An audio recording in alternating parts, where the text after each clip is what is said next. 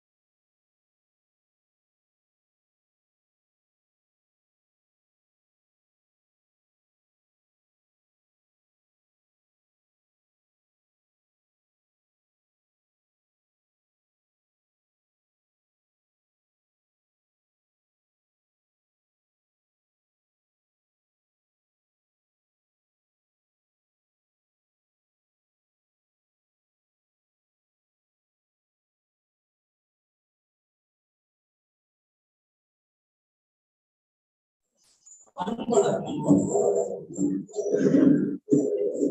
pleasant and glorious morning to the dignitaries, invited guests, and the delegates with great joy and immense exultation. I feel privileged to extend my warm welcome to you all on behalf of St. Antony's College of Arts and Sciences for Women for this Bodhi Hybrid International Multidisciplinary Conference on recent developments in social science, arts and sciences.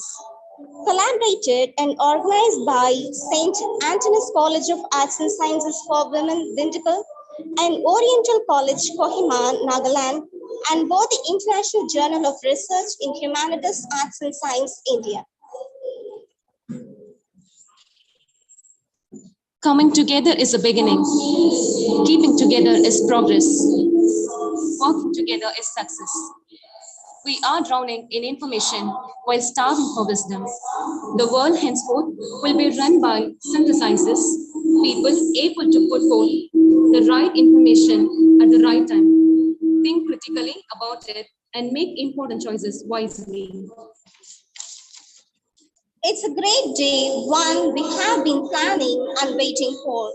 Today is the day we begin to learn to look through the eyes of others, to find out and experience what the world is like for them. It is also the day we grow bigger than our differences. Many of you have made a huge effort to join us today. We are truly delighted to welcome you here today. We are in awe with the collected expertise gathered here, and we assure you that today's conference will fulfill all your expectations, and it's going to be a food for your thirst for knowledge.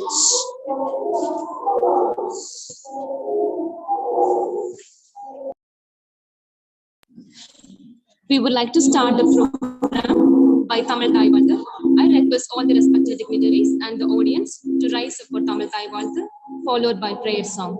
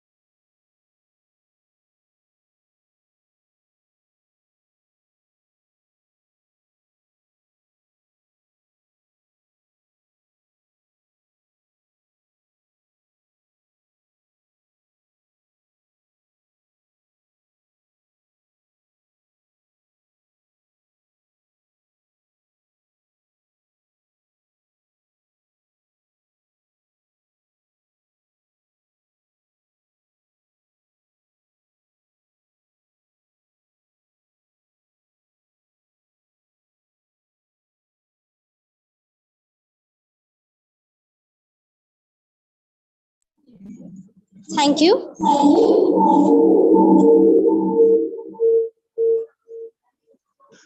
A lamp is a symbol of knowledge. Its glow signifies enlightenment and wisdom.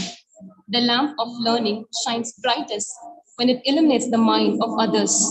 Each lamp will light symbolize a commitment to dispel darkness and bring forth positivity. May I now request the following dignitaries to light the lamp. First, now I request Secretary of St. Antony's College of Arts and Sciences for Women. We welcome you, sister.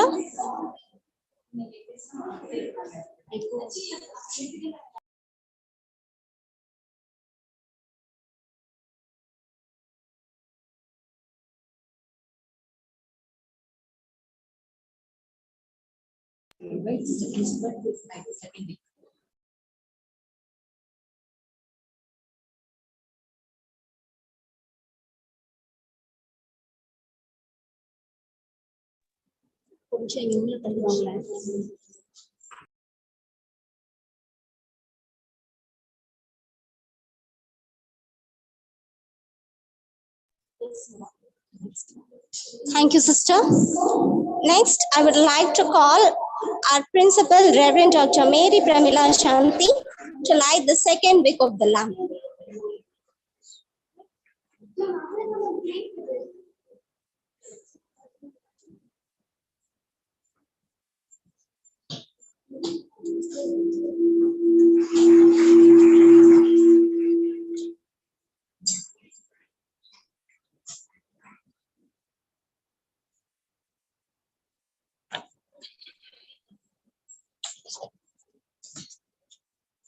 Thank you, sister. Next, I invite Dr. Kannan Narayanan, former professor of Christian Albrechts University, Kiel, Germany, to light the third wick of the lamp.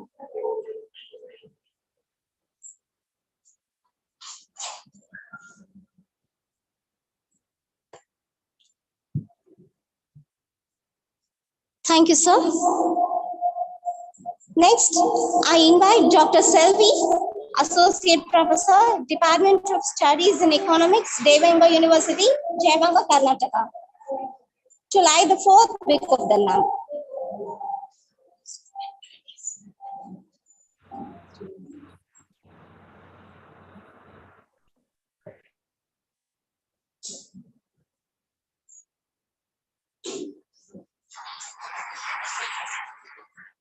Thank you, ma'am.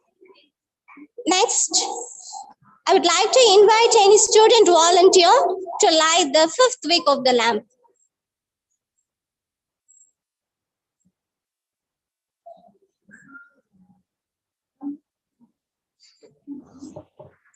We thank you all the dignitaries.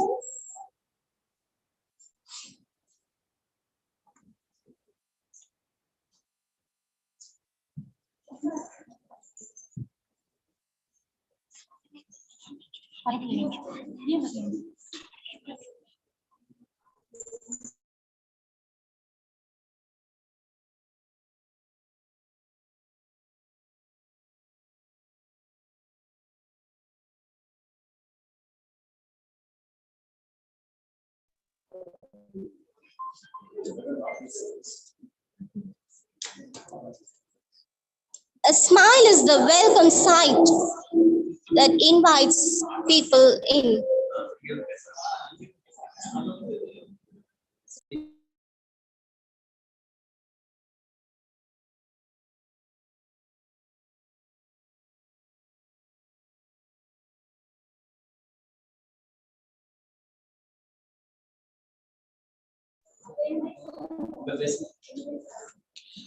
A smile is the welcome sight that invites people in.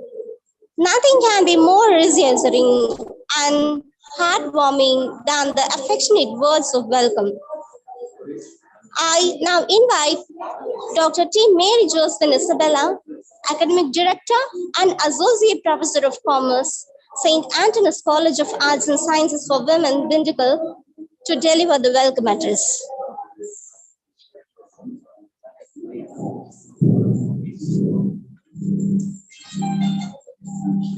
Education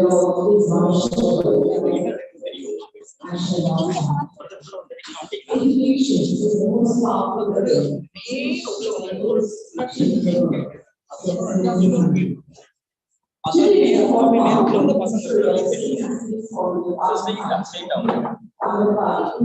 yes, the northeastern region, Oriental College, Kohima.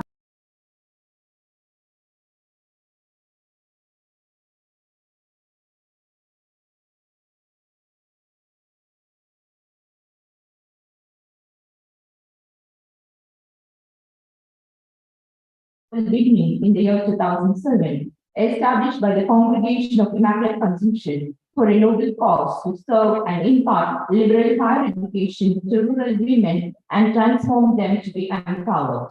At this juncture, I acknowledge and extend a cordial welcome to our Reverend Sister Secretary, who strives to take this institution to greater heights. I welcome you, Reverend Sister.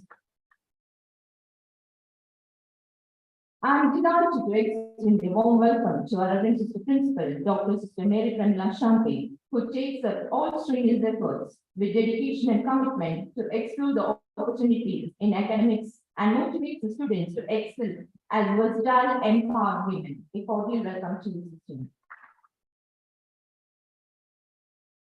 Today we have amongst us eminent personality, skillful, dynamic, and resourceful academicians who have traveled a long way from different states of India and also from foreign countries with high esteem and abundant urge for initiating this great venture. To start with energy and vitality, we have amongst us today Professor Dr. Kanan Narayanan. He is a world-renowned scientist in the field of environmental pollution and its impact. Google Scholar considers him based on his publication rating as one of the top 10 scholars in his field. His H index places him in par with Nobel honors. Apart from his science, he is passionate Tamil scholar, contributing in poetry, short stories, non-fiction, history, sociology, religious philosophy. He has published 27 books in Tamil and English and innumerable scientific articles in peer-reviewed journals. We are happy to extend the cordial welcome to you, sir. Professor Dr. Karim Sonani is a renowned academic scholar and an esteemed director of London Organization of Skills Development, chief editor of Global Research Journal. With a wealth of achievements to her name, she has been recognized with numerous international awards, including the prestigious award Mrs. Universe 2022 title, bestowed upon her by wonderful actress Maki Chattal. Her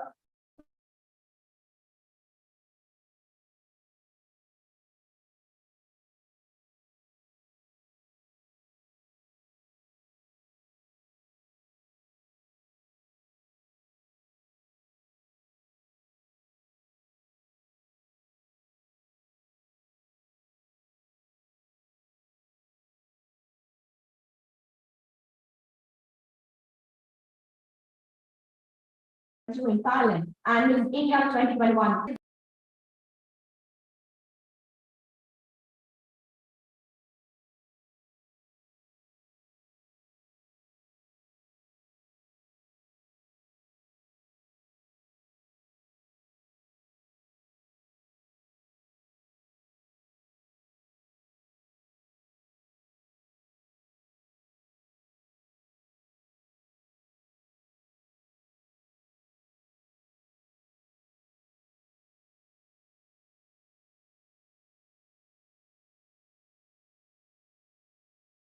The Guinness World Book of Records, 5 times in the World Book of Records, twice in Indian Books of Records, Asian Books of Records, twice Karnataka Books of Records, Golden World Book of Records, and Scholars Book of World Records.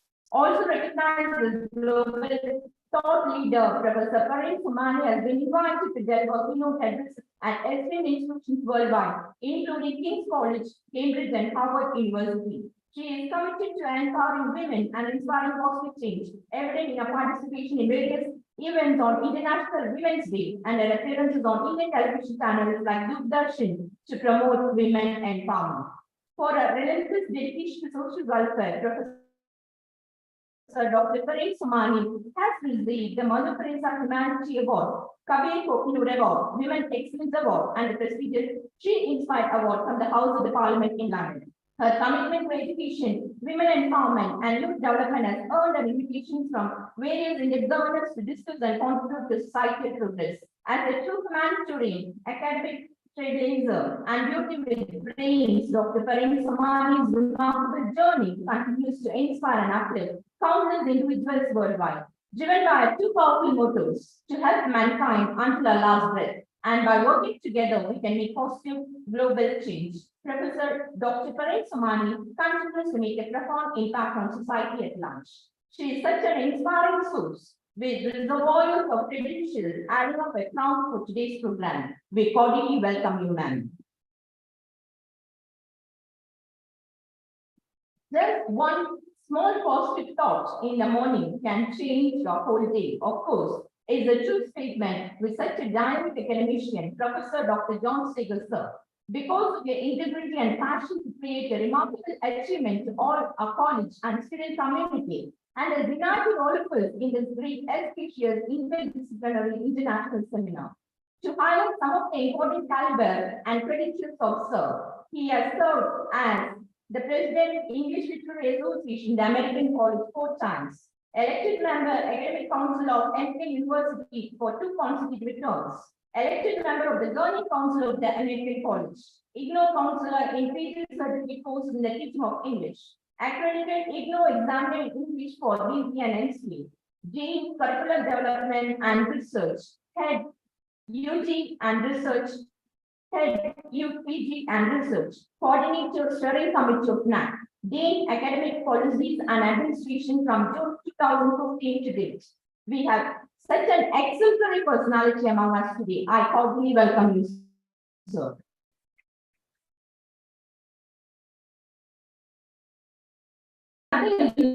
The word is I am. This book fits into our renowned resource person, Dr. Publisher and Managing Director of Bodhi International Journal of Research and Humanities. We cordially welcome you, sir. I extend our wholehearted welcome to Dr. Kurino, Director and Principal of Oriental College, Kohima, and the Chairman, Vice Principal Academics of Oriental College, Kohima. I would like to accord an exorbitant greetings and warm welcome to Dr. Suresh Frederick, Dean Research and Development, Head and Executive Professor of English, Bishop College, Trichy. I cordially welcome you, sir. Wholeheartedly welcome Dr. Vibhuti Venkateshwarlu, Assistant Professor, PG College of Law, Osmania University, Hyderabad. Cordially welcome you, sir. We greet a cordial accord to Dr. K. Kavyarasu, Assistant Professor of English, Vivekananda College, Kanyakumari. A cordial welcome, sir. Our wholehearted greetings to Dr. J. Frank Ruben Debraj, Director and Associate Professor, Department of MCA, American College, Madurai. A cordial welcome to you, sir. I extend a warm welcome to Dr. L. Ronald David, Assistant Professor of English, Bishop College, Trichy. A cordial welcome to you, sir.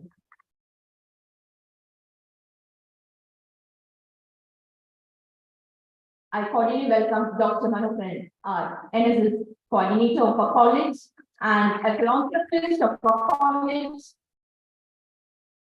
Cordial welcome. Women are the real architects of society, says Harry Soon. I accord a cordial welcome to all the determined and strong academicians. Dr. Selvi, Associate Professor, Department of Studies of Economics, Devangam University, Karnataka, an exemplary and strong women with confidence in education. I cordially welcome you, ma'am. Dr. Ritishri Sanjukta, Assistant Professor of English, Patrastria Mahavidyalaya, West Bengal. Dr. C. Southili, Assistant Professor, Department of Tribili, Rohini College, Kanyakumari. Dr. R. Veeramani, Assistant Professor of Commerce, Pasumban Muthuramalinga Thevar, Memorial College, Kamuti. Dr. K. Mangekarasi, Assistant Professor, Department of Business Administration, Arulananda College, Karmatu. Dr. C. Jacinta J. Kumari, Associate Professor, Head and Department of Commerce, Mangekarasi College of Arts and Science, Tamil Nadu. A cordial welcome to all the inspiring academicians of the dais. Dignitaries on the dais, once more I cordially welcome you. I cordially welcome Dr. Anbaladev for this class. I also take this opportunity to welcome the dignitaries of the dais from various colleges in and around the region. I cordially extend a warm welcome to all the participants who have traveled a long way to join us in this conference. I also deeply acknowledge my gratitude to the head of the Department of English, Dr. Sister Vanita Jairani and her team, for a credible support to make this conference happening.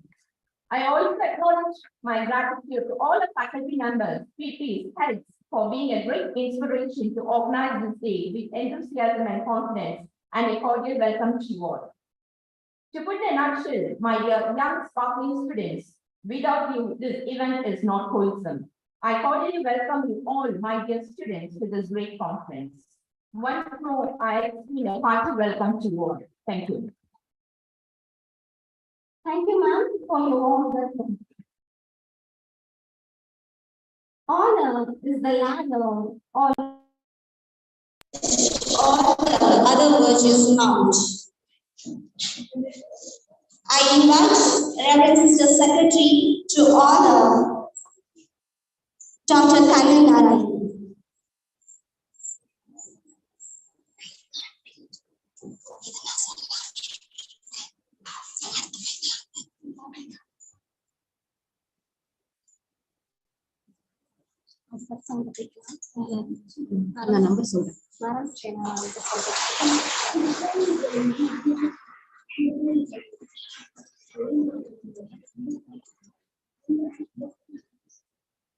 Thank you, sister.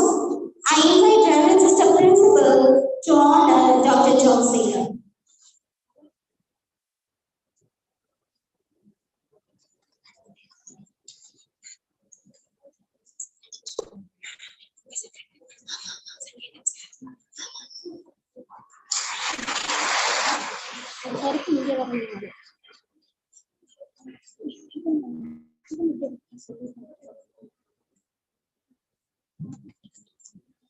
I invite Mrs. Megha to honor our Reverend Sister Secretary.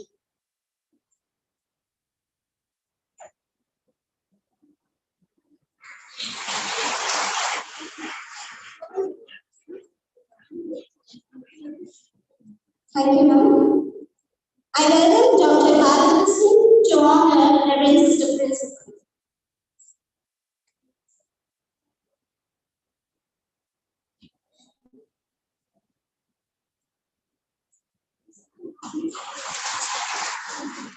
Thank you, sir. I welcome Dr. Mary Joseph Bala, Academic Director, to honor Dr. Sithin.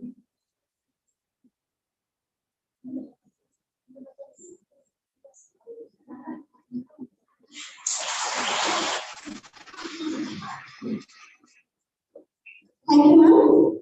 Now I invite our Vice Principal of Academics, Mrs. Antony, to honor Dr. Antony.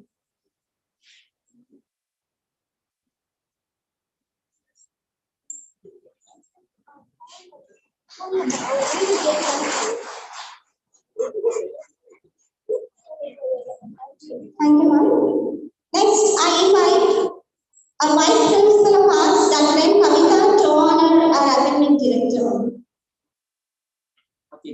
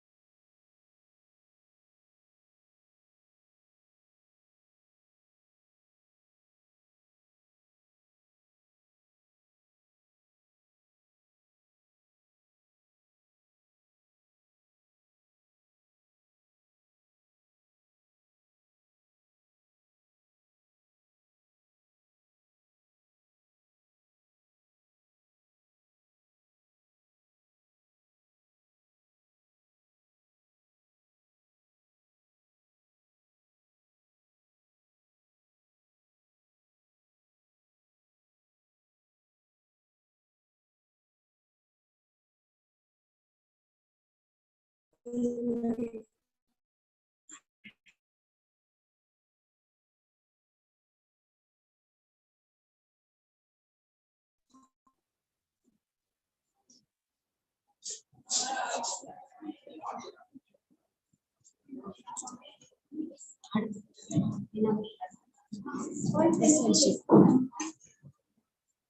you are a leader, success is all about growing yourself.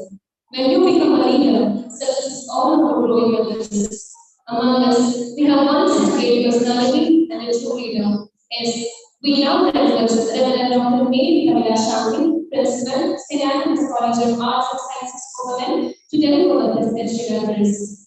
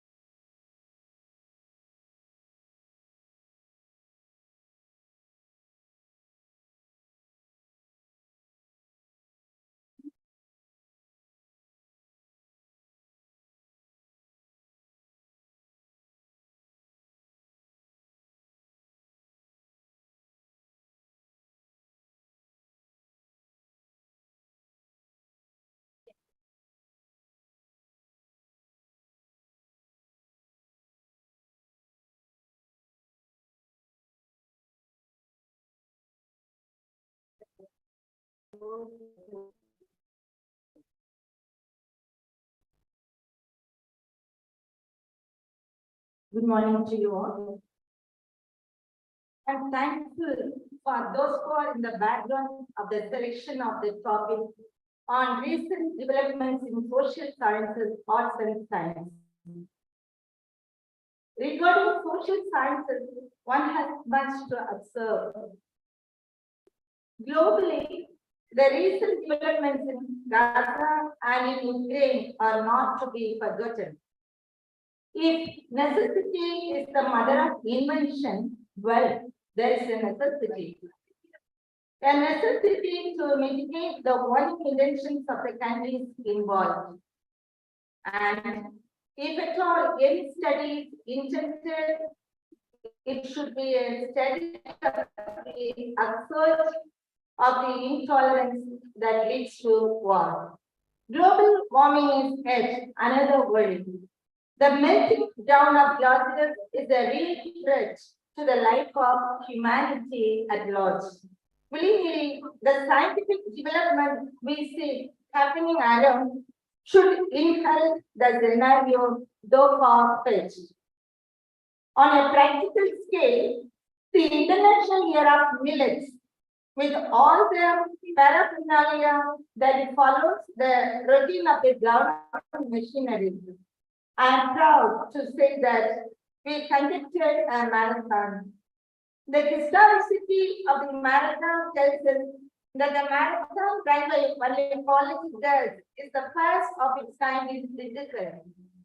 Apart from the impact that the marathon has had on the planners and executors, what real change must have happened?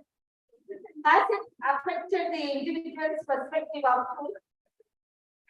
Has it brought her along to think about millets? These questions ought to be answered. Yet, another social worry is the youth without employment. One more is atrocities against women, and then child marriage. So, you have a plethora of social problems to deal with. Social sciences has to take up the gadgets to cut the Gordian knot. And I'm sure that this international seminar will throw some light on the ways to tackle the social problems. Wish you all the best. I thank the organizers once again. May God bless you all. Thank you. Thank you, sister, for your words of appreciation.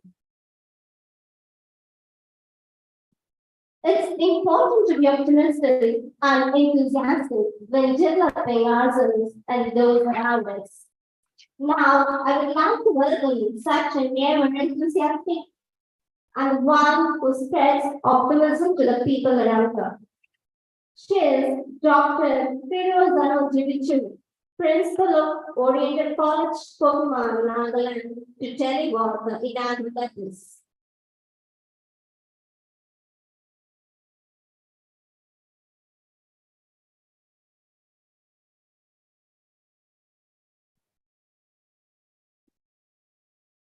Ladies and gentlemen, esteemed colleagues, resource persons for the technical parallel sessions, and honored guests.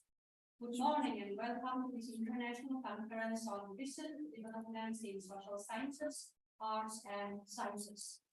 It is indeed an honor to deliver the inaugural address before a diverse assembly of scholars, researchers, academicians, and professors who have converged here with a singular goal, that is to share, learn, and shape future studies and researches. Today, we are united by this conference to our shared passion for knowledge, discovery, and progress. As the world stands at the intersection of unprecedented challenges and unparalleled innovations, today, the rapid pace of technological advancements is reshaping economies, societies, and cultures in a way which we never imagined just a few decades ago. As with all periods of intense change, this evolution brings forth both complexities and opportunities. The fields of social sciences, arts, and sciences have always been instrumental in guiding societies through times of transformation. Social scientists provide insights into human behaviors and societal dynamics, ensuring that as we advance technologically, we do not lose sight of the human factor. And scientists, they push the boundaries of the possible, driving technological and theoretical advancements that reshape our very understanding of the universe. The humanities remind us of where we have been, guiding our steps as we move into the future, ensuring that as we forge ahead with technological and scientific progress, we do not lose sight of our inherent humanity and the values that define us. This conference is a celebration of such endeavors. Today, in the sphere of social science, we will be discussing the forces and complexities of technology, globalization, and evolving ideologies that provide us with insights through the mazes of societal dynamics. Today, we will also examine the intricacies of human societies, exploring the socio-economic, political, and cultural shifts that define our era. Today, on the frontier of the sciences, we will be pioneering into uncharted territories that stand as a proof of human curiosity and spirit of exploration. As a crossroad where ideas converge, diverge, and intertwine, this conference will present many possibilities, discoveries, and innovations that will be shared and scrutinized today. This conference is a testament to our collective endeavor, recognizing that knowledge is not insular, but a confluence of many streams that shape, influence, and enrich one another. The combination of social sciences, arts, and sciences promises a fertile ground where the seeds of questions, curiosities, and innovations are sown, cultivated, and harvested. Therefore, ladies and gentlemen, as we delve into various sessions and discussions today, let us remember that we are not just sharing data, theories, and ideas, but we are weaving a shared narrative of our continuous pursuit of knowledge and understanding. Let us embrace diversity, foster collaborations, and ensure that the echoes of our deliberations today resonate beyond walls and boundaries, reaching the corners of our societies nurturing minds and inspiring the generations to come. What makes this conference truly exceptional is its multidisciplinary nature. It is not just celebrating the achievements of each domain in isolation. It's about the confluence of these streams, the cross-pollination of ideas, and the inception of innovative solutions that such a blend promises. Thus, I encourage each one of you not just to be ambassadors of your own respective fields, but to be explorers and students of every other discipline which are represented here today. Let's dissolve boundaries, bridge divides, and foster a spirit of collaboration. In the words of Leonardo da Vinci, a shining example of multidisciplinarity, study the science of art, study the art of science, develop your senses, and see the genius in the opposites. In conclusion, as we embark on this intellectual journey today, I hope we develop not just professional networks, but lasting bonds of intellectual friendship. May our shared journey be rich in insights, revelations, and pioneering pathways that shape the discourse of our times and inform our collective future. Thank you all for gracing this conference with your presence, your expertise, and your insights. I wish everyone all the very best in this journey of exploration, discovery, and education, especially St. Antony's College of Art and Science of Women and Bodhi International Journal of Research in Humanities, Arts, and Sciences. Let us be bold in our pursuits, collaborative in our approach, and compassionate in our actions. Thank you all.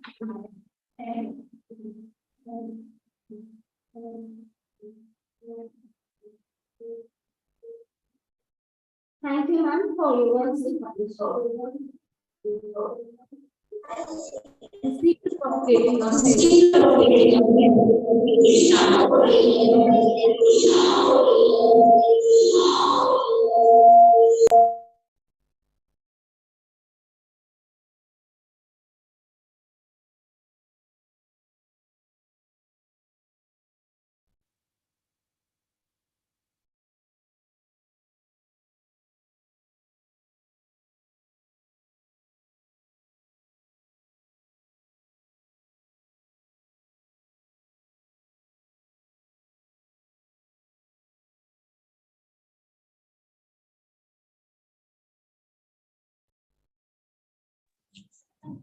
The season of moving ahead is getting started. The season of getting started is really long complex. Speech is the process of thinking, who sees the invisible, need punishment, and will be impossible. May not be possible. May not be possible. But it is the other day. The international knowledge of art and science gathering.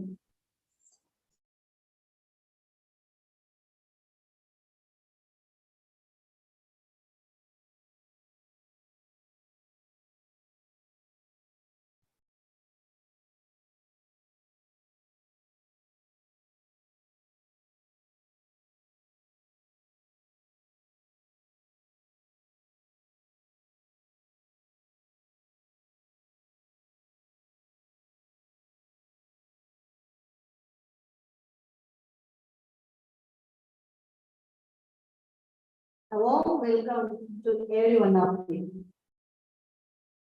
It is an honor for me to stand here today and deliver a congratulatory speech on this auspicious occasion.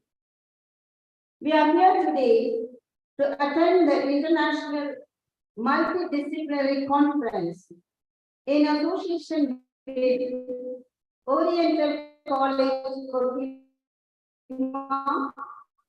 Nagaland, and Bodhi International Journal of Research in Humanities, Arts and Science in Madurai. Let me congratulate the principal, the head Department of English, Reverend Dr. Manito Jairani, and the members of the faculty who have taken the time to render unwavering support and guidance throughout. I congratulate Dr. John Santos' efforts to make this conference successful. It has been a pleasure having you as a part of our conference. I appreciate all the support you have provided to us. I would like to wholeheartedly congratulate the entire team to bring together academicians, research scholars, and students from around the world who work professionally to upgrade the status of academic career and society by ideas and aims to promote interdisciplinary studies in fields of humanities, arts, and science. It empowers the faculty and students for an in-depth approach in research. I have been truly blessed to have such an amazing support system in our college. I am very proud of you for this milestone, and I wish to continue your academic journey and set an example for the young aspirants. Thank you. Thank you. I wish you all the best. Thank you, sister. Enthusiasm is the electricity of life. Enthusiasm can help you find the new doors, but it takes passion to open them. Today, I observe such an ever-enthusiastic personality who spread the electricity to each and everyone he meets. He is a man, a knowledge, a social worker, and passionately works for the welfare of his community. I welcome Dr. Emeritus Professor and former head of Education College to participate.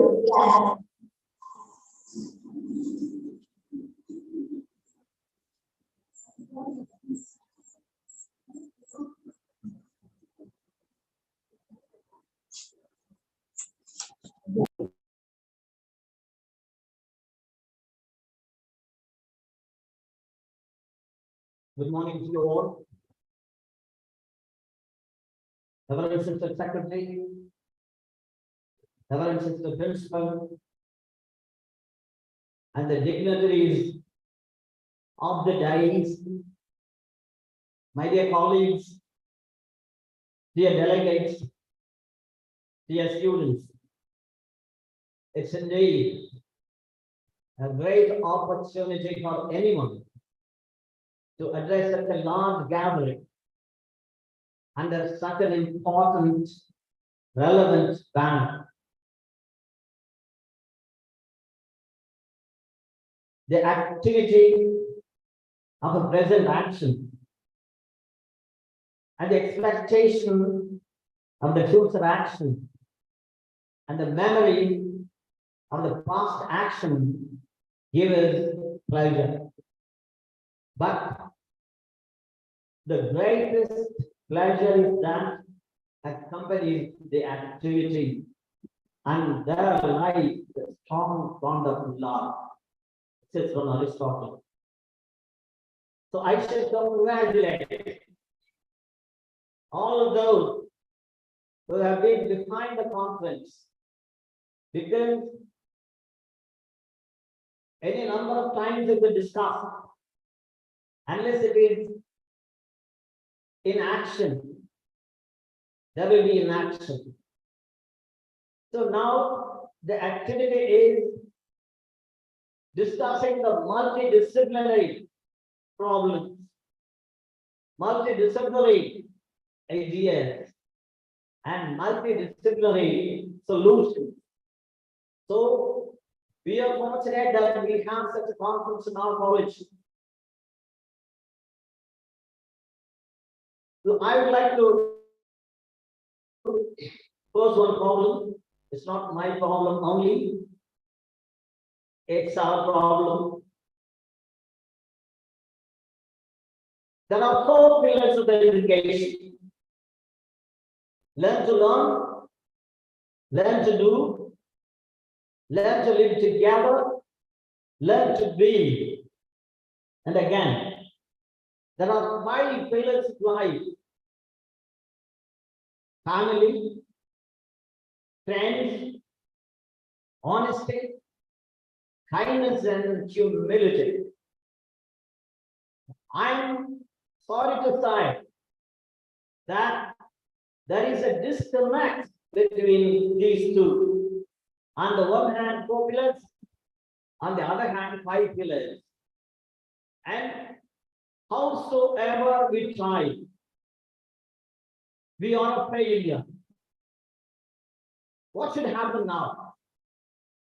In the place of harmony, there is the cacophony. I'm not referring to Manipur, but I'm referring to Manipur. And where is it gone? It's a harmonious development. If you find the cacophonous development, how are you to solve the problem? That's my point. That's a question. And I hope this conference will deliberate on such issues, human issues, and it being multidisciplinary. So we have a great chance of listening to the speakers, eminent speakers from all over the world. And this gives us strength and energy to fight. Let me conclude from Hamlet. To be or not to be? That's the question. Whether it is fairer or not, to gather all the strength to take arms against the sea of troubles, and by approaching end it. I thank for the opportunity given to me. Thank you. Wish you good night. Thank you, sir. Thank you, sir. Enthusiasm is the key that makes the shine star. Enthusiasm is the power of your mind, the strength of your faith, the grip of your hand, the irresistible surge of your will, and energy to execute your ideas. True to the same, here we have amazing person who always attracts people with the great spirit of enthusiasm, who transfer all this knowledge to the young ones.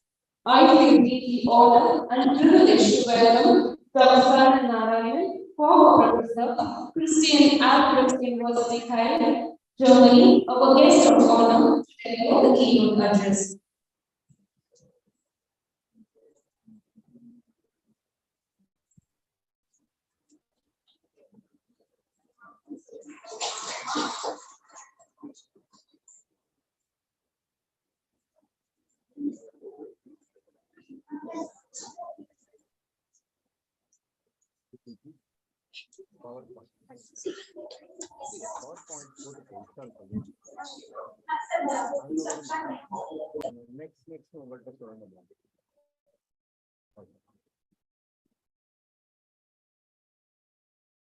வாழிய செந்தமிழ், வாழ்க நற்றமிழர்.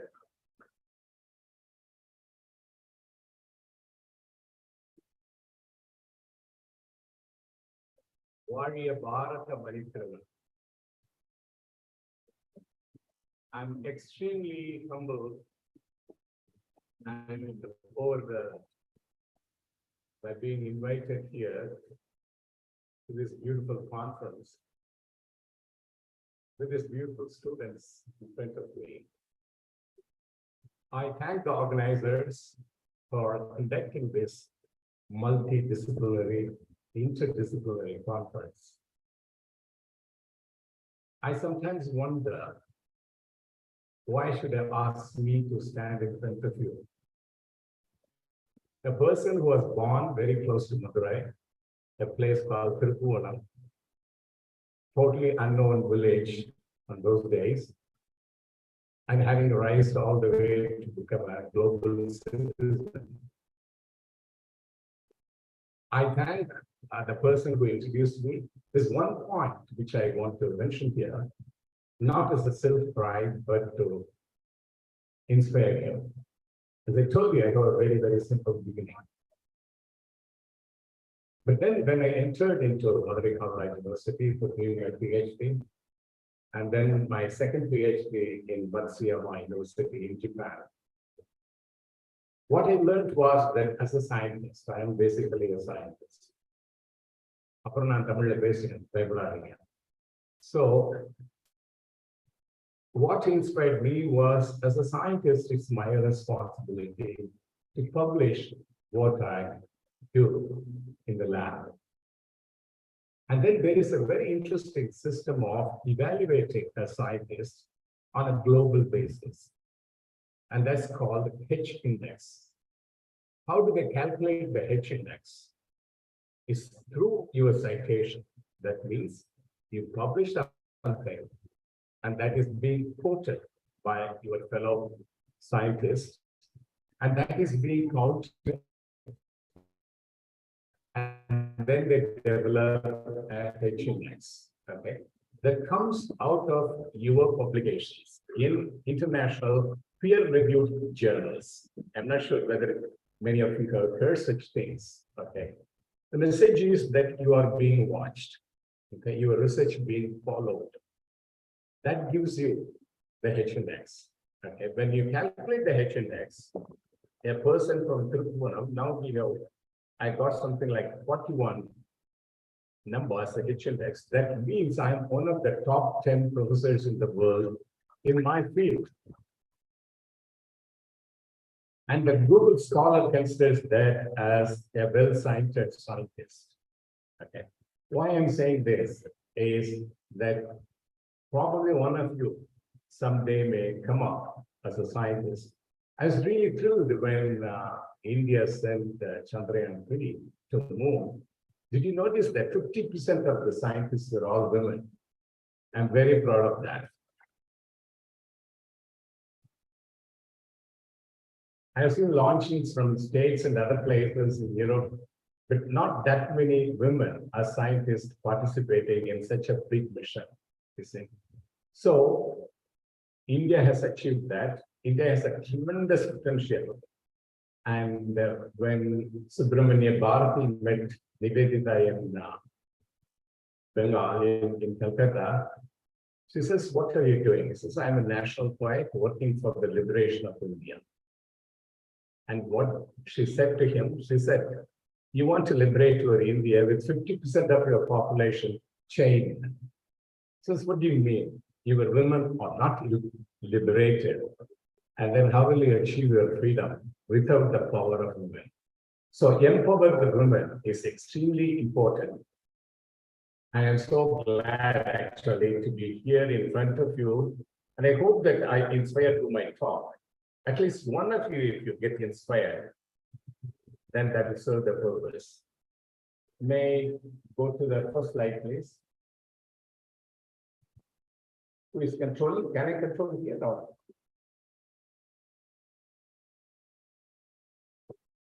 முன்னாடி போங்க. First slide go. It's not moving. வள்ளுவருடைய நிற்குது.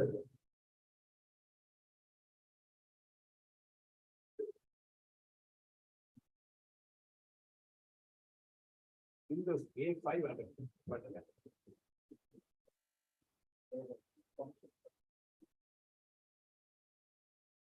Right, yeah, got it.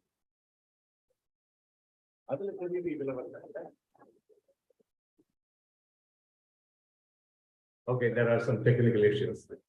Sorry about that. Okay, even in the beginning, I was really wondered, like a computer in front of me. I'm not sure whether I can operate this. No, I can't. So there are certain technical issues here. I have appeared in television shows, so this is a kind of a hybrid technique. where I see myself, you see me through the camera here, at the same time I'm talking to you, it's half virtual, this is half real. And this is a very interesting system. Sometimes when you give an interview in television, you have to face the camera. Actually facing the camera, millions of people are watching you. You need to get used to technology these days. Then get it. Whatever is through there, okay? It hasn't moved, but okay. So I wanted to try before I come here. So I see here my talk. Okay, I think it doesn't matter. I can move here.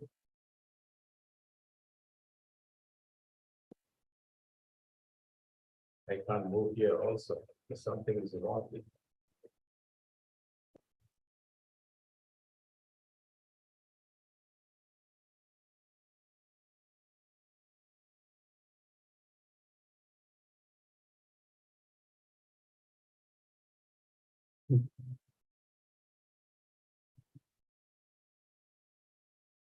Oh, no. It's pretty slow.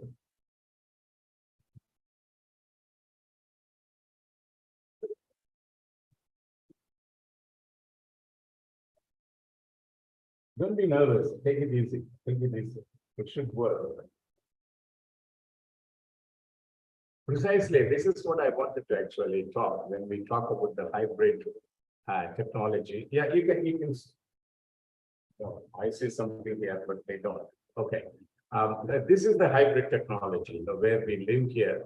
How many of you are familiar with ChatGPT? I mean, most of these artificial intelligence techniques are now coming up and is trying to help you out. Sometimes the cyborg or the combination of human intelligence and the artificial intelligence sometimes really supersede human intelligence. The reason is that the collective intelligence of technology is far beyond a single person's comprehension. So that's why now we all struggle to handle a very, very simple thing, to present a PPT. Okay. So this is what we are talking about, this hybrid technology, which you are going to actually being exposed to very soon. Already the changes happening here. So when I studied, there was only very simple, like, basic sciences, like biology, chemistry, physics.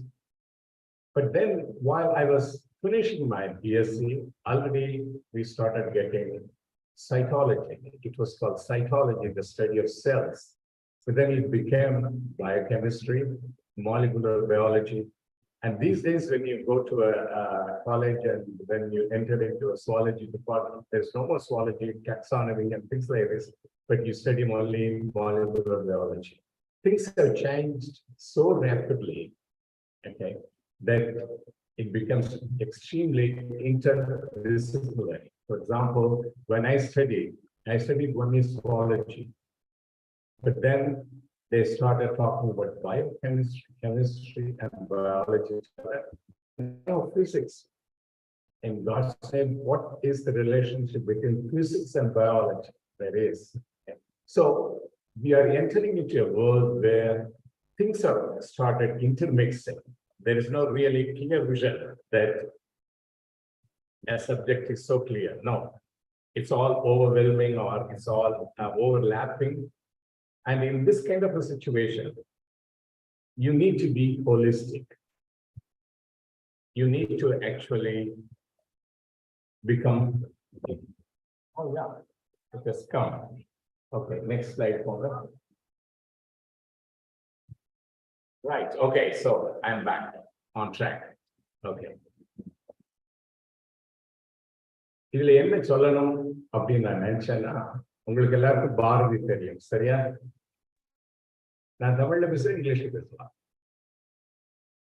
Tamil நம் தாய்மொழி, தமிழ்லயே பேசலாம். இது ஒரு hybrid conference, so அதனால தமிழும் இங்கிலீஷும் சேர்ந்து பேசினா தப்பு இல்லை. And also we are talking about the interdisciplinary sciences.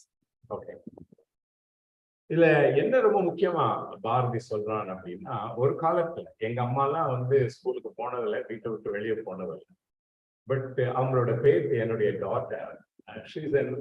I call her as an airport hopper. She has seen all the world, she hops from one airport to another. It happened just in 2 generations. Okay. அதுக்கு முக்கியமான காரணம் பல பேர் இருக்காங்க. அதுல பாரதி ஒருத்தன். Bharathi inspires people like anything.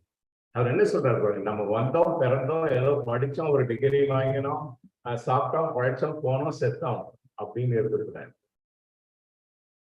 என்ன அழகா சொல்றாரு, தேடிச்சோறு நிதம் தின்று என சாப்பிட்டு பல சின்ன சிறுகதைகள் பேசி மனவாடி துன்பம் மிக உழன்று பிறர்வாட பல செயல்கள் செய்து நரை கூடி கிழப்பருவ எய்தி கொடும் கூற்றுவனுக்கு இறையன பின் மாயும் பல வேடிக்கை மனிதரை போல நான் வீழ்வேன் என்று நினைத்தாய்.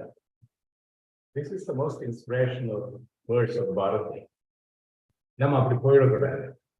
We need to actually have something in our goal. நீங்க ரயில்வே ஸ்டேஷனுக்கு போறீங்க, ஒரு டிக்கெட் குடியா அப்படின்னா அவன் கேட்பான், எந்த ஊருக்கியா டிக்கெட்னா ஒரு டிக்கெட் குடியா அப்படின்னா எந்த ஊருக்கியா டிக்கெட், முதல்ல ஊரை சொல்லி டிக்கெட் தர. You need to have a goal. Okay. நமக்கு ஒரு லட்சியம் இருக்கணும், வாழ்க்கையில முன்னேறணும் அப்படின்னா நமக்கு ஒரு லட்சியம் இருக்கணும். எல்லாரையும் போல பிறந்தோம் வாழ்ந்தோம் செத்தோம் அப்படின்னு இருக்கக்கூடாது. உங்களுக்கு அது உங்களுக்கு தெரியுமா, பயாலஜில வந்து எவ்ரிபடி இஸ் யூனிக். அதனால தான் பாருங்க ஃபிங்கர் பிரிண்ட் டெக்னாலஜியோட பர்பஸ் என்னன்னா, உங்களுக்கு போல ஒரு ஃபிங்கர் பிரிண்ட் யாருக்குமே கிடையாது உலகத்துல, இந்த பிரபஞ்சத்திலேயே யாரும் கிடையாது. So you are very unique.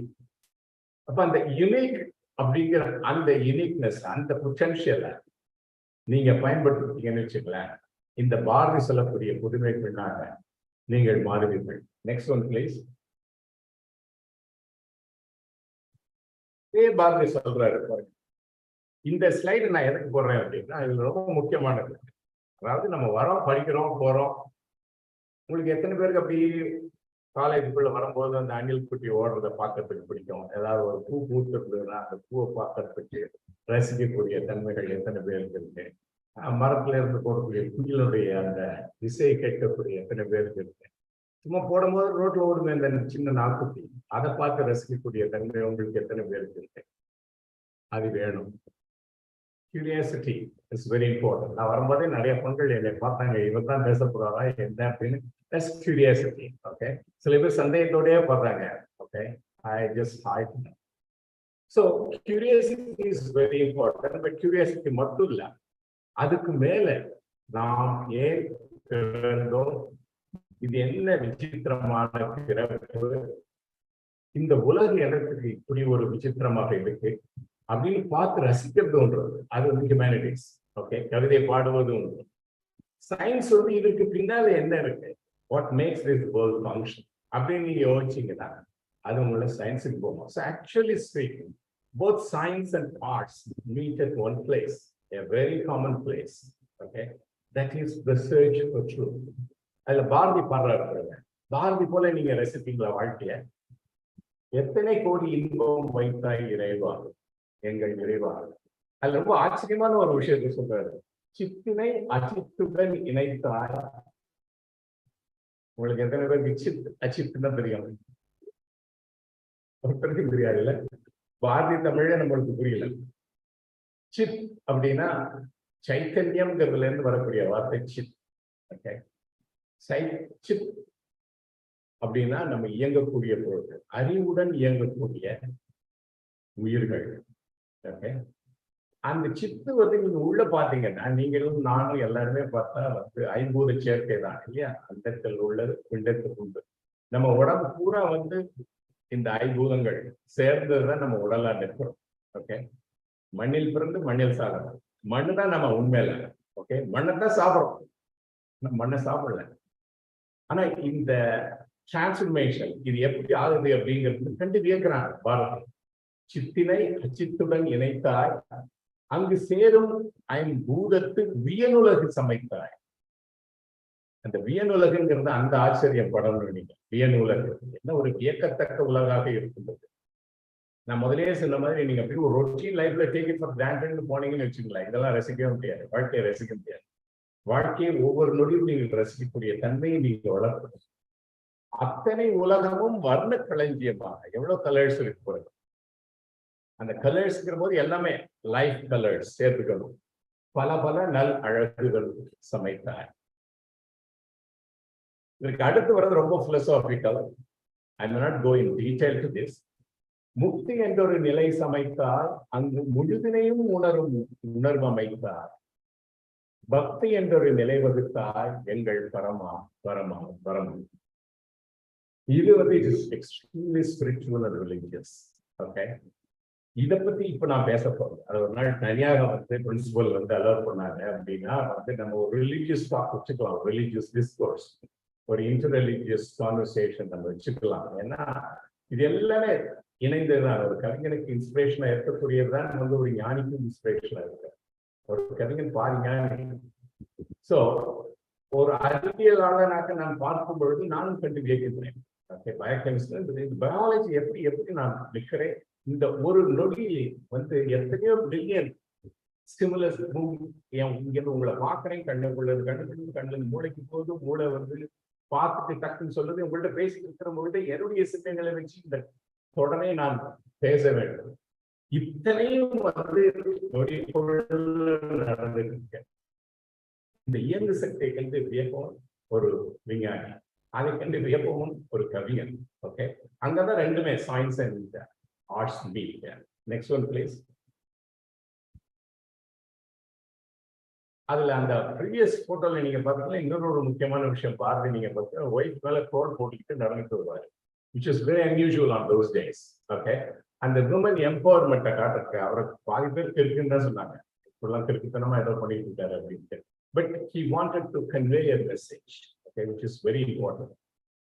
நான் வந்து அமெரிக்கன் கல்லூரி மாணவன். அமெரிக்கன் கல்லூரியில் படிக்கிற பொழுது மாரல் கிளாஸ்னு ஒன்று இப்போ இருக்கான்னு தெரியல. ஓகே, அந்த மாரல் கிளாஸ்க்கு வந்து எங்களுக்கு எங்க பிரின்சிபல் தங்கராஜ் தான் வந்து எடுப்பாரு கிளாஸ். 5 நாள் வரமாட்டார் because he is so busy. ஆனா வரும்போது சொன்ன ஒரு விஷயம் எனக்கு ரொம்ப பிடிச்சது, இன்னைக்கு வரைக்கும் எனக்கு உந்து சக்தியாக இருக்கக்கூடியது.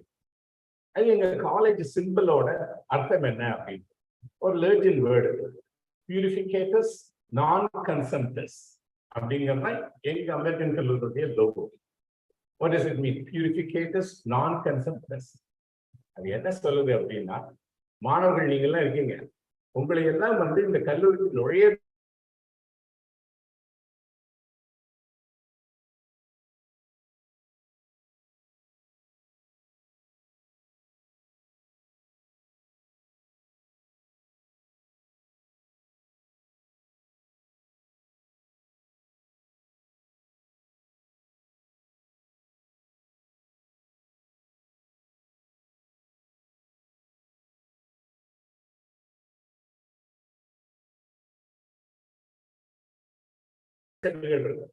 மனக்கச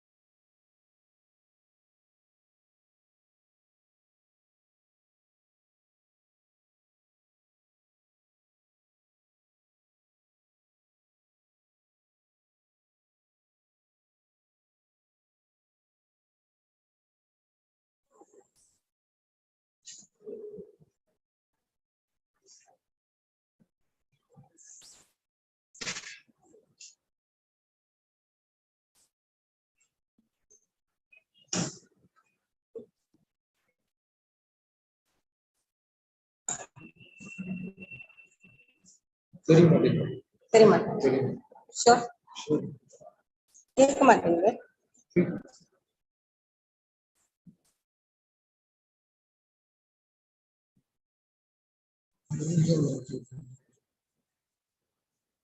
Unmuted.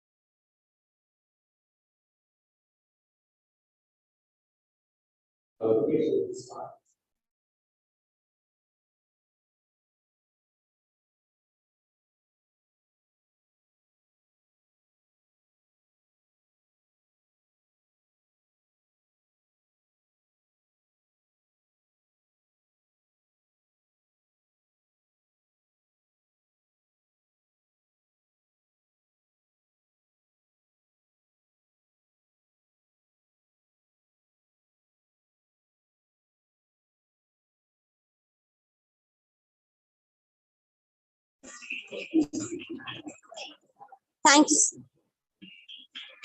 Thank you, sir, for your inspirational speech. I invite Reverend Sister Secretary to honor the following dignitaries. Dr. Suresh Cedric, Associate Professor, Dean, Research and Development, UG Head, Department of English, Bishop Heber College, Trichy.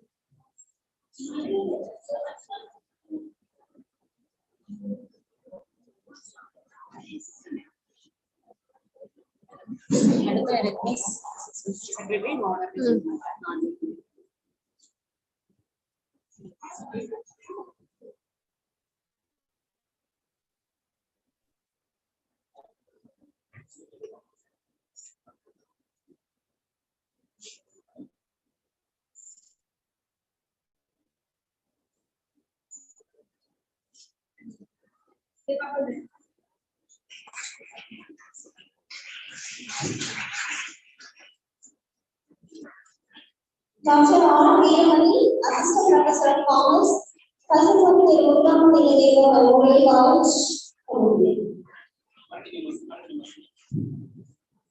Dr. K. Kansi, Assistant Professor, Department of Business Administration, Oriental College, Columbia.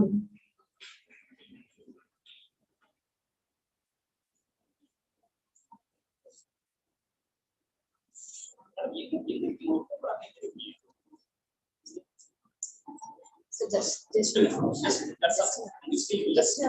No, yeah, like you know, okay. Thank you, sister, and thank you all the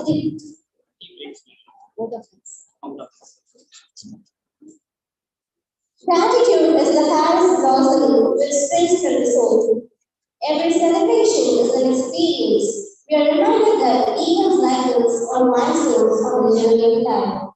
As we come to the close of our inauguration ceremony, I invite Mrs. J. Antony, Vice President of Finance, St. Anthony's College of Arts and Sciences, to tell about our thanks.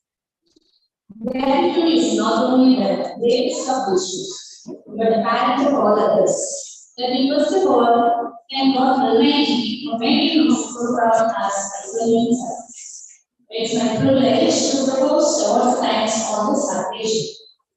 I extend my gratitude to the top bearer of this event, our respected Reverend Sister Secretary, for leading and inspiring us in working towards the goal of conducting this conference. We are all thankful to our Secretary for the huge support at all times. Thank you, sister. The essence of all beautiful work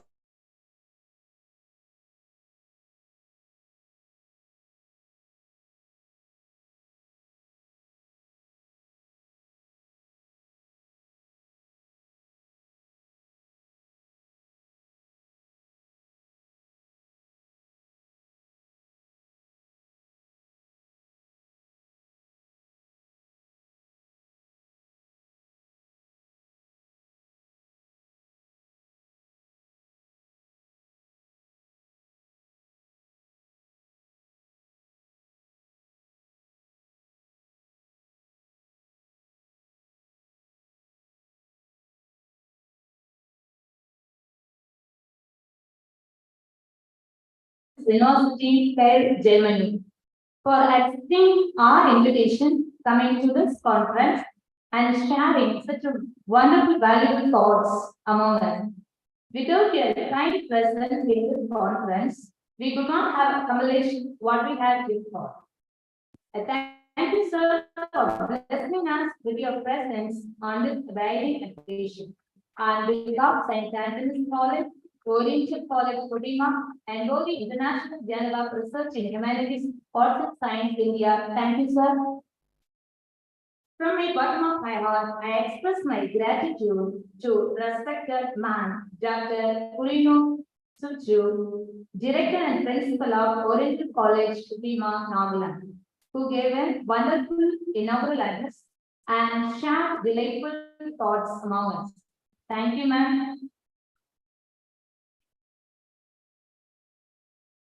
I express my gratitude to Dr. J. John Shaver, former Associate Professor, Head Research Department of English, former Dean of Academic Policies and Administrator, for his minute-to-minute guidance and support and providing encouragement every point of time in the organization of this great event. Thank you, sir. I take it as the most opportune moment to express profound gratitude to Dr. R. Nadu, Senior Professor, Department of English, St. Antony's College, who part of the glory of this academic conference and shared his valuable suggestions. Thank you, sir. An event of this dimension cannot happen overnight. It requires meticulous planning and execution and hypothetics. I thank Dr. Balakrishnan and Mrs. Menaka ma'am for their wonderful guidance and making this program a grand success. Thank you, sir and ma'am. I would like to thank our academic director who gave a wonderful welcome address and for encouraging us with her humble presence and delightful thoughts and good wishes. Thank you, ma'am.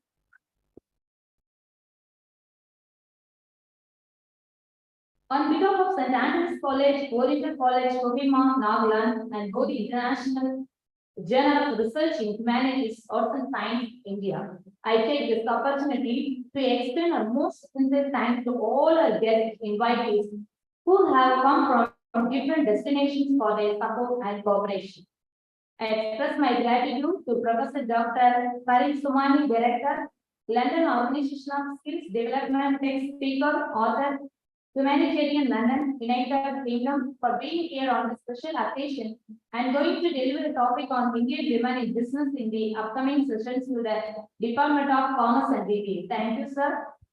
I express my gratitude to Dr. Suresh Padre, Associate Professor, Dean, Research and Development, UG Head, Department of English, Bishop Haver College, Trichy, Tamil Nadu, for being here on this occasion and going to deliver a topic, Commodifications on Non-Movements in Literature in the upcoming session to the Department of English. Thank you, sir. I express my gratitude to Dr. Selvi, Associate Professor, Department of Studies in Economics, Devanur University, Devanur, Karnataka, for being here on the special occasions and going to deliver a topic, Developments and Human Values in the Value Commissions. I thank you, ma'am. I express my gratitude to Dr. Vibhuti Vengadeshwaran, Assistant Professor, PG College of Law, Osmania University, Bashirgarh, Hyderabad, for being here on this special occasion and going to deliver a topic, Consumer Rights in upcoming sessions to the Department of BBE. Thank you, sir.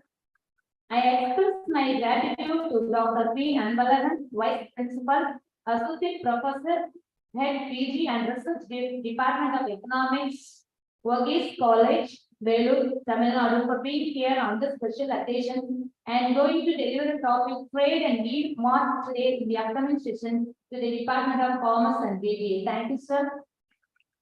I thank Dr. K. Kaviyaras, Assistant Professor of English, Vivekananda College, Kanyakumari, Tamil Nadu, for being here on this special occasion and going to deliver a topic, Science of Artificial Intelligence in the upcoming session to the Department of Physics, Chemistry, Math, Biology, and Computer Science.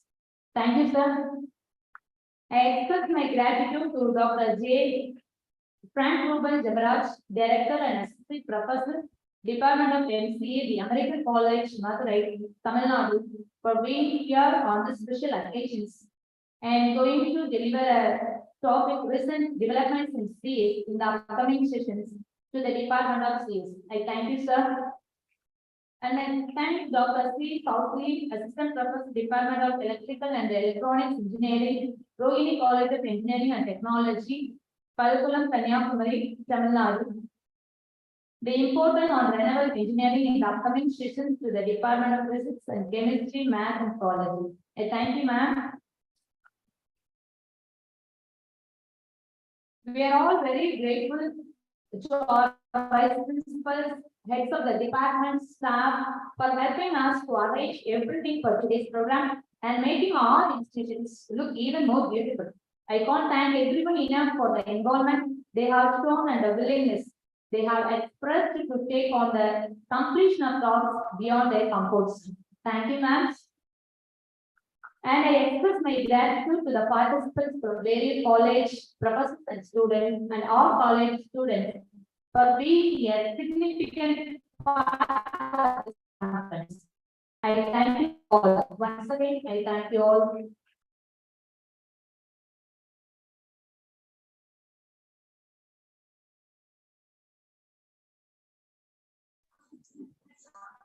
Thank you, ma'am, for your words of gratitude. And I have a few announcements for participants. Now you can take a break for 5 minutes and we can assemble in the places allotted for you for the sessions. And next, all the heads of the department are asked to arrange assemble in front of this stage from the room to take photos.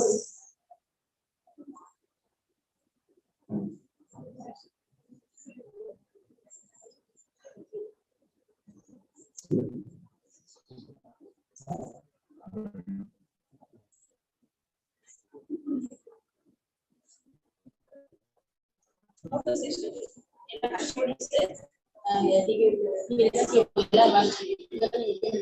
the HOAs are asked to come in front of the auditorium to take photos along with the dignitaries. Please be asked.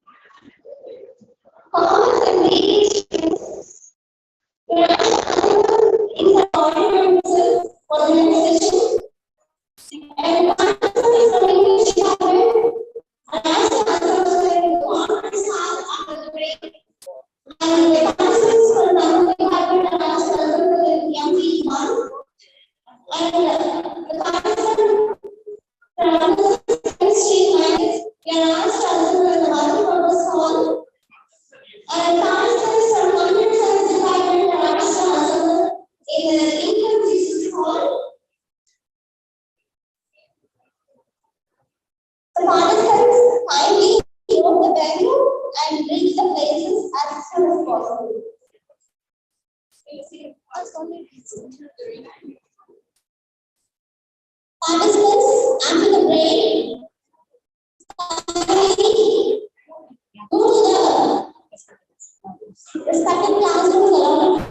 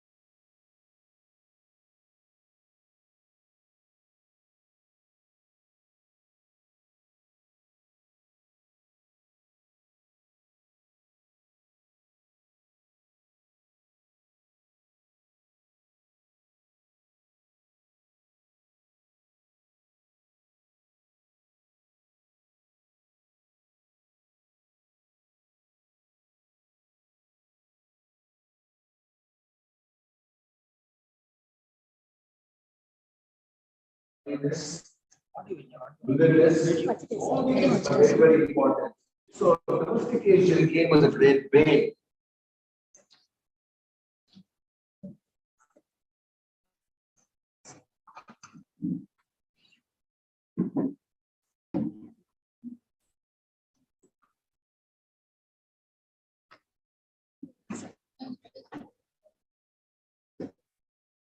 Thank you, ma'am.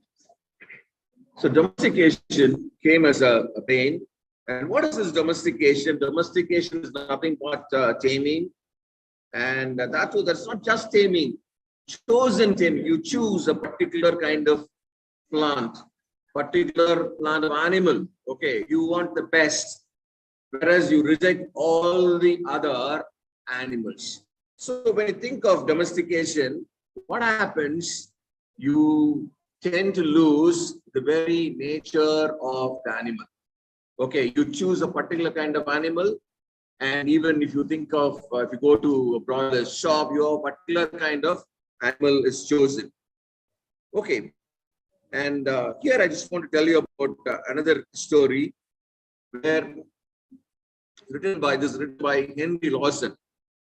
Henry Lawson is an Australian writer, poet, and he has written a lot of stories. These stories are called sketch stories. One of the stories is all about nature, and there are a few characters. One is Dave Reagan, Jim Bentley, and Andy Page. These three are making use of a particular place, and they want to one day fish. Okay, they have a lot of place where they can go and fish. There are creeks.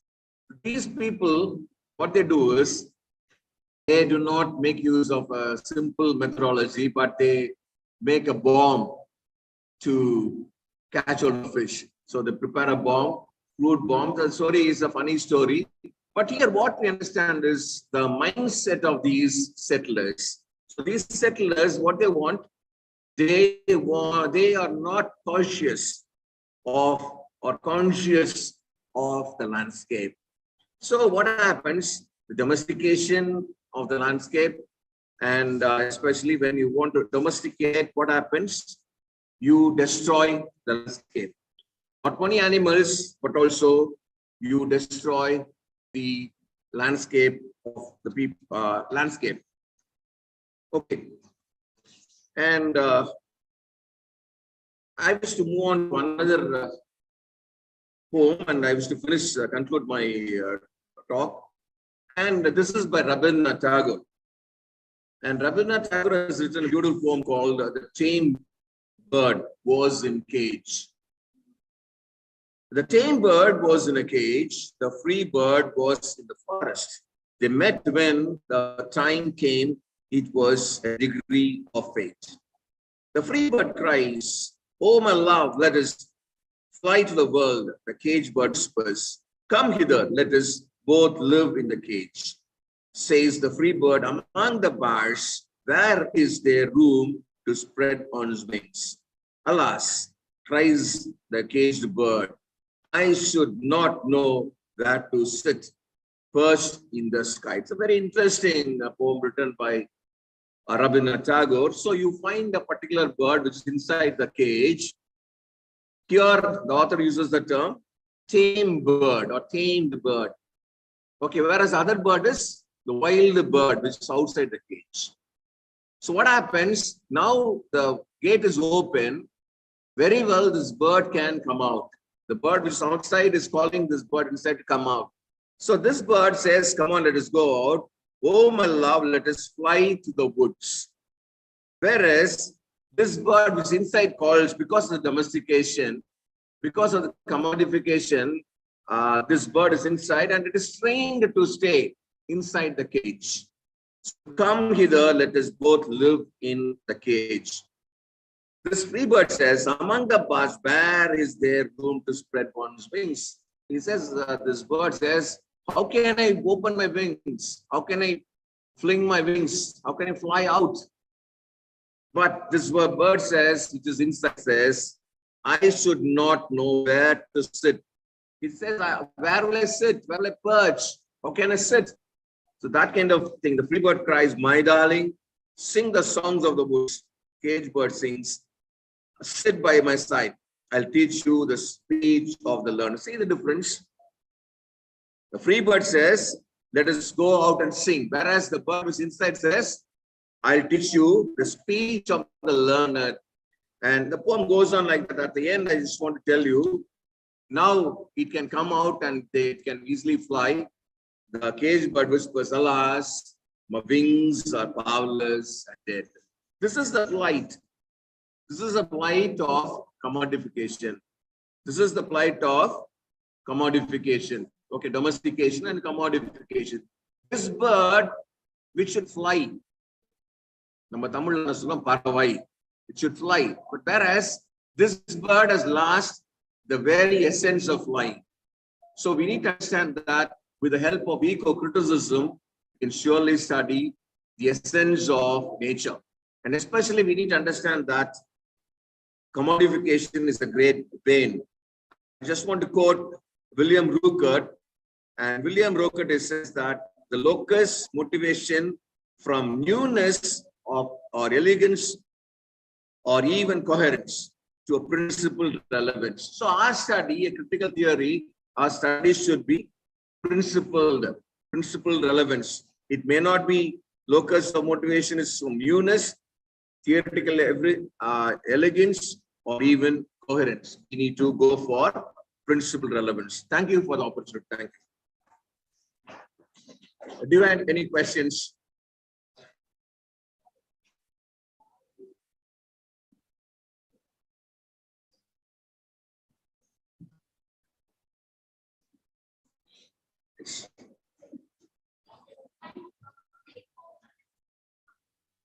So actually, that is not part of this.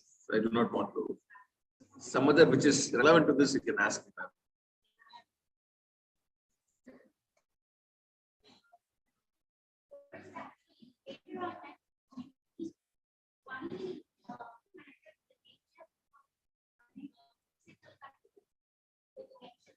Thank you. Actually, in the keynote address, Dr. Kannan was talking about this. Environment is an anthropocentric bird. Environment, because that includes human beings, whereas nature is a biocentric bird. So, biocentric nature, because we are all talking about biocentric nature, and if you think of environment where it includes other sciences also. In the beginning, I told you, ecology is a subject which is a subversive science that doesn't include chemistry, physics, and other things because they plead for human beings, whereas ecology is the only subject pleads for non-human beings. That is why this environment, eco-critics always feel that this environment includes human beings. So even from the perspective of human beings, nature is looked at. That is anthropocentric. That's what I understand. Any other observations or questions?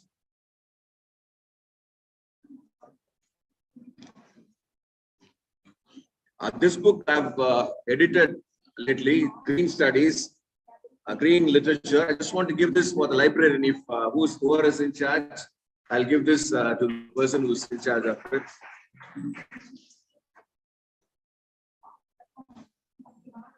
Thank you, ma'am. You can give it to the librarian. Sure.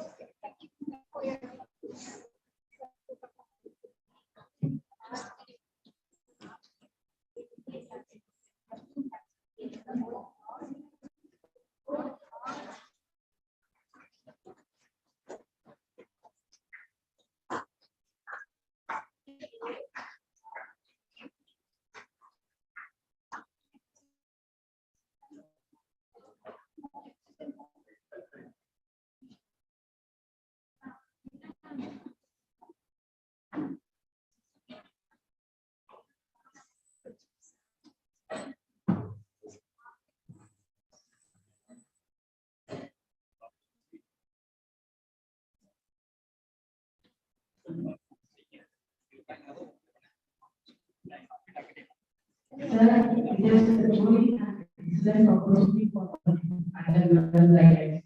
Thank you for the wonderful session, sir.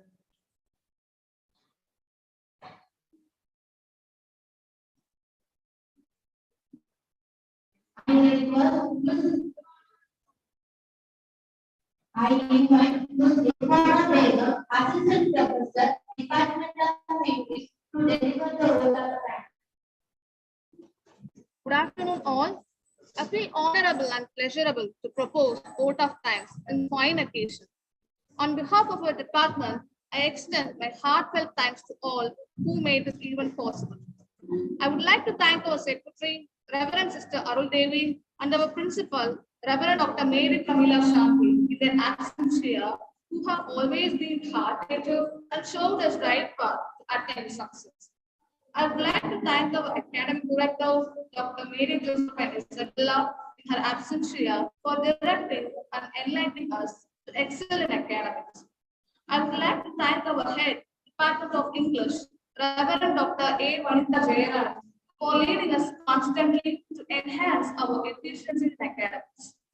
I would like to thank our resource person, Dr. Suresh Frederick, Associate Professor Dean, Research and Development Ministry Head, Department of English, Bishop River College, Trichy, for presenting an explicit and interviewing seminar on the commodification of non-commercial literature. Thank you, sir.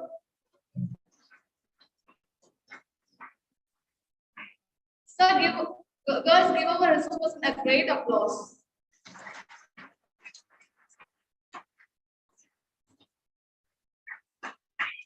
I would like to thank our another resource person, Dr. J. John Shaker, former Associate Professor and Head, Research Department of English, former Dean of Academic Policies and Administration, American College, Madurai, for being with us throughout the day, despite of his injuries. He always stretches his hands to uplift us in the ladder of excellence. Thank you, sir.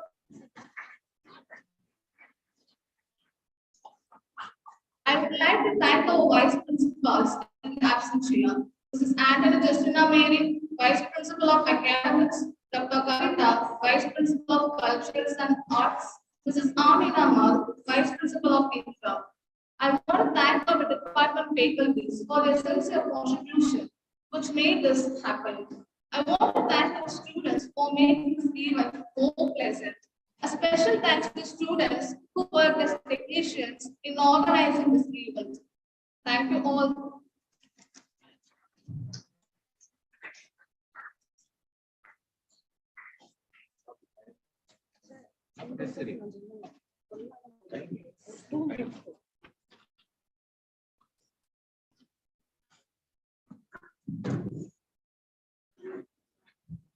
I would like to introduce enormous and energetic resource person,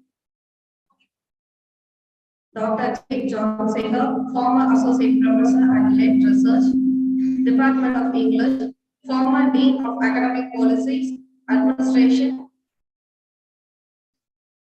the American College of Madurai. He has written over a dozen books and several articles for journals. His research papers were reviewed by the large number of academics and faculties from the various countries. He has received many awards. Recently, he has received Indo-Pacific Lifetime Achievement Award in English Language and Literature. He has supervised 15 PhD scholars and 65 M.Phil scholars. Now, he is going to enlighten our knowledge with the topic, is posthumanism a threat to the human races? We welcome you, sir.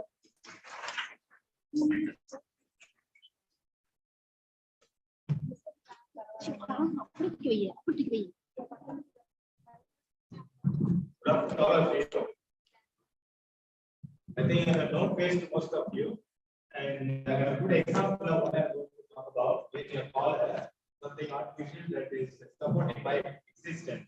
Okay, the topic that I have given you is for writing a movie because it sounds quite artificial. And doctor advised me to wear it whenever I stand and sit. Usually we stand and sit. So it doesn't what the doctor says, you lie down or sit in an easy chair, which means that you become immobile. That is the warning that he gave me. Anyhow, and I thank that the Bala is organization and some academic scholars arts and science for women are given this opportunity to think about a new area, because the topic of conference is recent trends. Recent trends. Many universities have not even described eco-criticism. That's why Professor introduced eco-criticism. It is an ocean. Yes, in all its models, you just reduce it time. Trying to take it was only 15 minutes left for me, and he took about another 15 minutes. Okay, he is an experimentalist.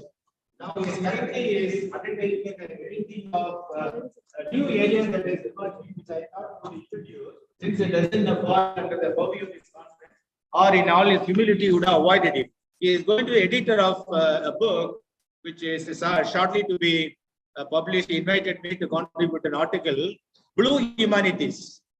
Blue Humanities. I wanted to mention it because the evolution of humanism, that has occupied now yet another stage.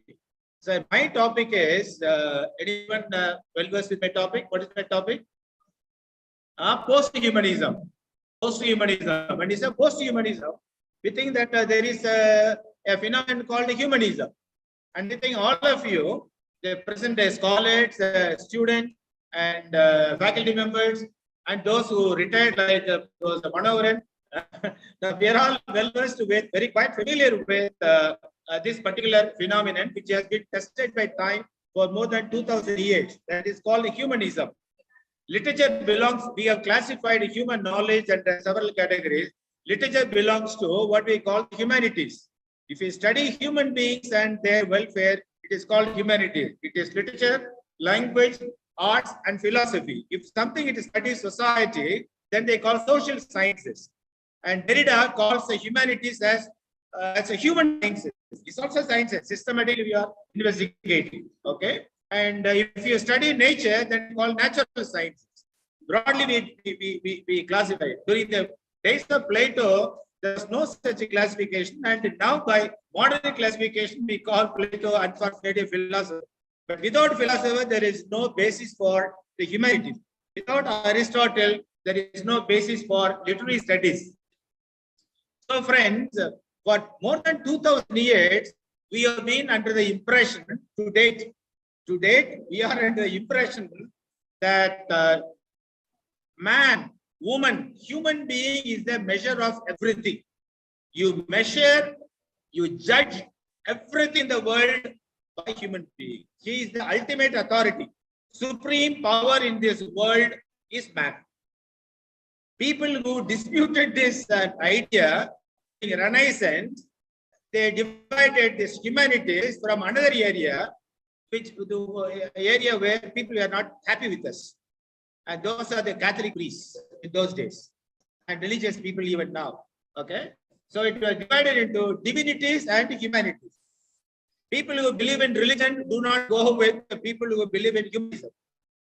Religious people always think that God is the supreme, whereas humanities people always think that man is the supreme. There is nothing in the world which can be easily dismissed as something that cannot reach man, human mind.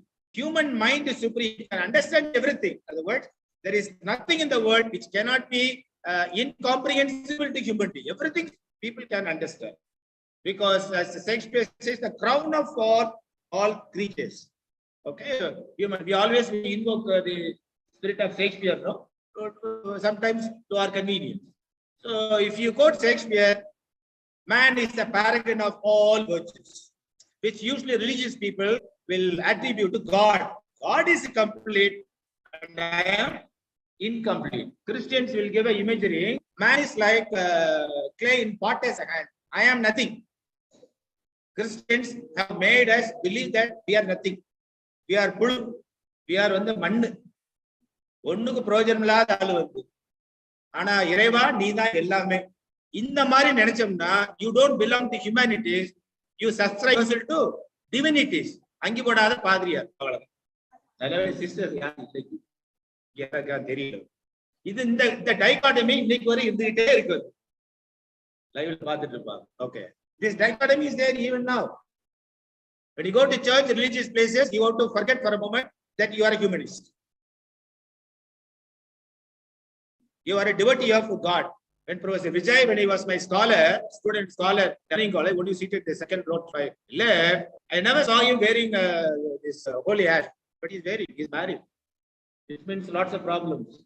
He started believing God and manifesting who he is. So, yeah, but there are some people like Manoharan, whose religiosity, religious affiliation can never be seen. It doesn't have any symbol over him. Okay, so humanism, man is everything. Man is the creator. Literature is the essence of the writer's soul.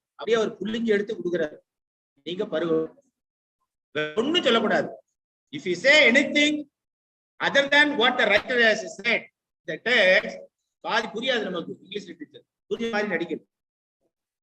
Shakespeare he belongs to the 17th century. True scholar Shakespeare. Most of the present day generation, including me, are not able to read and understand Bodhi. English literature Bible, we always pretend as we understand Shakespeare without reading it. Sometimes reading by guide, we understand the Shakespeare. That's why most of the students are using Bazaar guide, because it's understandable Shakespeare. Shakespeare that you are introduced in the class is understandable. Reliable Shakespeare for exam. What teacher gives as a notes is not reliable. Anyhow, so human beings talking about everything, human beings judging everything, it is human beings who are writing literature. So man or the writer is a supreme human being. He has the right to judge everybody, everything in the world. And he is giving what is there in his soul. It's called romantic theory. Expression of the writer's soul, nothing else. Meaning comes from the writer, nothing else. Everything is attributed to the writer, the human being. Okay? And from 1970s, after the anti-humanist view. That is what we call post-structuralism. Post-structuralist, the president Jack Derrida, Jacques Lacan, Lucy Irigaray, the man European name, not English name. You can't even pronounce. In the fellows, it is not man who has given meaning to the text. Meaning is not given. Role of the reader is not to find out the meaning, because there is nothing. There is no meaning. Nonsense is there. The highest form of post-structuralism is postmodernism. There is no originality. Pastiche, parody, copy, cut and paste. That's literature. That's literature. 21st century matter. Music the music picture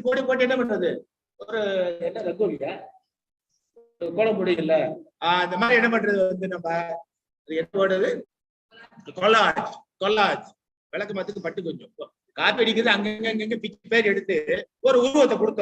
That is what postmodernist literature. Don't look for anything original. In the face of originality is already over. Whatever human mind can express has been expressed.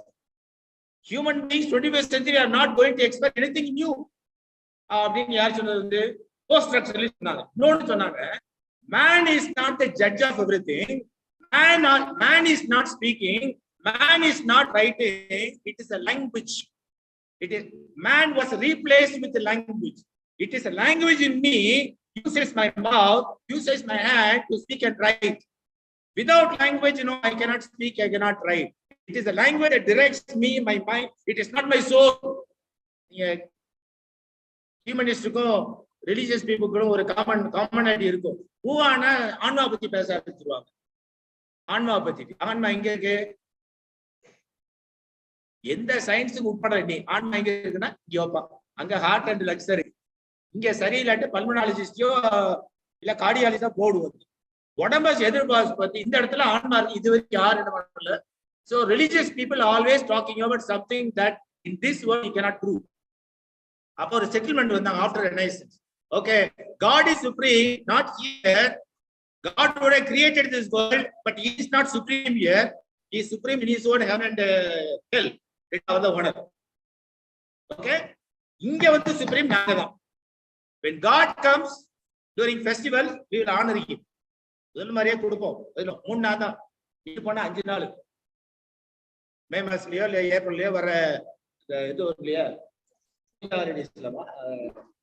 Ash Marine teacher May month Tamil month Mars I will Pangani Krishna Hindu Pathila. Okay, time master go Chitra Master.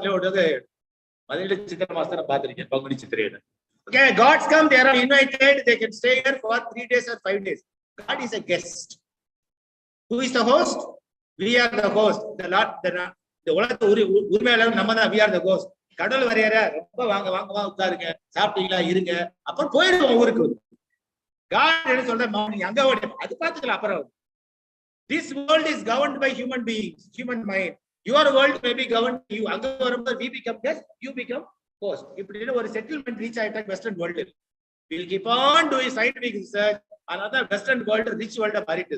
Scientific world, technologized world, religious country, எல்லா இடத்துல religious fundamental countries பிரதேச பக்கிய நம்ம வருது 2020 ல 2030 ல 2050 ல ஆவோம் நம்பிக்கையில போயிட்டு கலாம் சொன்னாரு 2020 போயிடுச்சுல நம்ம அங்கேயே தான் நிக்கிறோம் அதே ரோடு அதே இடத்துல பள்ளம் குழி தான் இருக்கு இன்னைக்கு இதாச்சு வந்து இந்த லெவல்ல வந்து ஒலிம்பிக்ஸ் மேல வர ஆசை வந்துருச்சு போஸ்ட்போன் பண்ணிட்டு okay so settlement between God and that it was all over during the last 50 years of 1950 to 20 we believe that language is the master of the whole discourse chain.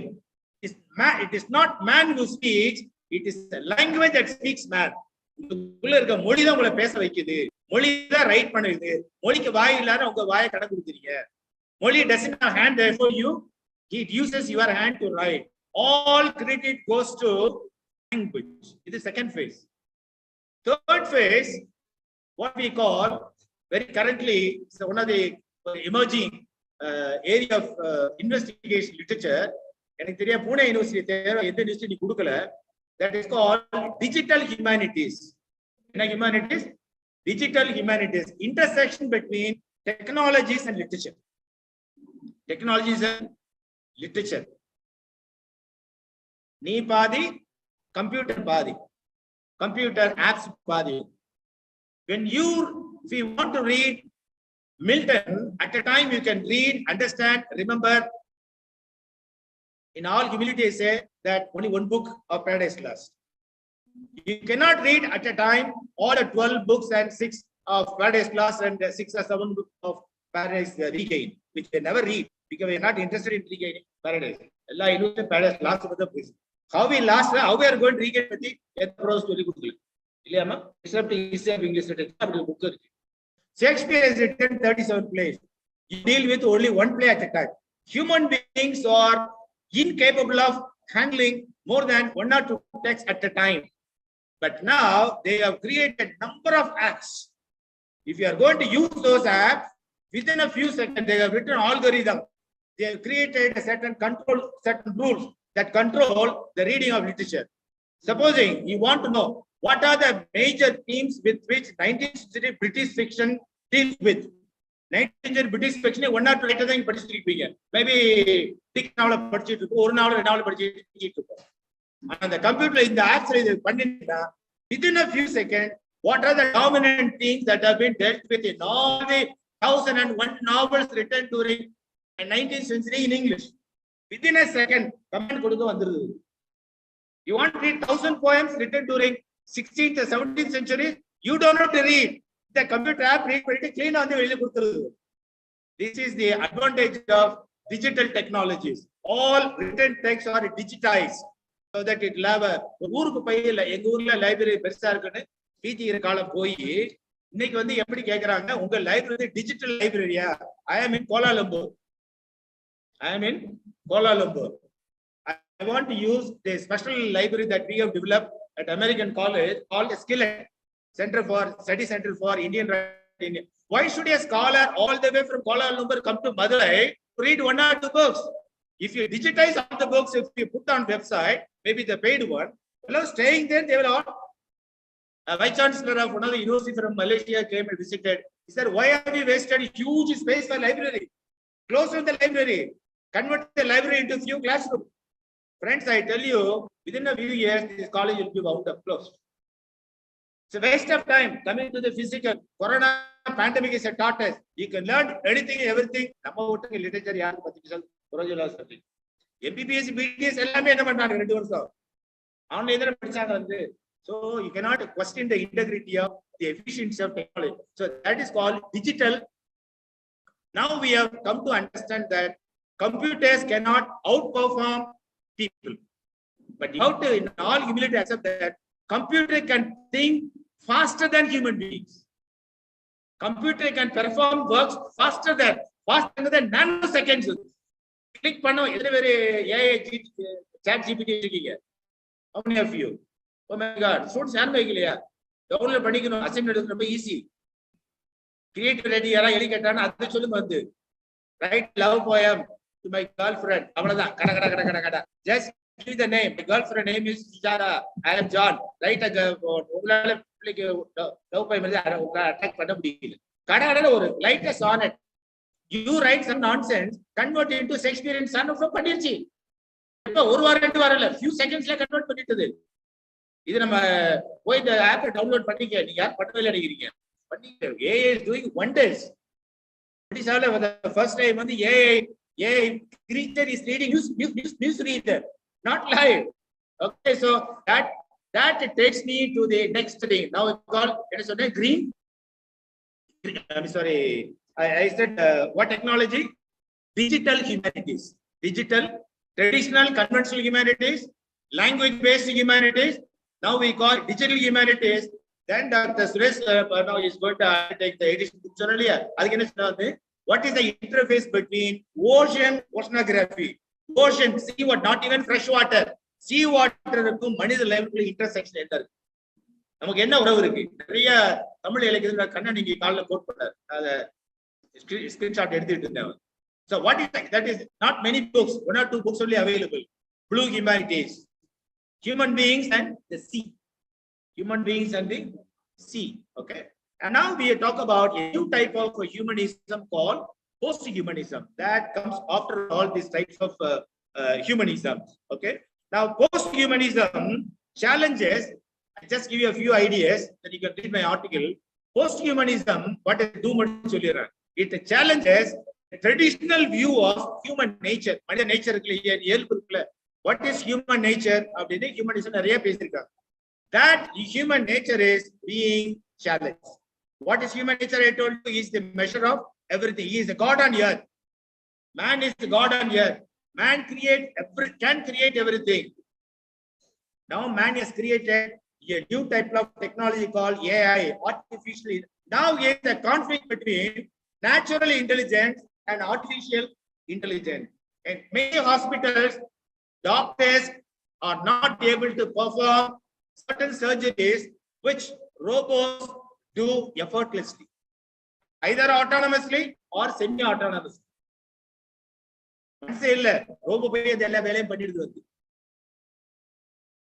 We have created a technology which we have to worship. Are we not worshipping images which we create?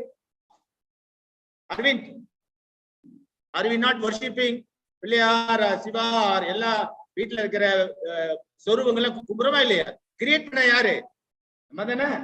We are the creator. Now technology we create பண்ணியாச்சு. That technology is trying to pose a threat to our existence. So when you start reading from post-humanist point of view, both theory and practice, நிறைய theories இருக்காங்க. அதை பத்தி எழுதுனவங்க இருக்காங்க. வந்து என்ன பண்றாங்கன்னா, they are redefining, first challenging and redefining traditional views of human nature. Human can do everything all one day. அது போய் நான் ஒரு அசைன்மெண்ட் எழுதுறதுக்கு, ஒரு டாபிக்ல ஒரு ஆர்டிகல் எழுதுறதுக்கு 1 மாசம் ஆகுது. நான் எழுதின அப்ஸ்ட்ராக்ட் சரியா இல்லைங்க கண்டுபிடிக்கிறதுக்கு கொஞ்சம் நாள் ஆகுது. I have to read several articles and I have to write 1 paragraph abstract. I tell you, there is an app அந்த ஆப்பை யூஸ் பண்ணீங்கன்னா என்ன டாபிக் உங்களுக்கு ஏற்கனவே இருக்க ஆர்டிகல்ஸ் ரிவ்யூ வேணும்னு சொல்லி யூஸ் பண்ணீங்கன்னா within a few seconds 100 articles அதே சம்மரைஸ் பண்ணி கொடுத்துருது. நான் எழுதுன மாதிரி கொடுத்துறேன். அதை நம்ம பண்ணிட்டு இருக்கோம். இப்ப வந்து கட் அண்ட் பேஸ்ட் பண்ணிட்டு இருக்கோம். யாராலையும் கண்டுபிடிக்க முடியாத அளவுக்கு கண்டுபிடிச்சு இப்ப ஏஐ கொடுக்குறது ஒரிஜினல் டெக்ஸ்ட். அது எங்கேயுமே நீங்க கண்டுபிடிக்கவே முடியாது. So man is a creator அப்படிங்கிற பெரிய ஒரு பினாமினா எது கொஸ்டின் பண்ணுது? டெக்னாலஜி கொஸ்டின் பண்ணுது. What will be the consequences of man-made technology which is going to eat mankind? Two, it is creating a new being. நம்ம இதுவரைக்கும் என்ன நினைச்சிருக்கோம்னா சார்ல்ஸ் டார்வின் 1856ல இருந்து இன்னைக்கு வரைக்கும் எவ்வளவு ஓடிங்கன்னா குரங்குக்கு அடுத்த ஆள் நம்மளால தான். நமக்கு அடுத்த ஆள் வந்து குரங்கு. அது கொடைக்கானல் குரங்கா இருந்தாலும் சரி, உருளாங்குட்டு குரங்கா இருந்தாலும் சரி, குரங்கு இஸ் அவர் மூதாதையர், ஃபோர் ஃபாதர். 5-6 வருஷத்துக்கு முன்னாடி தாத்தா பாட்டி பார்த்து குரங்கு ஸ்டாயில் லைட் அடிக்கும், பார்த்தா தெரியும் நமக்கு. இப்ப பார்த்தா ஃபேர் அண்ட் லவ்லி ஹேண்ட்ஸம் கொஞ்சம் இந்த மாதிரி பண்ணியிருக்கோம். சார் மாதிரி கோட் போட்டு போட்டா கொஞ்சம் விளக்குற மாதிரி பாக்குறதுக்கு ஒரு மாதிரியா ஒரு அப்பீலிங்கா இருக்கும். எல்லாத்தையும் கழட்டிட்டு பார்த்தோம்னா அது குரங்கு விஷயம் தெரிஞ்சுது. ஆனா இப்ப என்ன சொல்றோம் கேட்டீங்கன்னா, இந்த ஈவல்யூஷன்ல லாஸ்ட் ஸ்டேஜ் மேன் கிடையாது. Man is also in the process of evolution, and there is going to be a new being. A new being. அது ஓரளவுக்கு வந்துருச்சு. Half man, half machine. Half man, half machine. Cyborg. SYBORG. Cyborg. Cybernetic organism. ஆடை பாதி ஆளு பாதி சொல்ல காலம் போய் அப்புறம் இந்த லவ் பாட்டுக்கிறோம். லவ் இந்த கொடைக்கானல போய் கொஞ்ச நாளைக்கு படி பாடுவான்ல அந்த பாட்டு பாடமா குணா கோயில் நீ யாரு நானே இருக்கிறது ஒரு எக்ஸிஸ்டென்ஷியல் ப்ராப்ளம் வந்துருச்சு. இப்ப இனிமே அடுத்த ஹியூமன் பீயிங் நம்ம நூற்றாண்டுலயோ அடுத்து வரப்போகுது வந்து ஹாஃப் மேன் அண்ட் ஹாஃப். இந்த காலரை போட்டு ஊர்ல அடையும் போது நான் என்ன காலையில வாக்கிங் போக முடியல. டாக்டர் சொன்னேன், அவர் சொன்ன போகாதீங்கன்னு சொல்லி எதுக்கு போனீங்க கேட்டாரு. சோ இத காலரை பார்க்கும்போது என்ன கேஸ், நான் வந்து இப்போ ஒரு 100% மனுஷன் கிடையாது. இதை போட்டு போனா நாய்க்கு ஒரு மாதிரியா இருக்கு. ஷேக்ஸ்பியர் ட்ரெஸ் போட்டு நாடகம் நடிச்சு வெள்ளி போட்டு நாய் வரைக்கும் எல்லாம் ஒரு மாதிரியா பார்ப்போம். அந்த ட்ரெஸ் இப்ப கிடையாது. சோ ப்ராஸ்தட்டிக்ஸ்ங்கிறாங்க இல்லையா, கால் போயிடுச்சு செயற்கை கால் வைக்கிறாங்க இல்லையா, வந்து பயோனிக்ஸ் இந்த டேர்ம் வந்து செயற்கையா வந்து ஏற்கனவே இருக்க உயிருள்ள உறுப்போட அட்டாச் பேர் வந்து உங்களுக்குள்ள பேஸ் மேக்கர் உள்ள வைக்கிறாங்க இல்லையா, இதெல்லாம் வந்து typical example of bionics. So cyborg is partly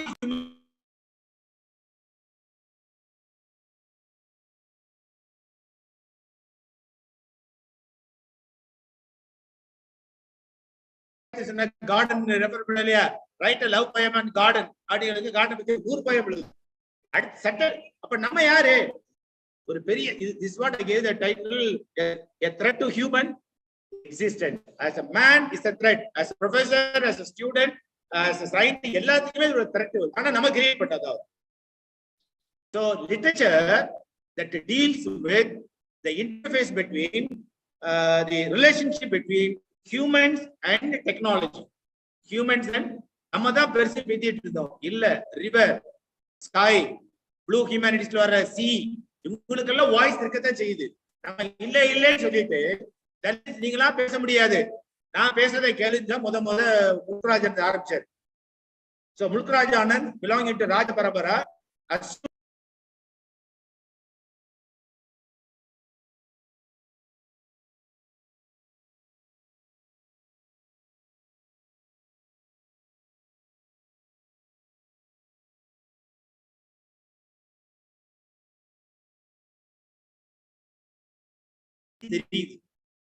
எல்லாமே ரீப்ளேஸ் பண்ணியாச்சு.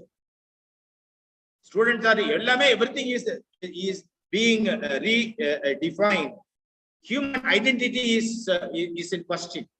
Okay, so I refer to 10 different literary texts to talk about 10 different themes and ideas that the post-humanism deals with. So கொஞ்ச நாள்ல maybe another few years or so, definitely university curriculum they will include a course on post-humanism.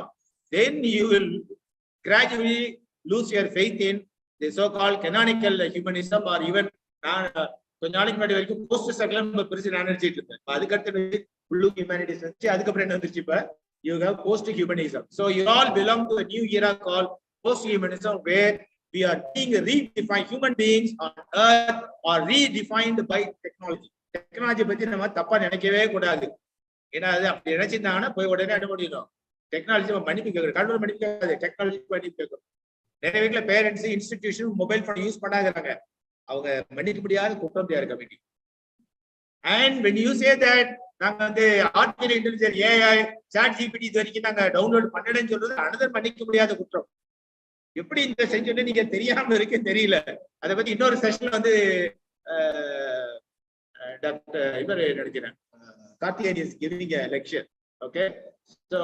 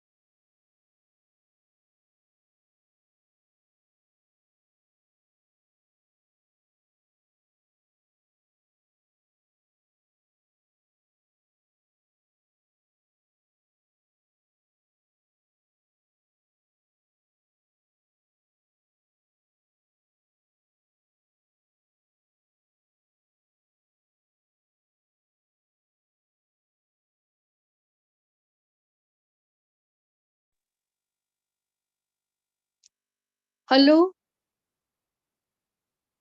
am I audible? Yes. Okay. Hello, good afternoon, everybody. This is Indira Banerjee from the Department of English at Yogoda College, Ranchi. And I am going to chair the technical session right now. I would just like to request the participants. I know that most of you are veterans in presenting papers, and you will be really doing a good job. I firmly believe that. But I would just like to whip in over here that please keep it short and sweet.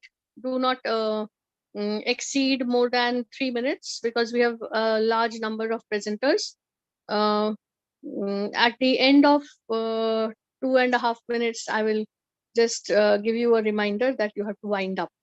Okay, so I hope you will not mind while reading the paper to that I check your flow, but keep in mind that you have to keep it short. Okay, thank you so much. So we begin with the papers.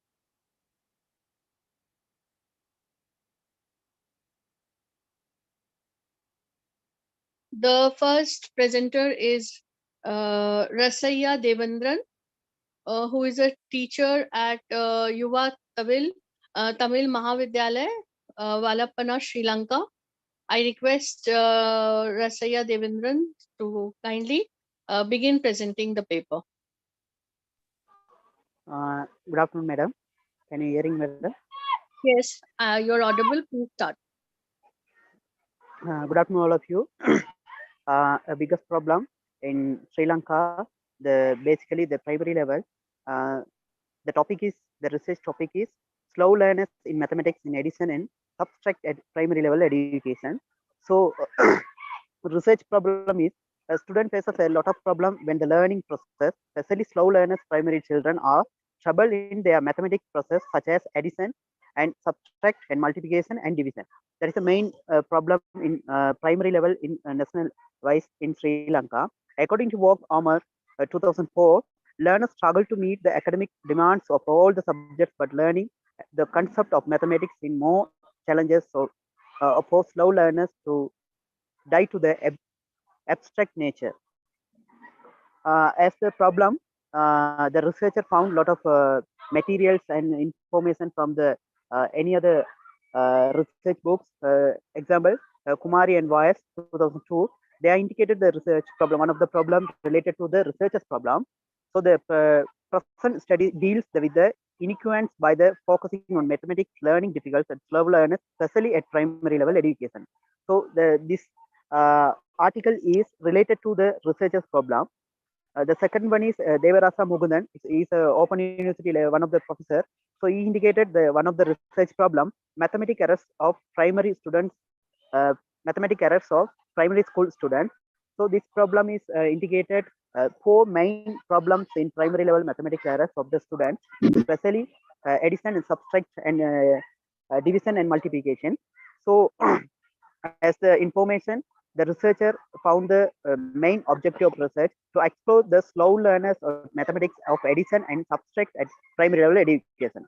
Other objectives to investigate the extent to which the limitation of the cognitive abilities of slow learners. The second objective is to investigate the learning and teaching environment contribute to the low performance of slow learners. As the objective, the researcher found the research methodology, research design is survey research method, because we have to found a lot of information from the samples as quantitative and qualitative data. That's why the researcher found the method of the research design, the survey research method. The research instrument are questionnaire and interview. Questionnaire straightly goes to the student, as well as the interview system goes to teachers, principals, and ISA. ISA is one of the administration section in Sri Lanka education system. The one of the division, it means in-service advisor. So, I would request you to kindly wind it up now in 30 seconds. Sorry, madam. Kindly wind madam. up with the reading of the book. Okay, madam. Samples, the student sampling, random sampling method, as well as teachers random sampling method, principal and ISA objective sampling method, like this. This is a picture of the table of the sampling system. Data analysis, as well as already we said quantitative and qualitative data analysis of systems are here. The findings are here. The main errors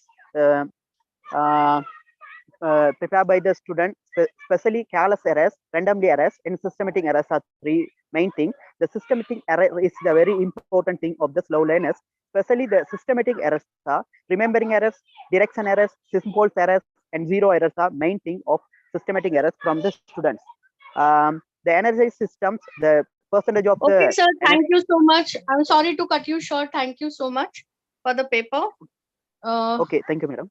Okay, I now request our next presenter, Dr. Yadu Vijaya Babu, who is an assistant professor in the Humanities and Social Sciences Department, National Institute of Technology, Raipur, Chhattisgarh. Dr. Babu. Dr. Vijaya Babu, are you there? Okay, we move on to our next participant, Dr. Harpreet Kaur, who is an assistant professor in botany at Guru Nanak College, Shri Muktsar Sahib, Punjab. Dr. Harpreet Kaur. Hello, madam. Am I audible to you? Can you hear me? Yes, kindly tell me your name. Yeah, I'm Dr. Vijay Babu speaking. Okay, fine. Okay, sir. Yes, please remember, you have got a very short time, 2.5 minutes. That's fine. But okay. Is my screen visible to you? Can you see my screen? Yes, we can see. Thank you. I would like to present my research article titled Interpretations of Lyrical Sublimity in John Cate's Selected Odes. It's a study. So the very first slide, I would like to introduce the definition of the lyric. A lyric is a simple poem, the spontaneous overflow of powerful emotions. And actually, we all prettily know that John Keats is a renowned writer for odes and is one of the iconic poets of Romantic age. But how these lyrical sublimities overflow in John Keats' poems, we'll see in this paper. So to know John Keats' verse, literally from the ode, which is important to study because of its nature. The poetry has a lyrical aesthetic appeal throughout these odes. So an ode is a complex metrical poem. So it's very difficult in structure and the stanzaic structure and the implicatory one. Then here, some of the John Keats lyrical poems are presented here for representing lyrical sublimities. So one of the poems of John Keats, Ode to Autumn, he immensely emphasizes the significance of the spring in the season of autumn. Like he says, where are the songs of spring? Where are they? Think not of them, otherwise time is it too. So these mesmerizing lines begin with the extravagant query that can be translated as where the melody's song of spring season. It's a kind of consolation. So at once it gives the appeal of lyrical sublimity because of the idea of the spring makes it so aesthetic in a thought provocation, whereas autumn is a symbolic representation of a kind of depression, a kind of unhappiness. So here one more poem of John Keats. So like the season of mists and mellow fitfulness and close bosom friend of the maturing sun. This is an excerpt from Ode to Autumn.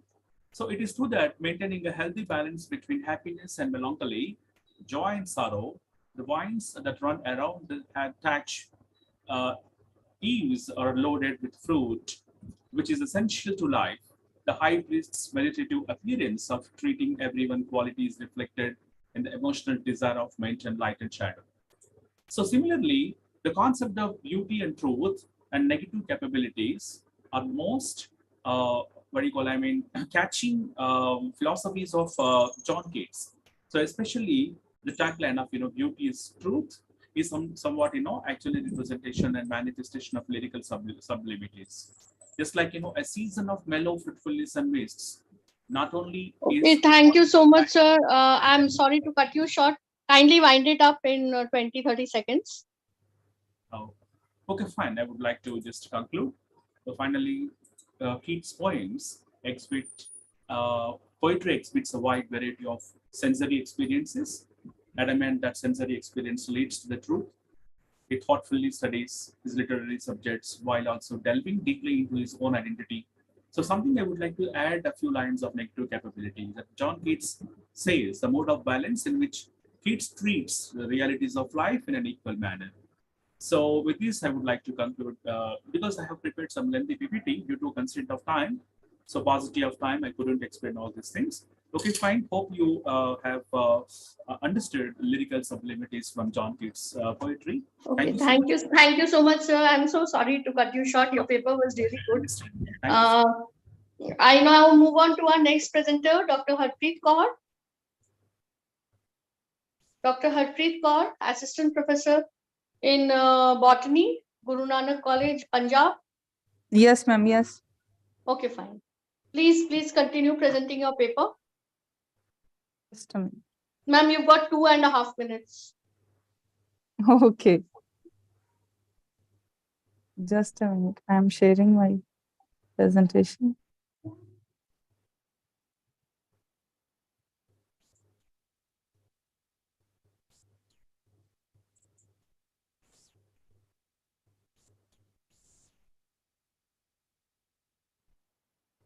I'm unable to share my screen because somebody is sharing.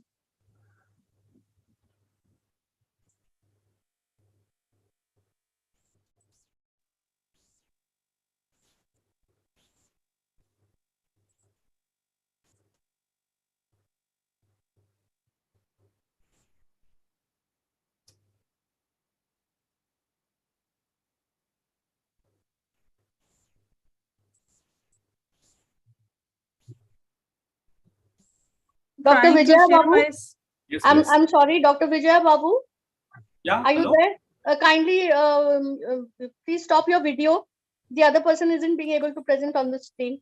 Yeah, I'm trying. Actually, I'm not finding the key how to come out of this. Mute, only one option showing mute.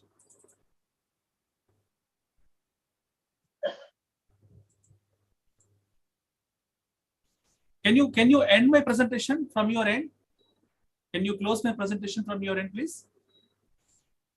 I don't. I'll be able to do that. You have to do it yourself. Is it done? No, it isn't. Oh, sorry. 1 minute, ma'am. Please, I'm doing. I'm trying now. Please give me a chance. So, how to come out of it? First time I'm using this Zoom. Share, fast share. Okay, is it fine now? Is the presentation closed? No, no, sir. Oh my God. How can I come out of it?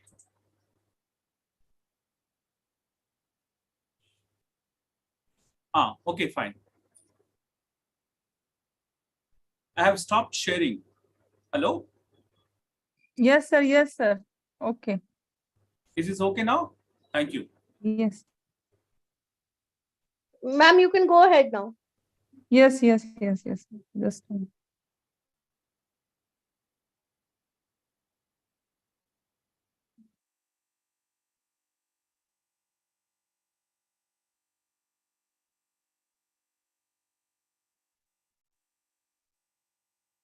Just a minute.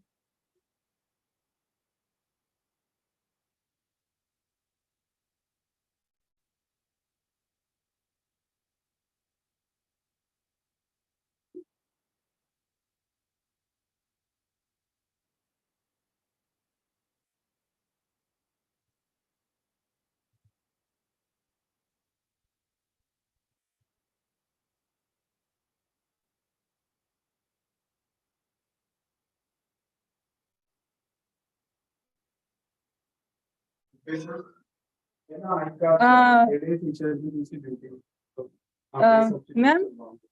Yes. Could you please start another presentation? I just need only 5 minutes. You could have said that first. Okay, doesn't matter. We'll move on to our next participant. Dr. KV Zakli Shukuri. I'm so sorry, I'm not being able to pronounce your name properly, ma'am. Assistant Professor, Department of Education, Oriental College, Kohima, Nagaland. Are you there? Yeah. I'm here. Dr. Shukuri? Sorry.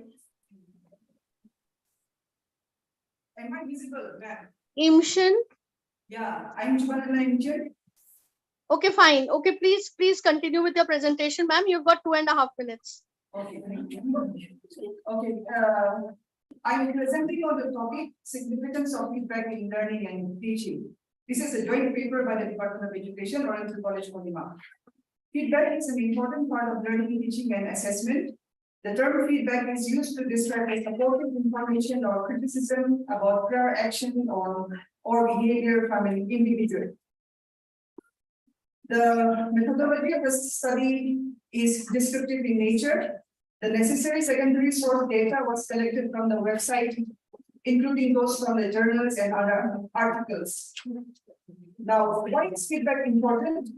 Feedback can improve a student's confidence and make themselves aware and show enthusiasm for learning.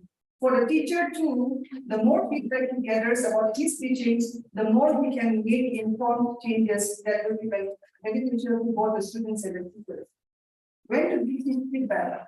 Feedback can take place during or after work on a task or activity by the teachers or students as well.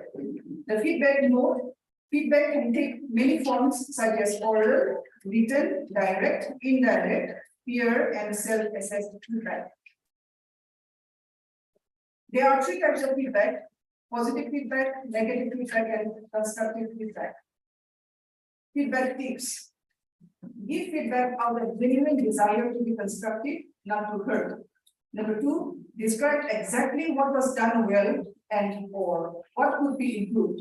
Number three, give the feedback as quickly as possible after the task, activity, or performance. Number four, be aware of feedback overload. Select 2 or 3 points you want to make and offer feedback. If an individual is overloaded with feedback, he or she may become confused about what needs to be improved or changed. Thank you.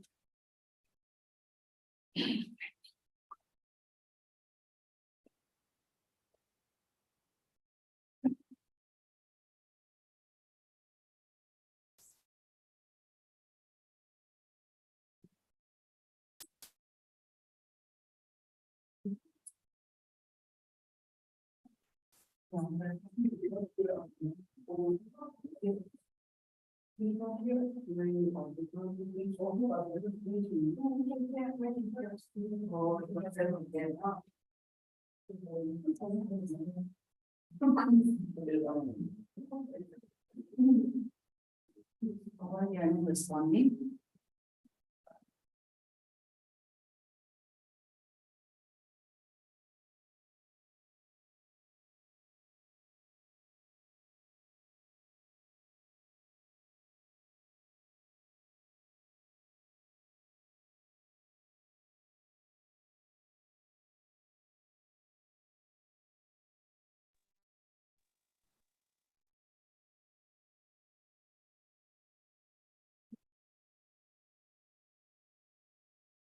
Leave a message. Yeah. Say professional presentation for Edmund Southern.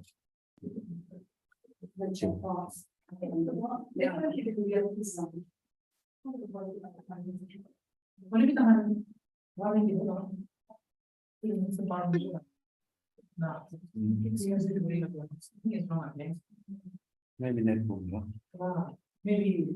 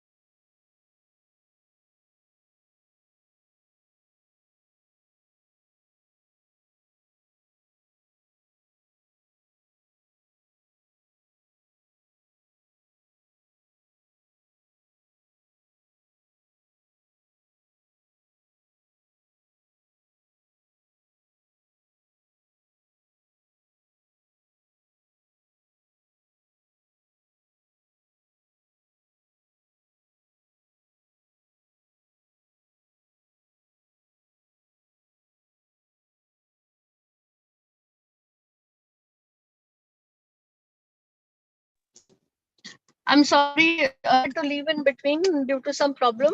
I have rejoined again. I now move on to our next presenter.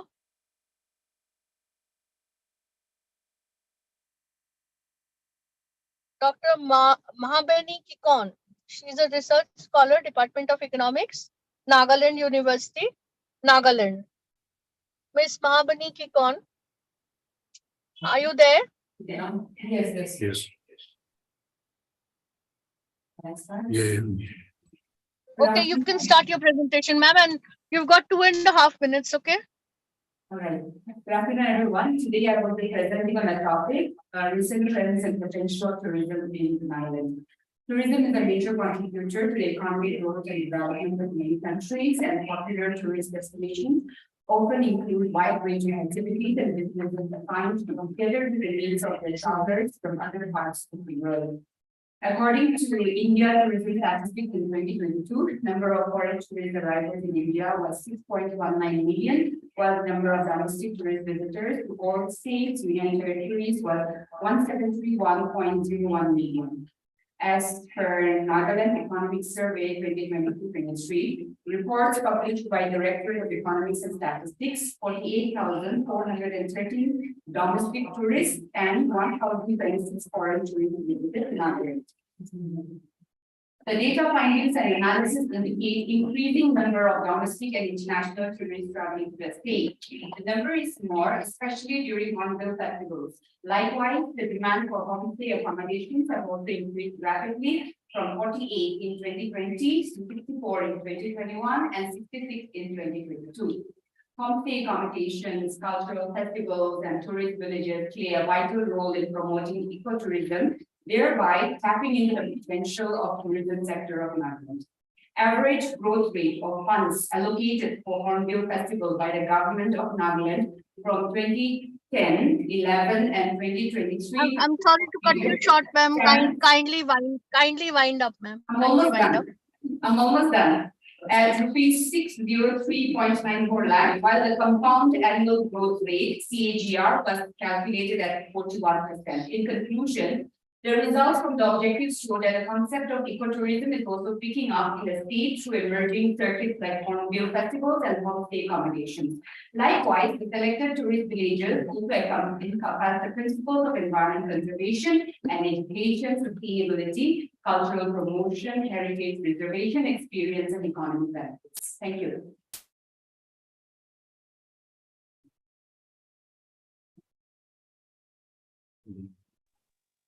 Thank you so much, ma'am.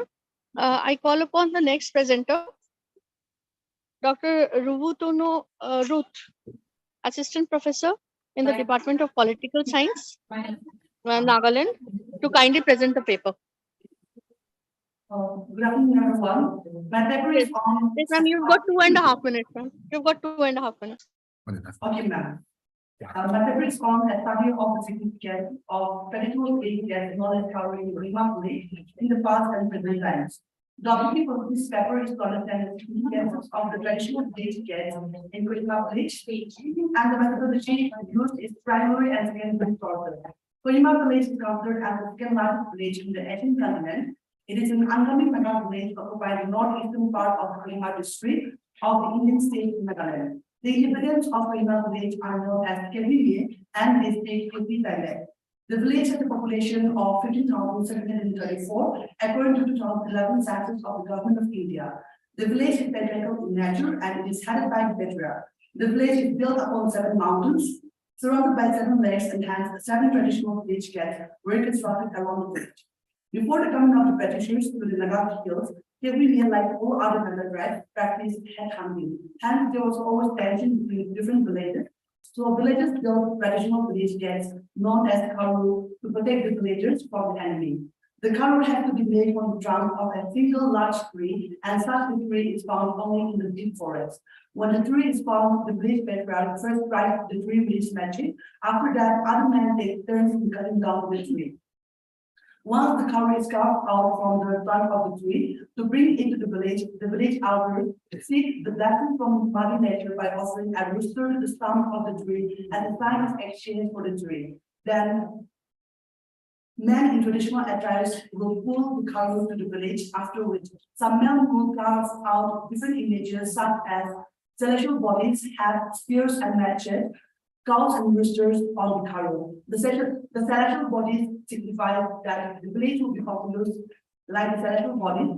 The hat indicates hats taken during the wars by the warriors. The spears and matches indicate weapons used during the war, and the images of livestock indicates that the livestock in the village will multiply.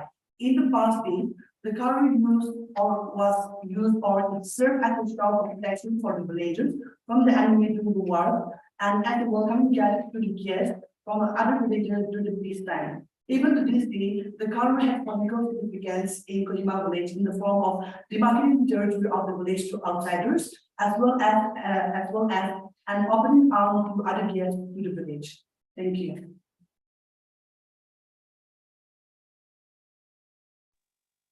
Hello, ma'am. I'm ready to present Dr. Harpreet Kaur. Okay, ma'am, you can do it, ma'am, but please make it short. We have already wasted a lot of time. Yes, Okay, actually, I ma'am. was trying to share my screen, but I am unable to, so I am Okay, just fine. reading my Please go ahead. paper. Keep it My as short topic as is possible. COVID-19 outbreak and its positive impacts to reclaim nature.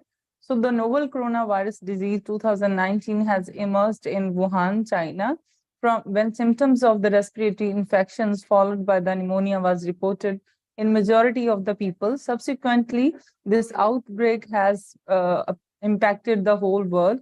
So various development activities in today's world, such as new technological interventions, deforestation for dam and road construction, mass mitigation of people to developed countries, high population density, these have resulted the ecological changes that have facilitated the rapid spread of COVID-19 in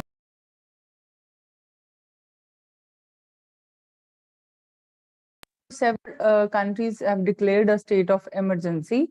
I have collected the whole data from the information from the various government and non-government organizations and various journals and publications. My objective of my study is to draw the attention of the public about the global climate change and to take necessary actions to reduce the impact of the climate change and COVID-19 pandemic, and also to sensitize the government authorities about the major global challenge and to balance the economy. So there are some positive impacts of the COVID-19 on climate, like the improvement in the air quality. According to the WHO, this adjustment has saved 50,000 lives in the China during the COVID-19 period. Otherwise, filthy air, smoke, and soot kill millions of people die each year. Improvement in the water quality. So due to lockdown, various industries which were discharging the effluent materials, they controlled this, and the quality of the water has been improved. The holy river Ganges was polluted from religious affairs. In lockdown, reduction in these cultural practices like bathing, cremation, and puja on the banks of the rivers has improved the quality of water. And reduction in the noise pollution due to the shutdown of the waste, automobiles and machines and building work. The noise level in Delhi reduced to 40 to 50% during the recent lockdown, according to Somani et al. Okay, thank you, ma'am. I'm sorry to cut you short. Thank you so much for the paper. We'll move on to our next presenter. Thank you so much, ma'am. Rovi Sinu, who is a research scholar in the Department of Commerce in Nagaland University. Rovi Sinu.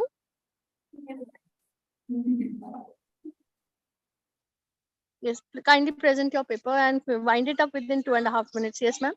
Okay, thank you. Good afternoon, everyone. I'm Rovishina, and my topic is exploring spontaneous purchases in the digital age, the role of mobile phones in impulse buying. So in the rapidly evolving digital age, our lives have become intertwined with technology, transforming how we shop, communicate, and make decisions. One intriguing aspect of the digital revolution is the phenomenon of spontaneous purchases, often referred to as impulse buying. With the ubiquity of mobile phones and their convenience, consumers now have unprecedented access to various products and services at their fingertips. By examining this phenomenon in practice, motivations, and consequences, this research aims to shed light on an intricate relationship between technology and consumer behavior.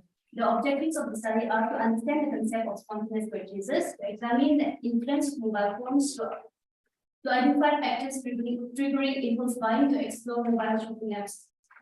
Research methodology here, data have been collected through survey and questionnaire. A sample size of 50 respondents was taken and single percentage measure was used. The findings of the study are the survey included an equal distribution of male and female respondents with 50% each in each category. Clothing and fashion items were the most purchased impulsive products, with 68% of the respondents buying them this way. Electronics and gadgets followed at 50%, while entertainment, food and beverages and apps purchases led out the rest. Price discounts and promotions were the primary influence. A majority of the respondents did not regret their impulse purchases.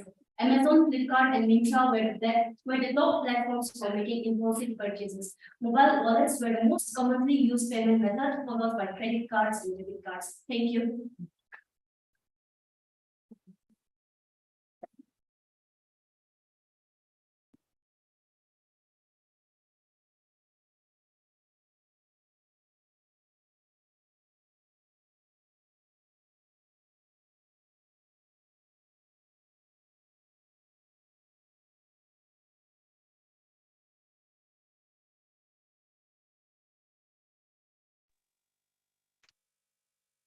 Okay, ma'am, thank you so much.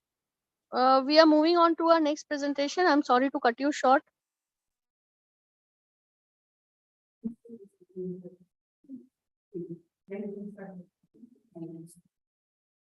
Can I start, ma'am?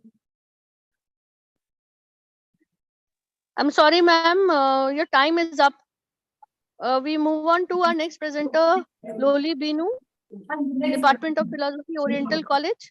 Yes, this is Loli Binu from the Department of Philosophy, Oriental College, Kohima.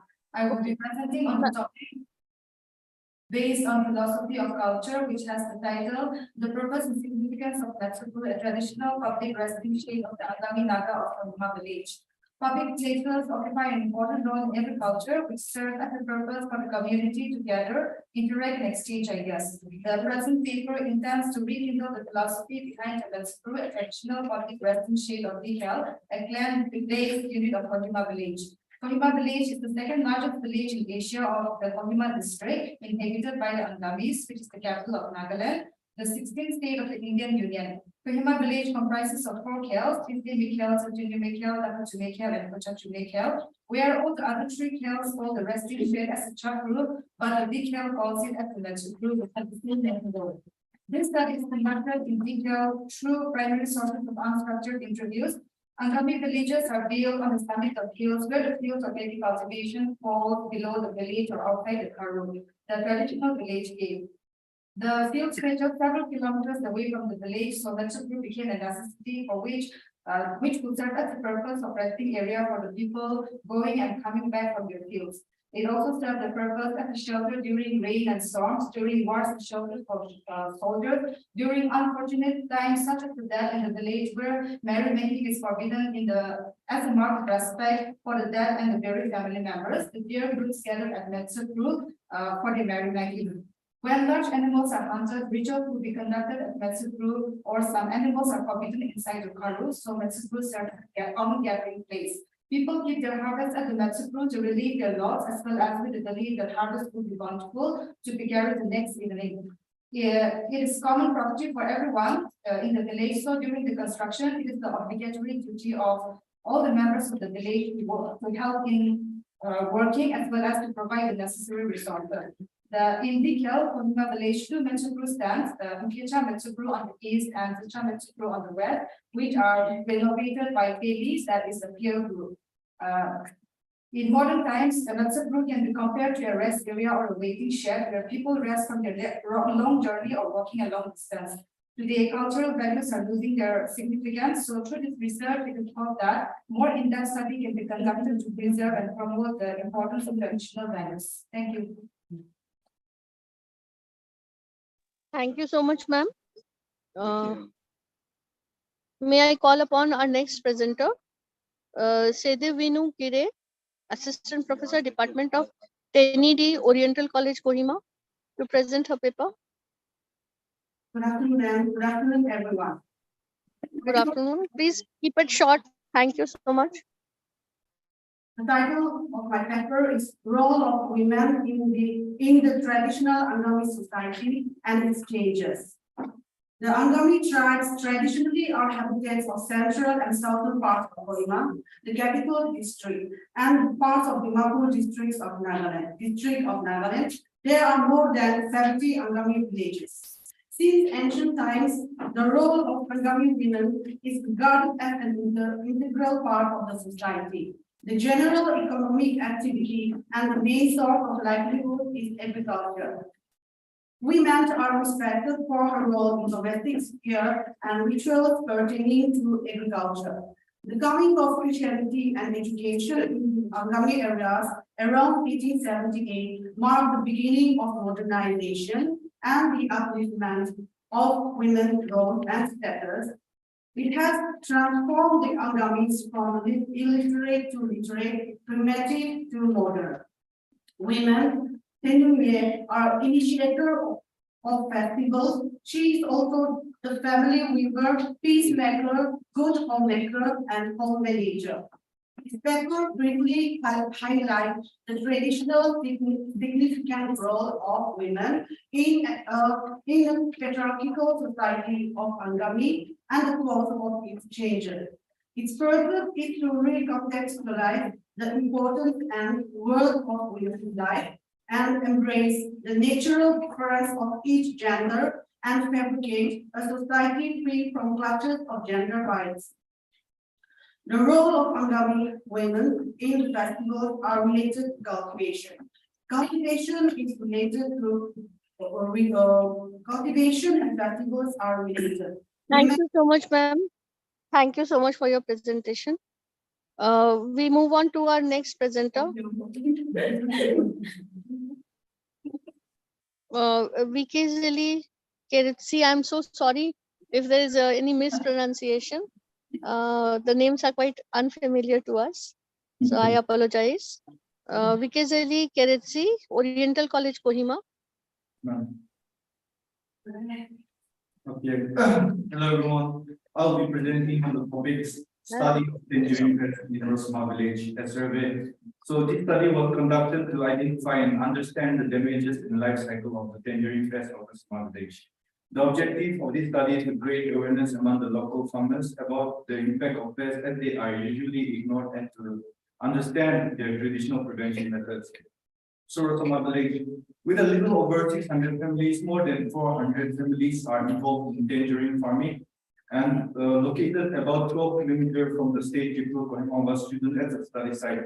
So from the study conducted, 7 tangerine pests were recorded and identified till the species level. The character, life cycle, and damages caused by each pest were studied and recorded, which are the Pseudomonas vertigris, also known as the citrus crown borer, which are found to be the most destructive. The Gerarchis capitata, also known as the fruit fly, which makes the harvested fruit unmarketable. The Hypocidra thalasia, black pepper, and the Paliatrita vernata inform are the pests which the larval stage is destructive. The Papilia demodicus, citrus fellow, they are most abundant and also very destructive.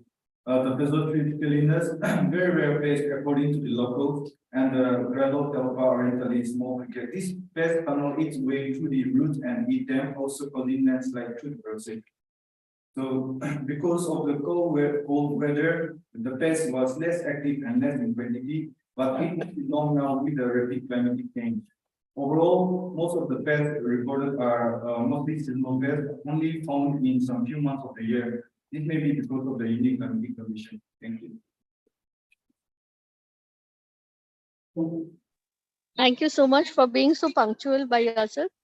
We move on to our next presenter, Kusalu Bedeo, librarian, Oriental College. Good afternoon, everyone.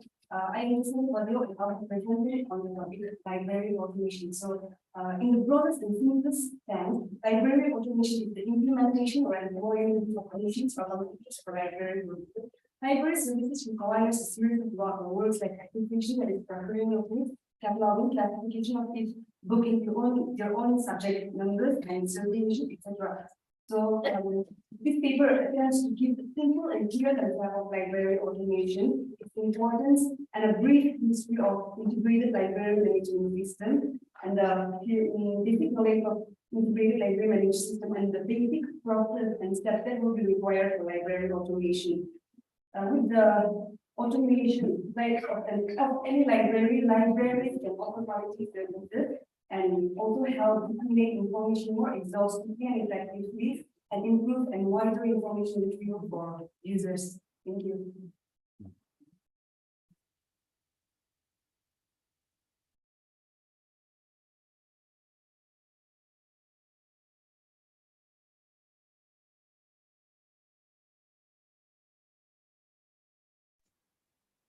You aren't audible.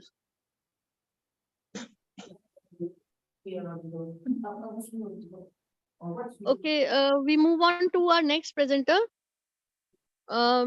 Mesanuo Miyashio, Oriental College, Kohima. Good afternoon, everyone. Today I will be presenting on a study on physical care of Kohima village, Nagaland, and its development and its extensions. Kohima village is inhabited by the Antony Naga tribe and has a total of 4 kells, namely Puchachunye, Dapachunye, Tuduyuye, and Pisimye kell. But intriguing enough, of the 4 kells in Kohima village, we find that in the Pisimye kell itself, here it gives further dissension into 3 subgroups, namely Virchunye, Pipamye, and Cheramye. But it is without a doubt that such segregation will not be all too beneficial, nor can it be a positive character that can help the people of Pisimye kell when it comes to advancement towards tranquility and modernity. Yet if we take a closer look at Kohima village Pisimye kell program, it lacks in various measures such as equality, fraternity, and dignity, even though it is blessed with a higher population literacy rate and political progress. The paper is an attempt to understand the drawbacks of such dissension and segregation which existed from its origin till today, and whether such dissent is benefiting for the community or if such division should be abated with. Findings from the research shows that despite dissension and segregation in the community— I'm sorry to cut you short. Thank you so much. Thank you so much. We move on to our next presenter, Ms. Rutsa, Assistant Professor, Department of Tenedi, and Mr. Kevu Shutyo Kotsu. Good afternoon. I will be presenting on the topic Gender Equity and Empowerment among the Angami Naga Community, a Cultural Perspective. Gender equity and empowerment within Angami Naga Community can be understood from a cultural perspective by examining traditional roles, practices, and evolving dynamics within the society. Historically, the Angami Naga community, like many indigenous communities, had defined gender roles, where men primarily engaged in hunting, farming, and leadership, while women were responsible for domestic chores, childcare, agricultural, and economic activities. In this aspect, physically disability also plays a major role in distinguishing the role between men and women. Men acted as a provider and protector in the community. Title taking is understood as an enterprise undertaken by men who are bold and industrious and who care to prove their manliness, whereby men are honored with high esteem. Even in birth, there prevails a preference in general towards having male influence, and this is dominated by the sense of having a successor in the patrilineal society, as well as the paramount desire of increasing the strength of the clan. Families with more male members are envied by those, and those with such a family is referred as tepu tetua, meaning a fortunate life. In this context, women occupy the ground above the lowest and regarded as ranking only above children. There is great pressure on a man to prove his manhood if he does not wish to be classed with women. This study aims at providing insights on how the Angami Naga community is giving efforts to promote gender equity and empower women. Thank you.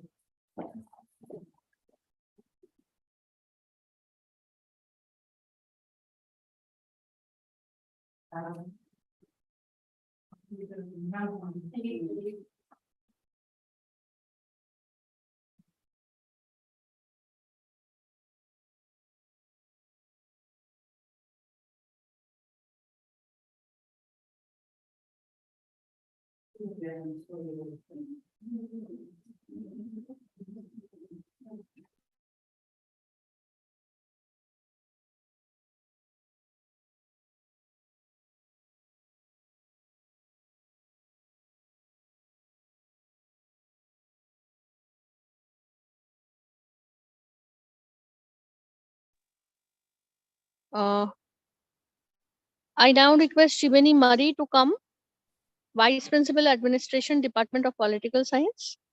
Good afternoon. My name is Shivani Murray, and my topic is on impact of education on Lotha women. The main purpose of this research is to study the position of the Lotha Naga women before and after the coming of education. The topic seeks to highlight the impact of education, especially among the Lotha women of Nagaland. It also aims to look into the details of the gradual improvement of the status of the Lotha women as a result of the coming of education. In the past, traditional and cultural barriers created by customs and traditions was a challenge for education of women in Nagaland. In those days, women and girls were expected to be confined at home only as caretakers of household chores, working in the field, bearing and rearing of children as wives and mothers. They were subjected to all kinds of separation, exploitation, and alienation. Women had no voice as the society was patriarchal. Customary laws were made in favor of men. Women were discriminated and deprived of all social, economic, political, and inheritance rights. All these have created gender discrimination, wherein women were not given any opportunity to come out in spite of their potential. However, with the coming of education, there has been a significant change on the status of Lotha women. Today, because of education, women are playing a crucial role in contributing to the social, economic life of their family and society. Thank you. Thank you so much for keeping it so timely. We move on to our next presenter, Mr. Deepak Kumar Mandal, who is a research scholar in the Department of HSS at NIT Patna. Mr. Mandal, are you there to present your paper? And I would request Oriental College Kohima to kindly stop sharing our screen. Yes, ma'am. Good afternoon. Ma'am, actually. Yes, ma'am. I am audible.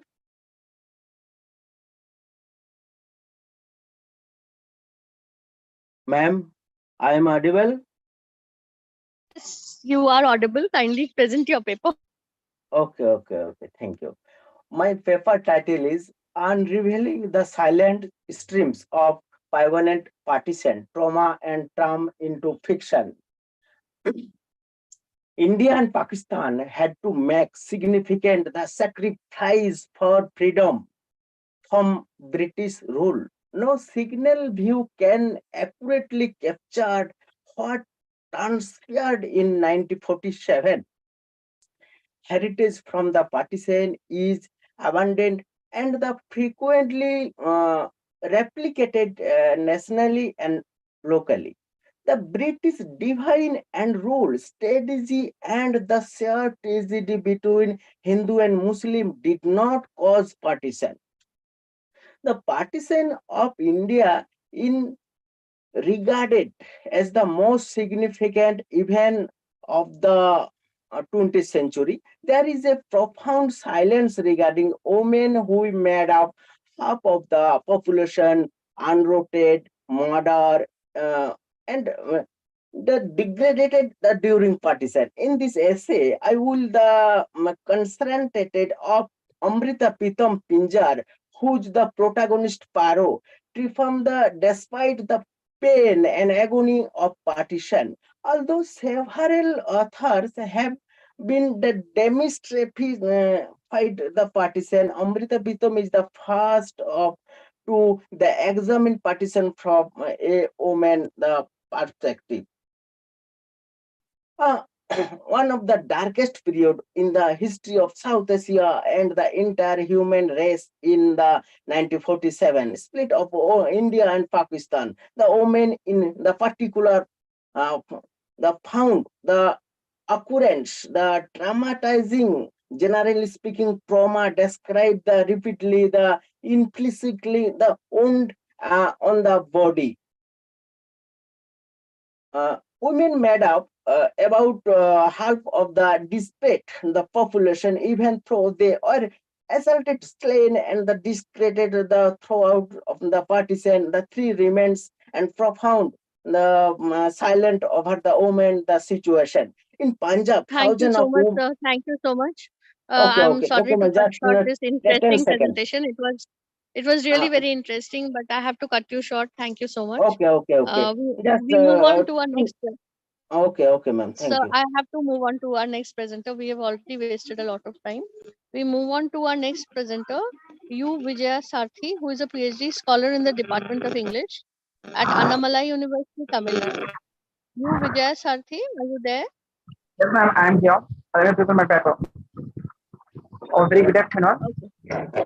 Yes, Please. My paper entitled Tourism Developed into Industrial Tourism to Destruct the Nature, a study of environment as a desert within the wildlife. It primarily focuses upon the unidentified and deleterious factor which destructs the nature. We know very well, just due to the scientific advancement and technology, the ecology is being extensively sabotaged in various things, be it urbanization, industrialization, and deforestation, and so on. And only the remnants of nature is left, and that is being led to the state of extinction gradually. And before getting into the business, I would like to introduce my author, Antony. He's an American writer, essayist, a novelist, and most importantly, he's an environmentalist. And he was born in 1927 in Pennsylvania, and he has written so many works. And remarkably, the first book called The Desert Soldiers in the Wild, in which he has dealt with the industrial tourism, how tourism has been converted into industrial tourism. We know very well the tourism has been exercised even before the coinage of the word tourism, because the word tourist was coined only in 1772 and the tourism was coined in 1811. But even before that, we have exercised this kind of practices. But in the beginning, the tourism was merely a practice. But now, it is a sector which determines even the GDP of the nation. You would have debated in during the pandemic era what happened to Srinagar, because it has almost got to the state of bankruptcy due to the growth of the tourism sector. So we need to realize that, because the tourism determines the economy of the nation in pursuit of economic development. I'm sorry to cut you short, Vijay Sarthi. Sir, I'm sorry to cut you short. Thank you for the paper. It was very interesting. We move on to our next presenter, BSS Bhagwan. He is an assistant professor in the Department of English at Kakutur, Nellore, Andhra Pradesh. Sir, are you there? Good afternoon, ma'am. Yes, good afternoon. Please come present your paper. Okay. Good afternoon, one and all. The title of my paper is Reevaluating Structuralism, the Influence of Panini's Astadhyaya on Ferdinand Saussure's Structuralism. The objective of my paper is to highlight the parallelisms between Saussure's structuralism and Panini's Astadhyaya, but not belittle the contribution of Saussure to the structuralism. In 1916, posthumously after the death of Saussure, the students of Saussure published a famous work with the name of Saussure, General Course in Linguistics, in which Saussure advocated the language as a system, and the system is purely built on the structure of various elements. This structuralism, in a way, contributed a lot to the modern linguistics. Saussure worked as a Sanskrit professor in the Geneva University in the first decade of the 19th century. Saussure borrowed so many ideas from the Panini's Astadhyaya in framing structuralist ideology. Saussure advocated that the sign in any language is arbitrary in its sense. It has no relation with the signifier. It means the concept or the image that we get in our mind soon after listening to the sign. So every language acts as a structure, and the relation between various elements or components in the structure gives the meaning but not a single word. A Thank you single so word much, does- sir. Thank you so much. I must cut you short. We have a list of presenters today. Thank you so much. Thank you. We madam. move on to our next presenter, M. Ishwarya, PhD scholar, ST Hindu College, Nagarcoil. Good afternoon, ma'am. The title of my presentation is Revisiting Factual Dichotomy in Homogeneous Frog Music. Revisiting or evaluating is really important in all aspects because only when our understanding and perspective on specific issues change with time. History talks about winners and a highly cerebral portrayal of significant people ignoring and shunning the voice of people at periphery. The aim of my paper is to highlight the negative portrayal of Jenny, who is framed as an eccentric in historical context. People tend to believe whatever is written in history as if it is an excellent source of truth. For instance, historically, Jenny, the frog catcher, is projected in newspaper and articles as a troublemaker who disrupts the peace of society. She is often punished for his fault. And even in the name frog catcher Jenny, and its spelling appears to be different in each version of the sources. Simply related to database. I'd like to conclude the presentation with the opinion that whenever we get a chance to look at something from history, we must view through the lens of postmodernism so that there is nothing called possible truth or absolute truth that we will evaluate, will end up in getting multiple meaning and conclusions. Thank you, ma'am.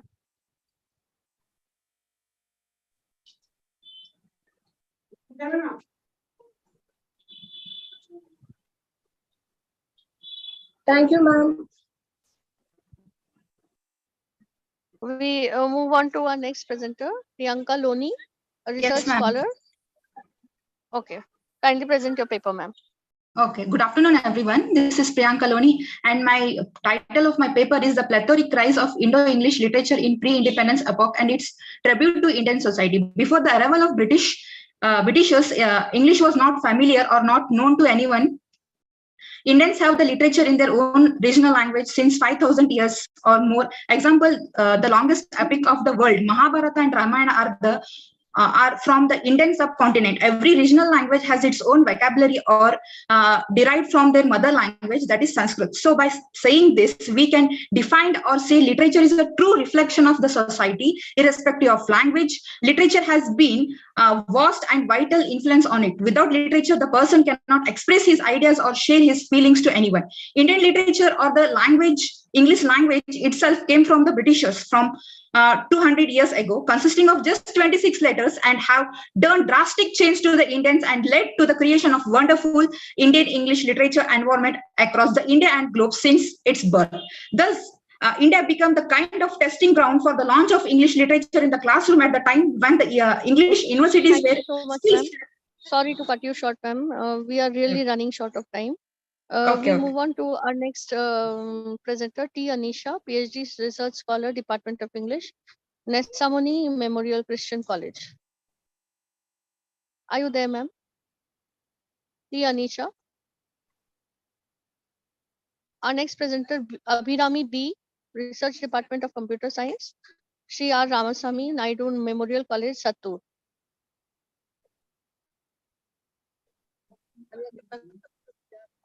Abhirami, ma'am, are you there?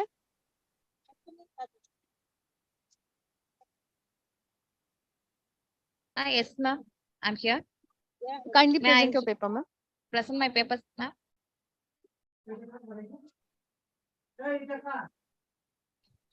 Please let me know your name. Shall you see my slide, ma'am? Kindly let me know your Can you name, please. Can you see my slide, ma'am? Yes, we can see your slide. Please let me know your name. Yeah, my name is Abhirami Balasubramaniam from Vikas National College, Okay. Nagar. Please, I'm going to Abhirami, ma'am, present my kindly present your paper. Yeah, okay. Yeah, I'm going to present my paper, a novel midpoint ROI extraction algorithm for component recognition system. Okay, so in this topic, I have to present the following topics: abstract, research cap, proposed methodology, experiment analysis, conclusion, and references. So first, I have to present my abstract. Kindly, So ma'am, component you comprise- please don't extend. Okay, Oh, we have to wind it up. Your paper has to be wound up within 1 minute. Kindly do the needful. Okay, proposed methodology. So in my paper, I have to take take the palm print images from various data sets, IIT, PMPT, PolyView, and Casio form database. So those data sets, we are having the images in the palm can. So from the palm can, I have to extract only the center of the palm surface. For that, in this paper, I have to detect the novelty. The novelty is midpoint extraction algorithm. So in this algorithm, I have to first detect the border boundaries using the binary conversion process. And then using the perimeter pixel of an object, I found the border boundaries. And using the region prop function, built-in function is used to assert the central pixel value of the entire palm image. And that image and the center point is marked as CI. And from the CI, I have to extract Okay, thank you so much, ma'am. I'm sorry to cut you short. surface. I'm sorry to cut you short, Abhirami ma'am. We have to move on with our next So presenter. this is my. I'm so sorry. Thank you so much. TMS okay, thank Mathaila Mani, PhD I'm research here, ma'am. scholar, Department of French. Yes, kindly present your paper, ma'am. Abhirami Good ma'am, afternoon, kindly stop everybody. sharing your screen. Abhirami ma'am, kindly stop sharing your screen. Yes, ma'am, I stop it. Okay. Good afternoon, everybody. Now, I'm doing a presentation in French. I'll give a brief introduction in English.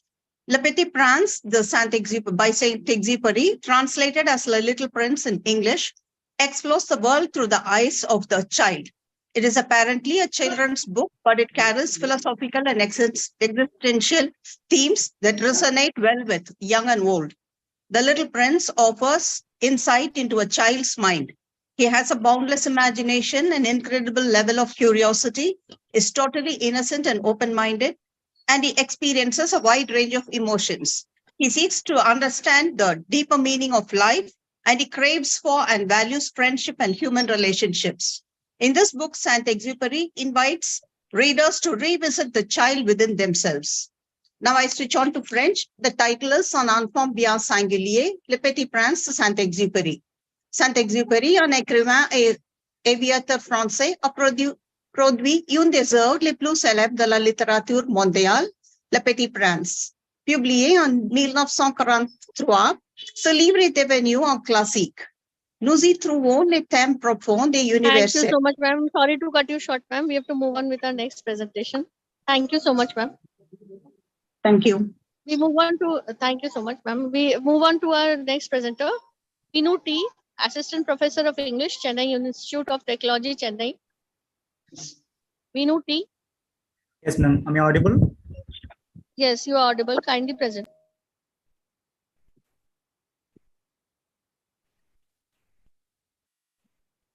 Kindly start presenting as soon as possible. Yes, ma'am.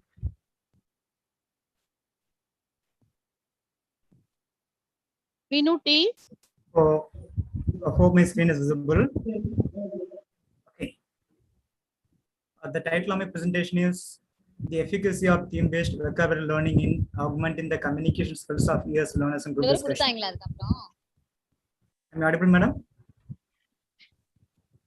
Yes, you are audible. Please start. Keep presenting. Keep presenting. To speak about this, the first one is the objective of this particular study is to develop a kind of a module based on theme-based vocabulary learning to develop the communication skills of the students of engineering colleges in presentation during their interview process. Okay, the keywords are communication skills, vocabulary learning, theme-based vocabulary, effective participation, and competency. Okay, the first one, to study how theme-based vocabulary learning helps them to communicate effectively in the context of group discussions when they go for job interviews, as well as to identify and understand to what extent this particular method helps them to improve their communication skills, and also to determine what kind of difference is there. Okay, so what is the level that they had earlier, as well as what level they have after learning vocabulary using this particular method. These are the three objectives, and the population was the combination of Tamil medium as well as English medium. When I say Tamil medium, it was not only Tamil medium, Telugu, Kannada also were there, vernacular medium as well as English medium students who had their education in schools through this particular medium. And methodology, so we had interaction as well as we had graded assessments, as well as we gave graded assignments to them, as well as we had a personal interview with the students about the experience. And when Okay, we come thank to you the so English- much. Thank you so much. I'm sorry to cut you short. We move on to our next presenter, Manoj S. Kindly stop sharing screen, Vinuti. Mr. Manoj S, Research Scholar, Department of English, Nesamani Memorial Christian College. Are you there? Mr. S. Manoj? Mr. T. Vinu, kindly stop sharing your screen.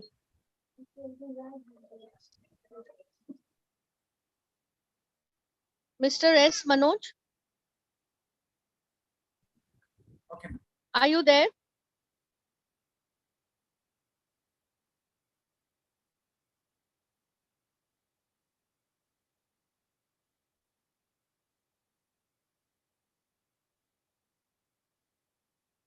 We move on to our next presenter.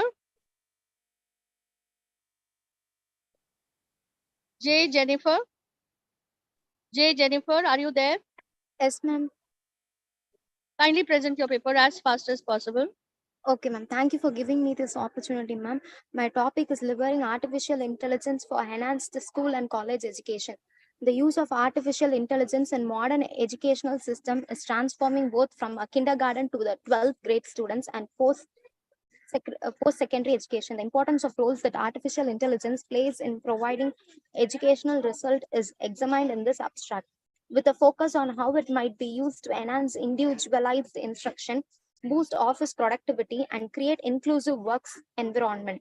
The way that it is provided are students have immediate access to knowledge, direction, and support thanks to cobots powered by artificial intelligence and virtual instructors. They are available around the clock to answer queries, clarify ideas. Sorry to cut you short. Thank you so much. Thank you so much. We move Thank you, on ma'am. to our next presenter. Thank you so much. K. Subhalakshmi. Yes, ma'am. K. Am I audible? Subhalakshmi. Yes, you're audible, ma'am. Please start. Yes. Good afternoon, everyone. The topic of my paper is theme of transience with reference to Robert Frost Birches and John Keats' photo. Before getting into my paper, I want to say a few things. Transience is something condition of being temporary and short. And from psychology view, it's that everything in life is change and decay. When it comes to Frost's Birches, he talks about the constant activity of the boy. And he says that a boy has bent the birches when he went to feed his cattle, and rather than playing with these fellow boys, he wished to spend alone. When it comes to Oates' Nightingale, he describes the momentary happiness in the life of human beings. The speaker Keats directly addresses a song makes him joyous, and he wishes Thank to you so much, ma'am. Thank you so much. We enter move on in- to our next presenter. Thank you so much for your paper. K.S. Shrija, St. Kitts College Yes, of ma'am. Applied Yes, ma'am. Sciences. Yes. Yes, kindly present your paper, ma'am. Good afternoon, all. Here I am present dominator coloring of graph. A graph's dominator coloring is one which each vertex dominates every other vertex in at least one color glass. The dominator chromatic number is the minimum number of color. Here I present that some of the graphs results, that is GBA crown graph. Then the subdivision graph of the complement of crown graph is order 5n minus 2. Then the dominator chromatic number of subdivision graph is 2n plus 1. And next is GBA triangular snake graph. And the dominator chromatic number of the subdivision graph of complement of G is 2n. And the next one is, if G is a fan graph of order 2n plus 1, then the dominator chromatic number of subdivision graph of complement of is n plus 2. And these are the sum of the results that I obtained from this. So thank you so much. Thank you so much, ma'am. We move on to our next presenter, M. Soji from Mar Ivanovis College. Yes, can you hear me? Vidyanagar. Can you hear me? M. Soji. Yes, can you hear me? Yes, yes, you are audible. Kindly present your paper. Okay, I hope I am audible. I am presenting in French, but I shall. The presentation is in French, but I shall read in English. So this is about a novel written by Patrick Modiano, recipient of a Nobel Prize in 2014. His novel that came in 1978, named Rue du Boutique Obscure, in English, Missing Person. So he has written the story of a person who has lost his memory due to amnesia during the Second World War. Now he is going to trace his history, that is his lifetime. That is, he is searching as a detective his own life, his identity. So it's a travel from of memory and identity. And it's a travel to find himself. Then three themes are given here: the quest, the identity quest, then places are symbols of identity and memory, and finally the intersection of personal and collective history.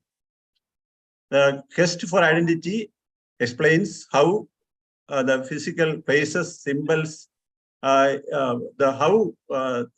he finds, he searches for his own identity, his own self. His identity is lost due to his memory, so he has to find out who he is actually. Okay, thank you so much. I'm sorry to cut you short. We move on to our next presenter. Thank you so much, sir. We move on to our next presenter, A. Amudha, Assistant Professor of English at Bharati Dasan College, Government College for Women, Puducherry. Ma'am, are you there? A. Amudha.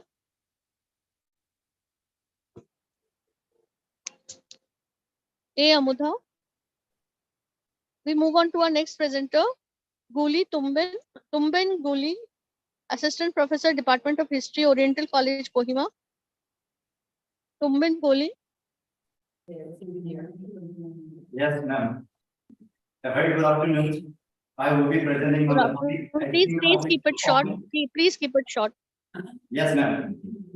On the topic, a kingdom of its own, revisiting the customary proceedings of the Lothar Nagas. The Lothar Naga tribal community is one among the 16 major generic ethnic groups called the Nagas, occupying the district, having a geographical area of 1,688 square kilometers, accounting to 9.82% of the total geographical area of Nagaland.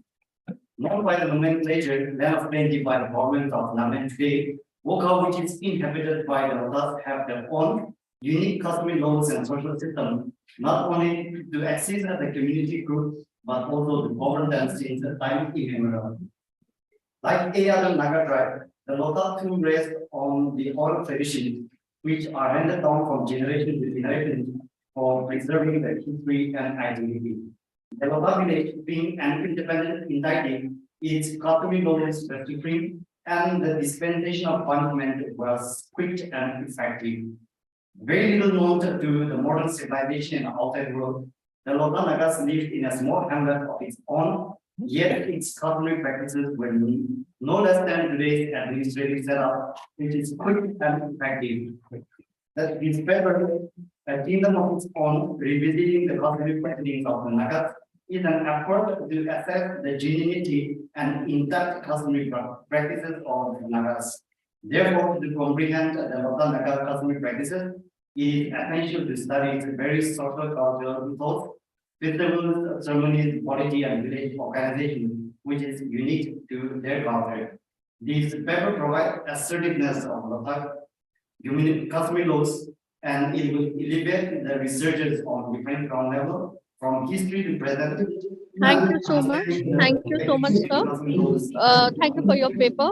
We move on to our next participant, Dr. Shavudi Chakraborty, HOD, Department of English, Government Vivekanand PG Mahendragarh, Chhattisgarh.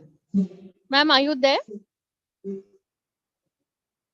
Dr. Shavudi Chakraborty.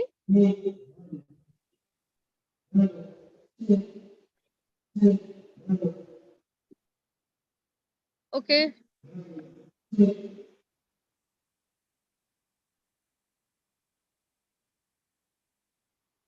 Thank you so much for all your papers. It was a very nice experience listening to all of you. and from all such varied fields of study. Thank you so much. Hello, ma'am. I want to present my paper. My number is 37. Dr. Geeta from JNK. There are some more presenters. Hello? Ma'am, over here we have only 31 participants. I think you are from another group. Actually, ma'am, no, we are in this group because I got that the second list in that list, my name is mentioned very clearly. 37th is my number. 37th is my number. Me too in group. Me also in second group. Number is 32. No, ma'am, it's 37. I have just read my name. Sorry, ma'am. This is the first group. This is not the second group. I have only 31 participants in my list. You have to find it out from the meeting is over, ma'am. We are about to leave. Thank you so much. I'm sorry, this should not be done, ma'am. I have just read my name there. 37 number is there. What are you saying? The 37 number written very clearly, Dr. Geeta Gotra, GDC Samba. It is written very clear. The list number second is written. Whatever name you have announced as per according to that list which I have read in the group.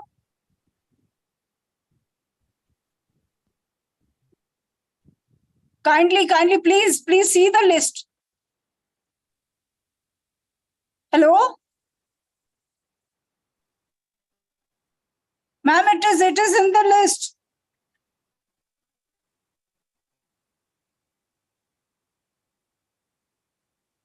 Kindly see the list, bhai. Kindly see the list.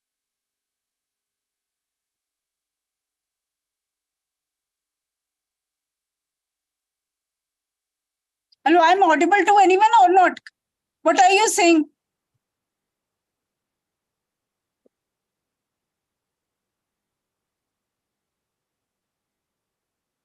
Yes, ma'am, you are audible. Let us wait for some time. Let us see what they say.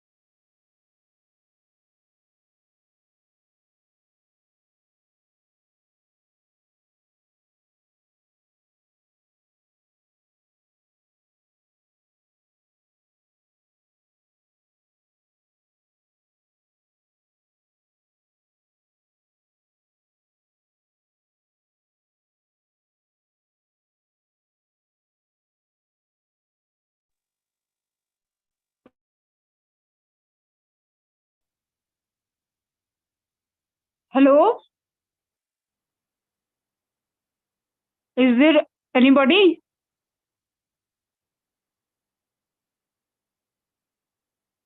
The session is going on, or are you have you Yes. have you completed?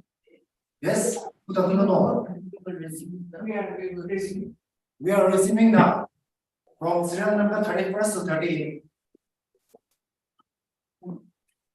Yes, I am Dr. K. Sakti, student from Oriental College, Kohima.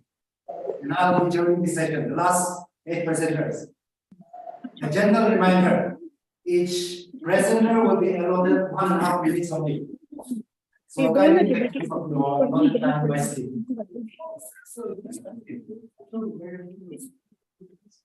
Serial number 31, Dr. Shabrani Chakraborty.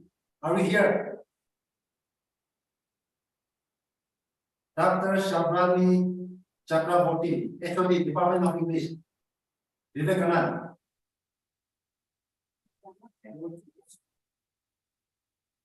Okay, the next presenter, serial number 32, Dr. M.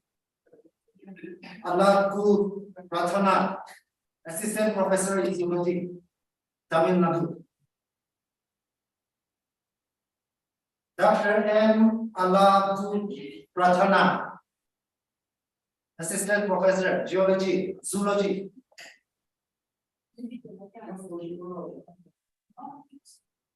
Audible or not audible?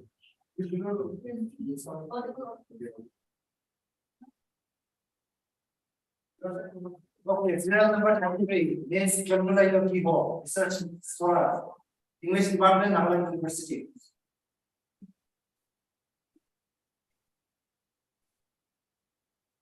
I'll be presenting on the topic challenges faced in the teaching of poetry by teachers of English and BHIMC-RDSSAS. Poetry has come to be one of the most popular literary forms, and studied in all languages, and as such, is an important component of both the English and religious syllabus in the college level. Despite the differences in language, a similarity that teachers of both poetry and poetry in both languages have in common is the difficulty faced in teaching it and the unique set of challenges it poses. Research methodology. The data for this study was collected by a questionnaire from the teachers of the English and Hindi Department of Oriental College, Kohima. Findings from the study: the first is a level of teachers training. The second is teaching methodology. The third is the subjectivity of poetry. The fourth is the language of poetry, and the fifth is the teaching goals for the English sheet. Thank you.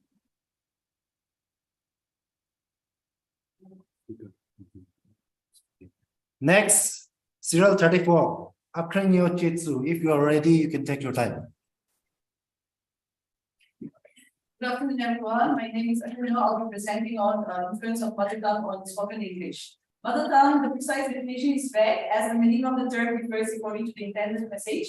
Mother tongue refers, therefore, is not just a spoken language, but a reflection of tradition, values, history, and customs of a community or a region in particular. So, separating language from the cultural context in which the language exists cannot be done because it was living only in relation to that society, culture, and the people, tribe, or ethnic group. Therefore, preserving mother tongue in its usage is vital in maintaining a strong self-connection with the community and the group. Since the system of language consists of noun, structure, vocabulary for a person learning English as a second language, mother tongue influence becomes a hurdle. It is not possible for a non-native speaker to speak like an Englishman, so learning to speak global English becomes fundamental. So for a non-native speaker to do away with MTI, listening skills are very crucial. The study is done to identify the specific sounds that are commonly mispronounced by native English speakers, particularly focusing the ethnic groups of Nagaland state known as Yangavis, who speak Tenige as a first language. Tenige as a dialect is now called a language because it has developed into literary forms. According to the findings, the methodology involved was a pre-test and a post-test, and the results were satisfactory, as the experimental group showed increasing improvement in the pronunciation skills, elevating their confidence in making effective communication. Thank you so much.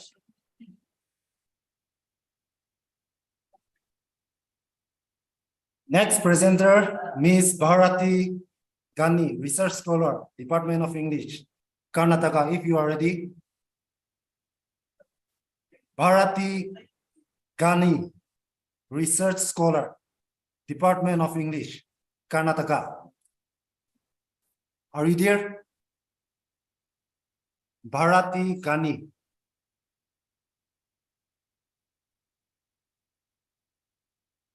Bharati Gani. Please go to the next presenter. Okay, the next presenter, Valluru Meghana, MBA student, Andhra Pradesh.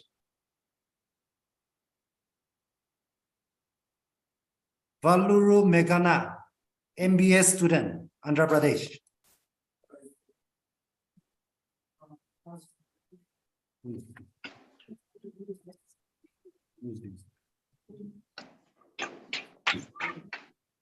Respected chairpersons. Yes. Hello. Yes. Respected chairpersons. Yes. Hello. Yes. Hello. Yes. Hello, sir. Please allow to all the participants to present their paper. So we have included the second list. Yes, we are doing the same. Okay. So please, all the participants, you may present your paper through online. So don't worry, people are sending message to me personally. So now I am informing you everyone. So the chairperson, respective chairperson, they may allow to present your paper. 32. Okay, serial number 32, Dr. M. Alagu Pratana, Assistant Professor, Tamil Nadu. Are you ready? Dr. M. Alagu Pratana.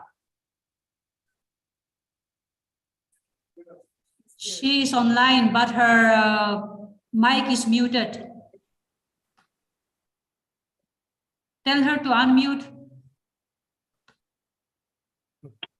Okay.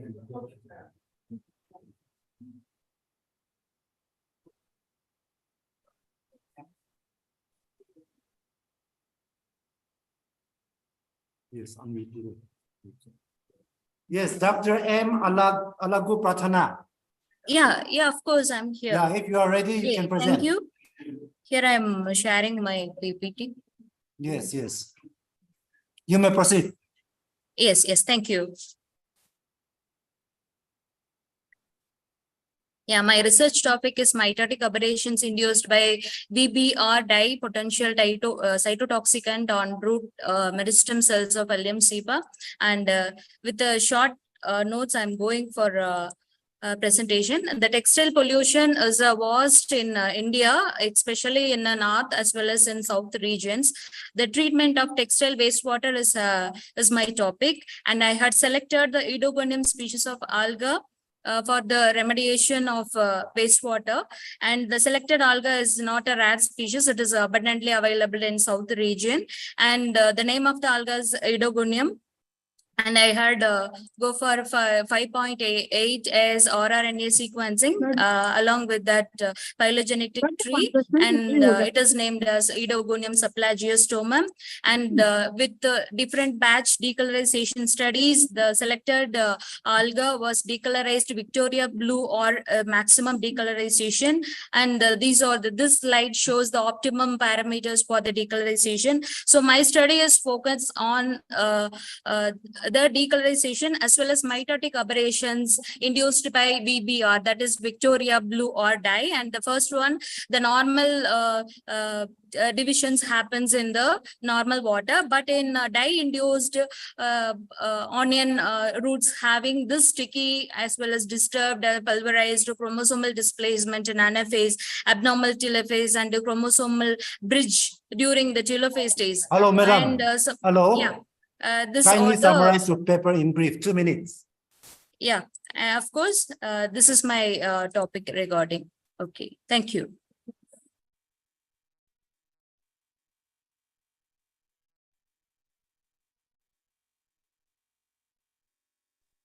Thank you all. Okay, thank you, madam.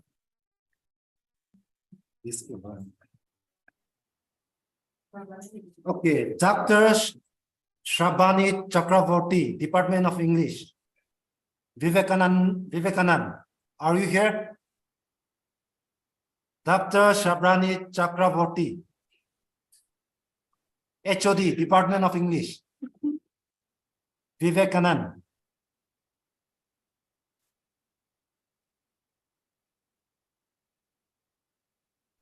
I think she's not there. You can go to the next presenter, please. Serial number 35, Bharati Gani, Research Scholar of English, Department of English, Karnataka State. Bharati Gani.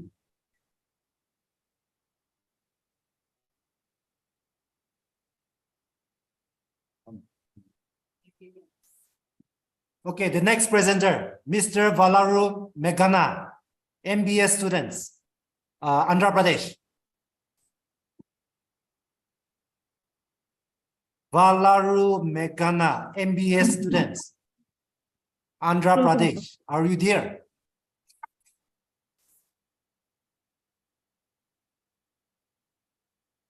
No. Okay, next presenter, Dr. Geeta Lakhotra, Assistant Professor in English. Yes, sir, I'm here. Okay, I'm audible. Okay. I am audible. Yes. I'm audible now. Yes, madam. You can proceed. Yes. My topic is silence a weapon in the fiction? That Long Silence by Shashi Deshpande. That Long Silence is a story of a woman, Jia, who maintained silence for many years. Finally, she broke her silence when she realized silence is no longer a solution to her problem. She born and brought up in strict discipline in family. She was being socialized as a girl in the family. When she was in the Dada flat, she recollected how her father once taught her on her the likeness of filmy music. Jia offended her offended by her father's remarks, but she never opened her mind for anything in future. Through this incident, through this episode, she revealed a girl cannot keep her individual thoughts.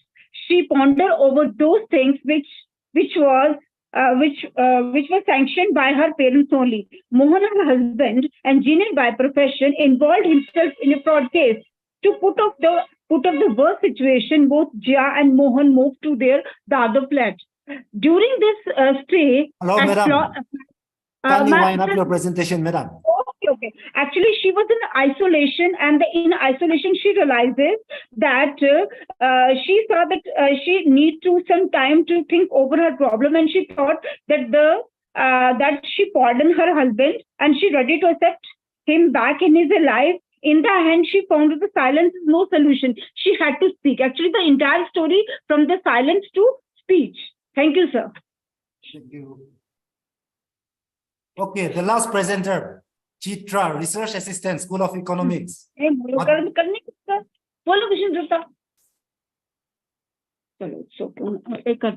Serial number 38, Chitra, Research Assistant, School of Economics, Madurai. Chitra.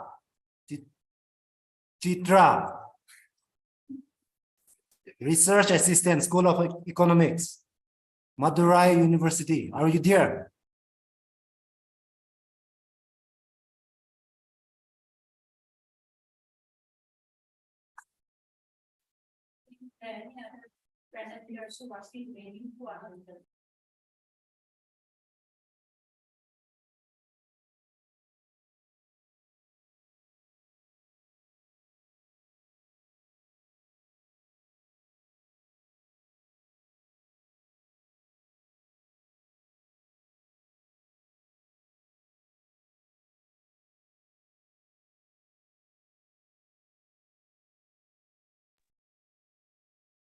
Is there anyone who is waiting to present his or her paper?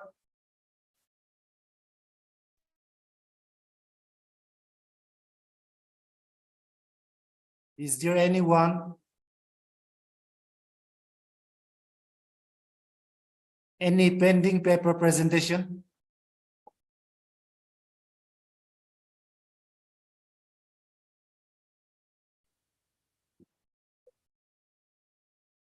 Okay.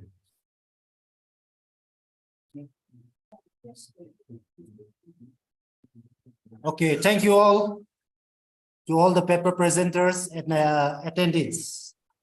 Now, because of limited time, we have to cut short your presentation, but hopefully it was a productive one. We'll Thank wind you. up this session from here. Hope this see you all in the valedictory function. Thank you. Thank you.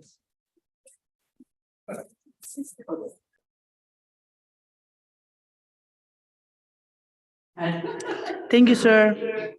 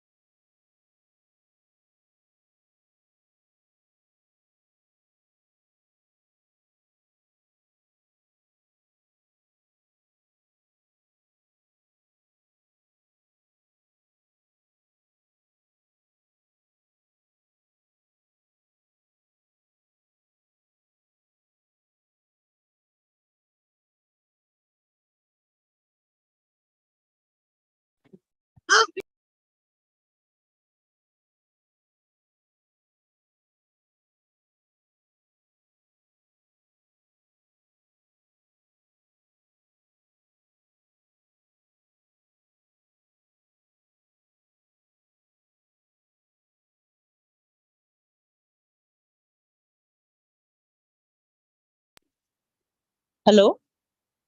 Hello? Hello?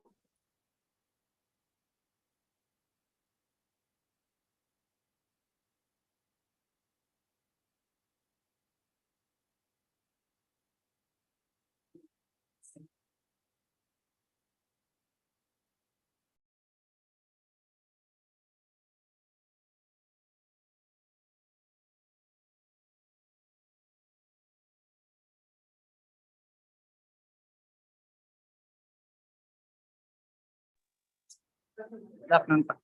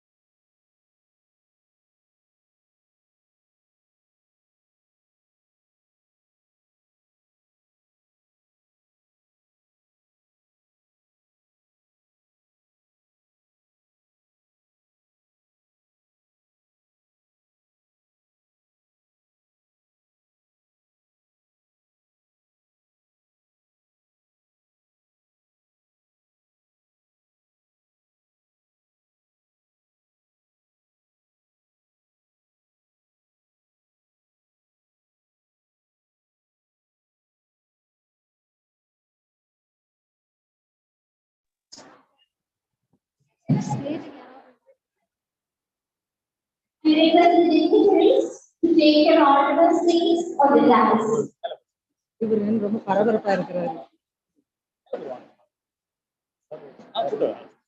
Sir please மேல sir மேல போயிடலாம் வாங்க மேல போயிடுவாங்க sir மேல போயிடும்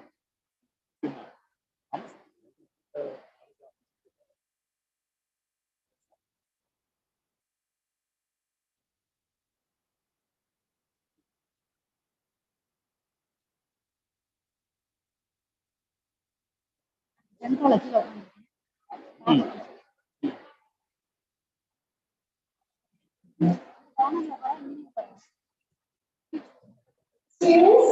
you are asked to maintain silence. Kindly maintain silence. The staff members standing along with the students, kindly take care of your students and stand along with your students.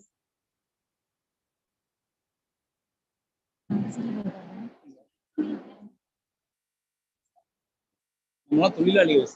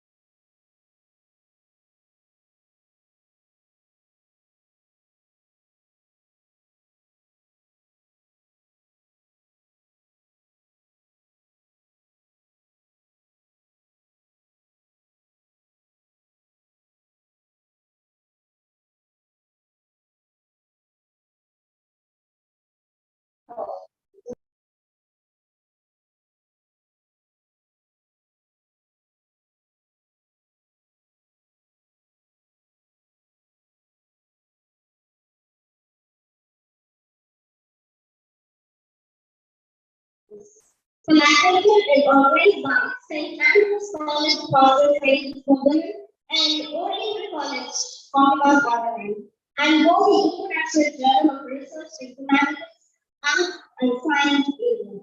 This is an interesting exciting event for our institute, with actively growing participation of the students and the participants from different colleges, affirms the relevance and meaningfulness of this event to recap our results.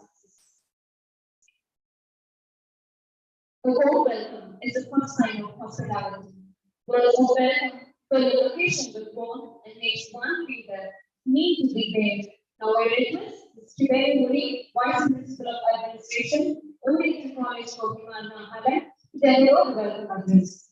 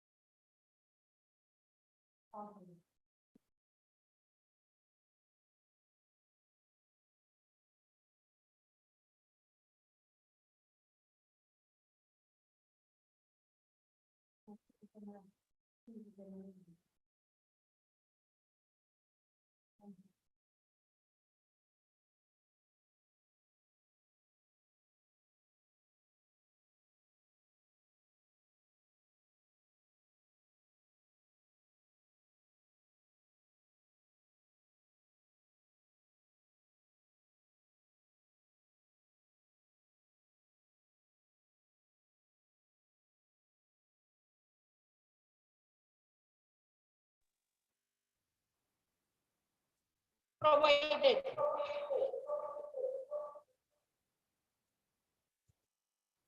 In the urban development, manufacturing industries, development can classify into two kinds of manly, materialistic development and welfareism. Material development refers to the agriculture,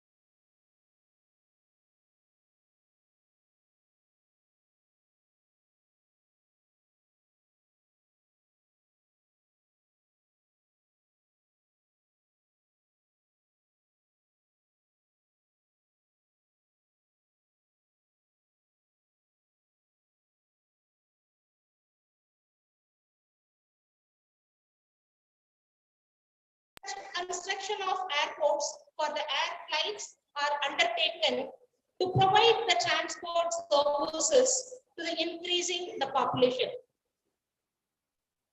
The movement of people from one district to another district, from one state to another, and from one country to another has increased. So the transport with quality, with speed is required to meet the demand for the people. The construction of dams for water conservation, construction of bridges in the infrastructure for the fast and safe transport are necessary for the development. Establishing industries for mass production by using modern technology for the trade and domestic utility makes for the material development.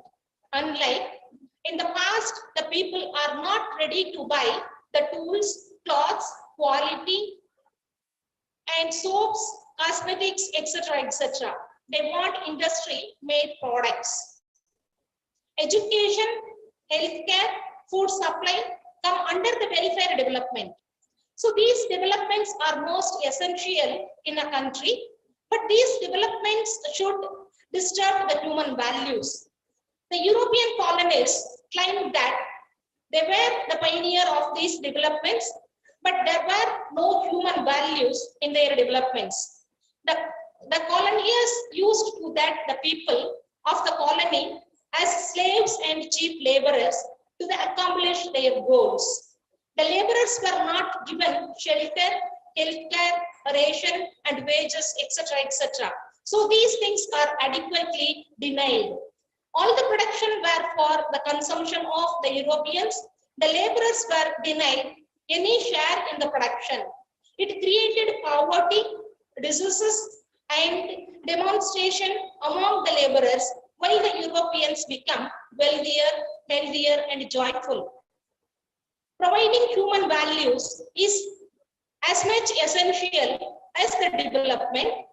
Development and human values are like body and soul. One is incomplete and the meaningless with the other. What are the basic values? How to provide human values? The most primary human values is coexistence. It is observed that the material developments tend to create to the divisions among the people economically depending upon the income. The strong is prone to that affect the weak.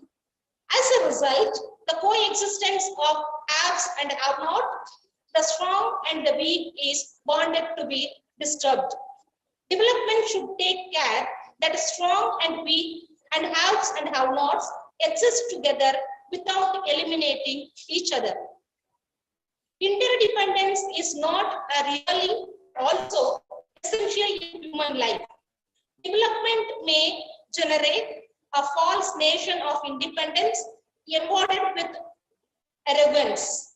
The arrogance of one section or one individual tends to cause damage to the forward journey of development, since the lack of interdependence will lead to non-cooperation between the individuals.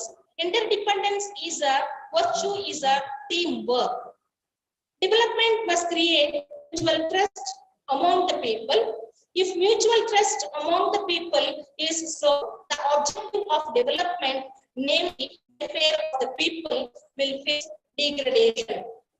Mistrust creates and unrest among the people. Therefore, mutual trust needs to be safeguarded and maintained. The conservation of wildlife, natural forest and jungle is an essential value which need to remember in the process of development. It is a well-known fact that the natural forests and jungles are destroyed for farming, making parks and gardens in the name of development. But the real estate developments have encroached and occupied the fertile cultivatable lands. Unless such acts are stopped, the harmony will face starvation and hunger in the near future. Rights of all. During the colonial rules in Africa, Egypt, and other European colonies, there was a law called Apartheid law, which suggested that the native people for the white people. The native people were prohibited to the parks, gardens, pavements, entertainment halls in the first class compartments in the train and other transports. It is an inhuman law and etc. Such prohibitions and suggestions like in a farm must be abolished. The mutual respect is also an important human values. The meaning of civilized human life lies in the dignity of the person. It is mutual respect which ensures that the dignity of the people, there were practice of representing the people on the basis of the race, caste, and wealth and gender. As a result, some sections of the people get respect and some other people are denied respect automatically. The concept of one man, one value has to be adopted so that the mutual respect practiced. So some of that, the more human values are trust, respect, affection, care, guidance, then glory, gratitude, and love, ethics, morality. So I conclude my valedictory address. So, if I enna sonnano adu ellathiyume human values na enna sonneno adu ellathiyume na kaalayila vandadhula na indha college la paathuken.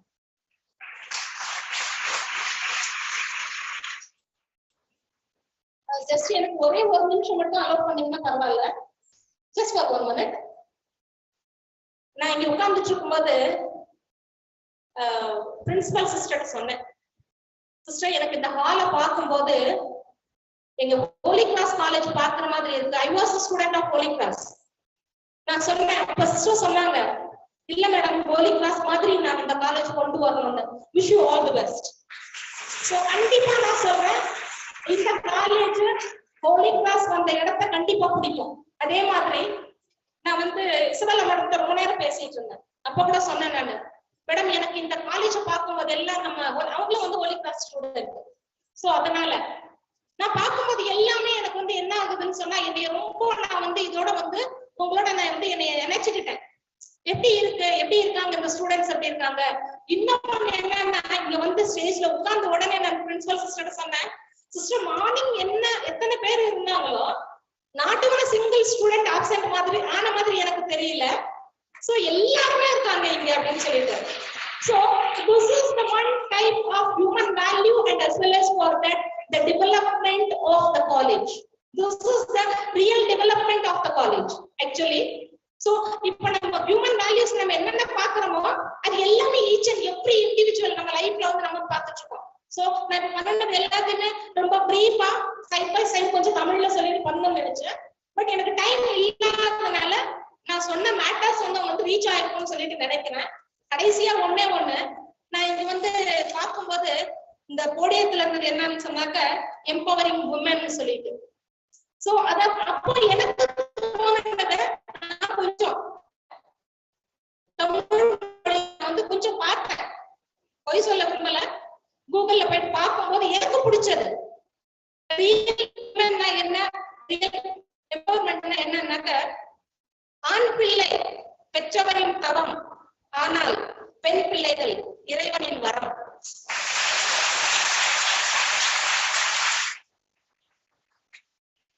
சொல்லுவாங்க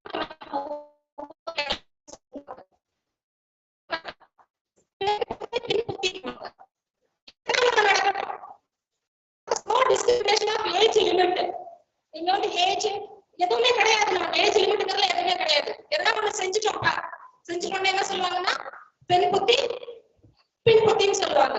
ஆனா அதுக்கு ஒரு explanation இருக்கு. என்ன தெரியுமா, அதனோட உண்மையான விளக்கம் என்னன்னாக்க ஒரு பொண்ணுங்க என்ன பண்ணுவாங்கன்னா பின்னால வரக்கூடியத முன்னாடியே யோசிப்பாங்க, பின்னாடி வரக்கூடியத முன்னாடியே யோசிப்பாங்க. அப்படிங்கிறதுதான் வந்து இங்க அர்த்தம் பண்ணி என்ன சொல்லியிருக்காங்கன்னாக்க பெண் புத்தி பின் புத்தின்னு சொல்றாங்க. இன்னொன்னு என்னன்னாக்க ஒண்ணு கடைசியா நான் சொல்லிக்கிறேன். என்ன இந்த சிஸ்டர் சொல்லணும்னு சொன்னேன். So this is the real empowerment ன்னு சொன்னேன். This is the real women empowerment ன்னு சொன்னேன். So அது ஒண்ணே நான் என்ன சொல்லிக்கிறேன்னாக்க சிஸ்டர் சொன்னாங்க, மேடம் ஒருத்தர் மட்டும்தான் மேடம் வந்து ஜென்ஸ் இருக்காரு இல்ல, அது இப்பதான் ரீசெண்டா வச்சுக்கிட்டேன்னு சொல்லிட்டு. சோ இதுக்கு மேல நம்ம வந்து வேற எதுவும் சொல்ல வேண்டிய அவசியமே இல்லை. அதே போல ஒண்ணு கடைசியா நான் சொல்றேன், பெண்களே உன்னை மதிப்பவர்களுக்கு நீ மலராய் இரு. பெண்களே உன்னை மதிப்பவர்களுக்கு நீ மலராய் இரு, பூ போல இரு. உன்னை மிதிப்பவர்களுக்கு முள்ளாய் இரு. உன்னை நினைக்கிறவர்களுக்கு நீ முள்ளாய் இரு என்று கூறி எனது உரையை முடிக்கிறேன். வாய்ப்படைத்த அனைத்து அன்புகளுக்கும் Thank you for your appreciation. The successful courage to fill the discussion comes from passion, not from position. Reminds the successful person who is very passionate towards his goal and there is somehow. As a token of gratitude and honor, I now realize the secretary and governance principal to present a honor with a show to Dr. Balakrishnan, who has taken pains in making this event a successful one.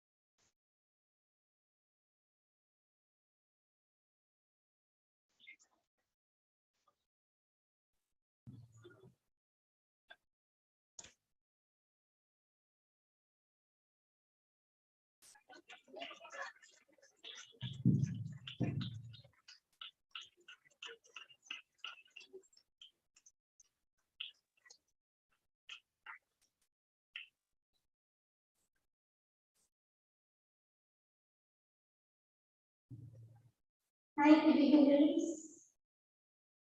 And now it's time to the paper presenters. I invite Dr. A. Gerald Antony, Assistant Professor of GRI, to give the certificate. I invite Reverend Sister Secretary to give away the certificates.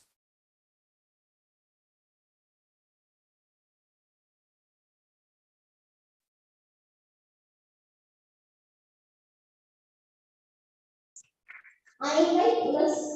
Pamela Esther of Nadu Christian College to get the certificate. And I invite Ms. J. Lata of Oriental Engineering College to collect the certificate.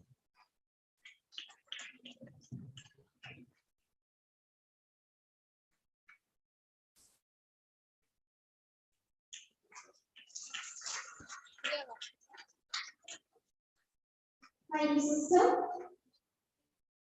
Gratitude is a sign of faithful heart with noble soul.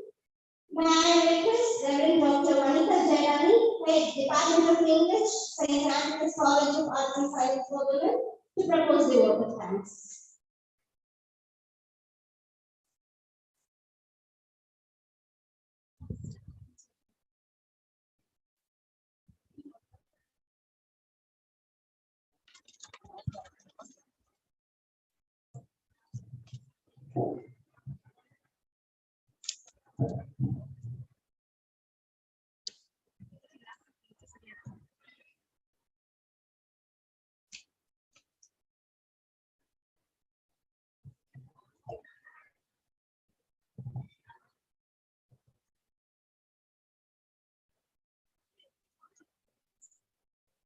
Good evening, everyone present.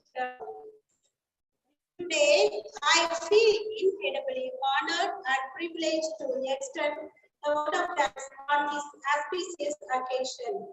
I hope this is a momentous day in our college history as we have hosted this international conference on recent developments, arts and sciences. It has been a gathering of intellect, innovation, and global perspectives, and it would have been possible without the collaborative efforts of numerous individuals. First and foremost, I extend our sincere thanks to our Secretary, Reverend Sister Arul Devi, and our Principal, Reverend Sister Mary Pramila Shanti, who encouraged us a lot to ensure the smooth execution of this event. Your trust in our mission for this event is deeply appreciated. Thank you, sisters, for your incredible support.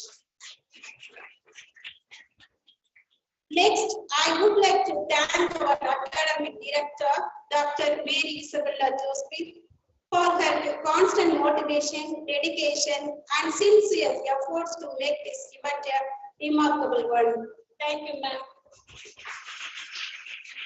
I place on record a bucket of thanks to the principal, vice principal of Oriental College, Kohima, Nagaland, for joining hands with us and taking a lot of effort to enlighten the young minds through this international conference.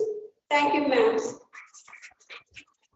I extend my gratitude to our distinguished speakers to all the sections, Dr. Kannan Narayanan, Professor Dr. Parvin Somani, Dr. Suresh Patrick, Dr. John Sekar, Dr. Selvi, Dr. Karthikeyan, Dr. Anbalakan, Dr. Frank Jeparaj, Dr. Manoharan, who shared their profound insight and expertise on a wide range of topics. Your contributions have enriched our understanding and inspired us to think beyond the boundaries. It is a great honor of our college to have welcomed such prominent speakers, known for their contribution to their respective research fields. Thank you, sirs. I will be failing in my duty if I don't recognize Dr. Balakrishnan, Managing Director of Bodhi Journal, and his team members. We have been quite fortunate to have worked with such dedicated personalities who made themselves available whenever required and helped make this event possible. I would like to extend a warm thank you to the Managing Director who worked tirelessly. We cannot thank this credit away from him, who has constantly inspired us to excel in our writing and research papers, arranging the beds and so on. Thank you, sir. Here I extend my sincere thanks to Dr. John Sager, former Assistant Professor, Head in Department of English, former Dean of Academic Policies and Administration, the American College, Madurai, who initiated this international conference and stood by us in all our endeavors and helping us in each and every way possible. Thank you, sir. I would like to thank all the chairpersons of paper presentation sections, Dr. Pebi, Dr. Suresh Singh Gupta, Dr. Ronald David, Dr. Veeramani, Dr. Vangai Karsi, Dr. Justina Jaikumari, for your prestigious presence and sharing the sessions and patiently listening to the presenters. Thank you, ma'am. I now grab the opportunity and thank the vice principals of St. Antony's College, all the heads of the departments and teaching faculty of St. Antony's College and Oriental College. Without those support and dedication, this event would not have been possible. Your guidance and unwavering commitment to the pursuit of knowledge and commendable. Thank you. Our heartfelt appreciation goes to all the participants and faculty who traveled from different corners of the world to join us in this intellectual exchange. Your involvement and diverse perspectives have been the driving force behind the success of this conference. Thank you. I would like to convey my hearty thanks to the students and participants of St. Antony's College who brought an incredible amount of enthusiasm and energy to this conference. Your engagement and interaction are a testament to bright future of academic and research. Thank you, students. I want to acknowledge the workers of Student Council members, NSS students, and other volunteers for making this event happen beautifully. I also cannot overlook the efforts of our volunteers. We received enormous cooperation in arranging the venue, ensuring the availability of various resources, etc. Thank you all for becoming a part of the program in ways we cannot recognize. Thank you. I also want to thank the persons who have given the technical support, non-teaching staff, the persons involved in master of ceremony, and the media persons, and the well-reputed institution. Thank you. Finally, this international conference has been a truly transformative experience, bringing together minds from across the globe to exchange ideas and inspire one another. As we fit this event, let us carry the knowledge and connections gained here forward and continue to work together for a better future. Once again, I thank you one and all.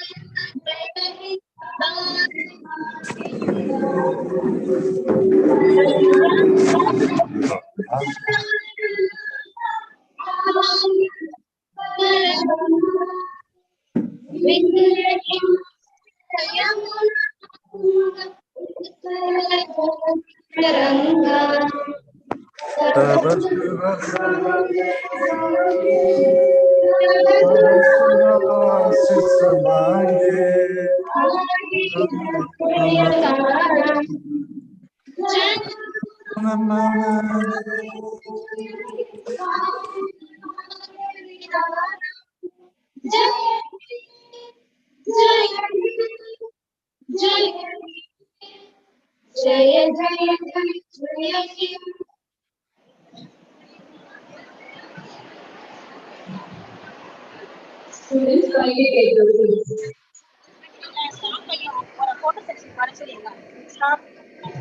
I saw a request to come in front of the page for you.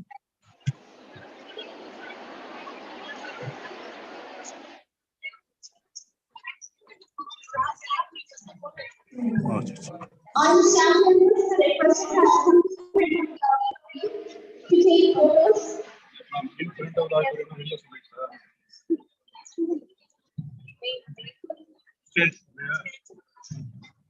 All the staff members standing at the stage to take photos.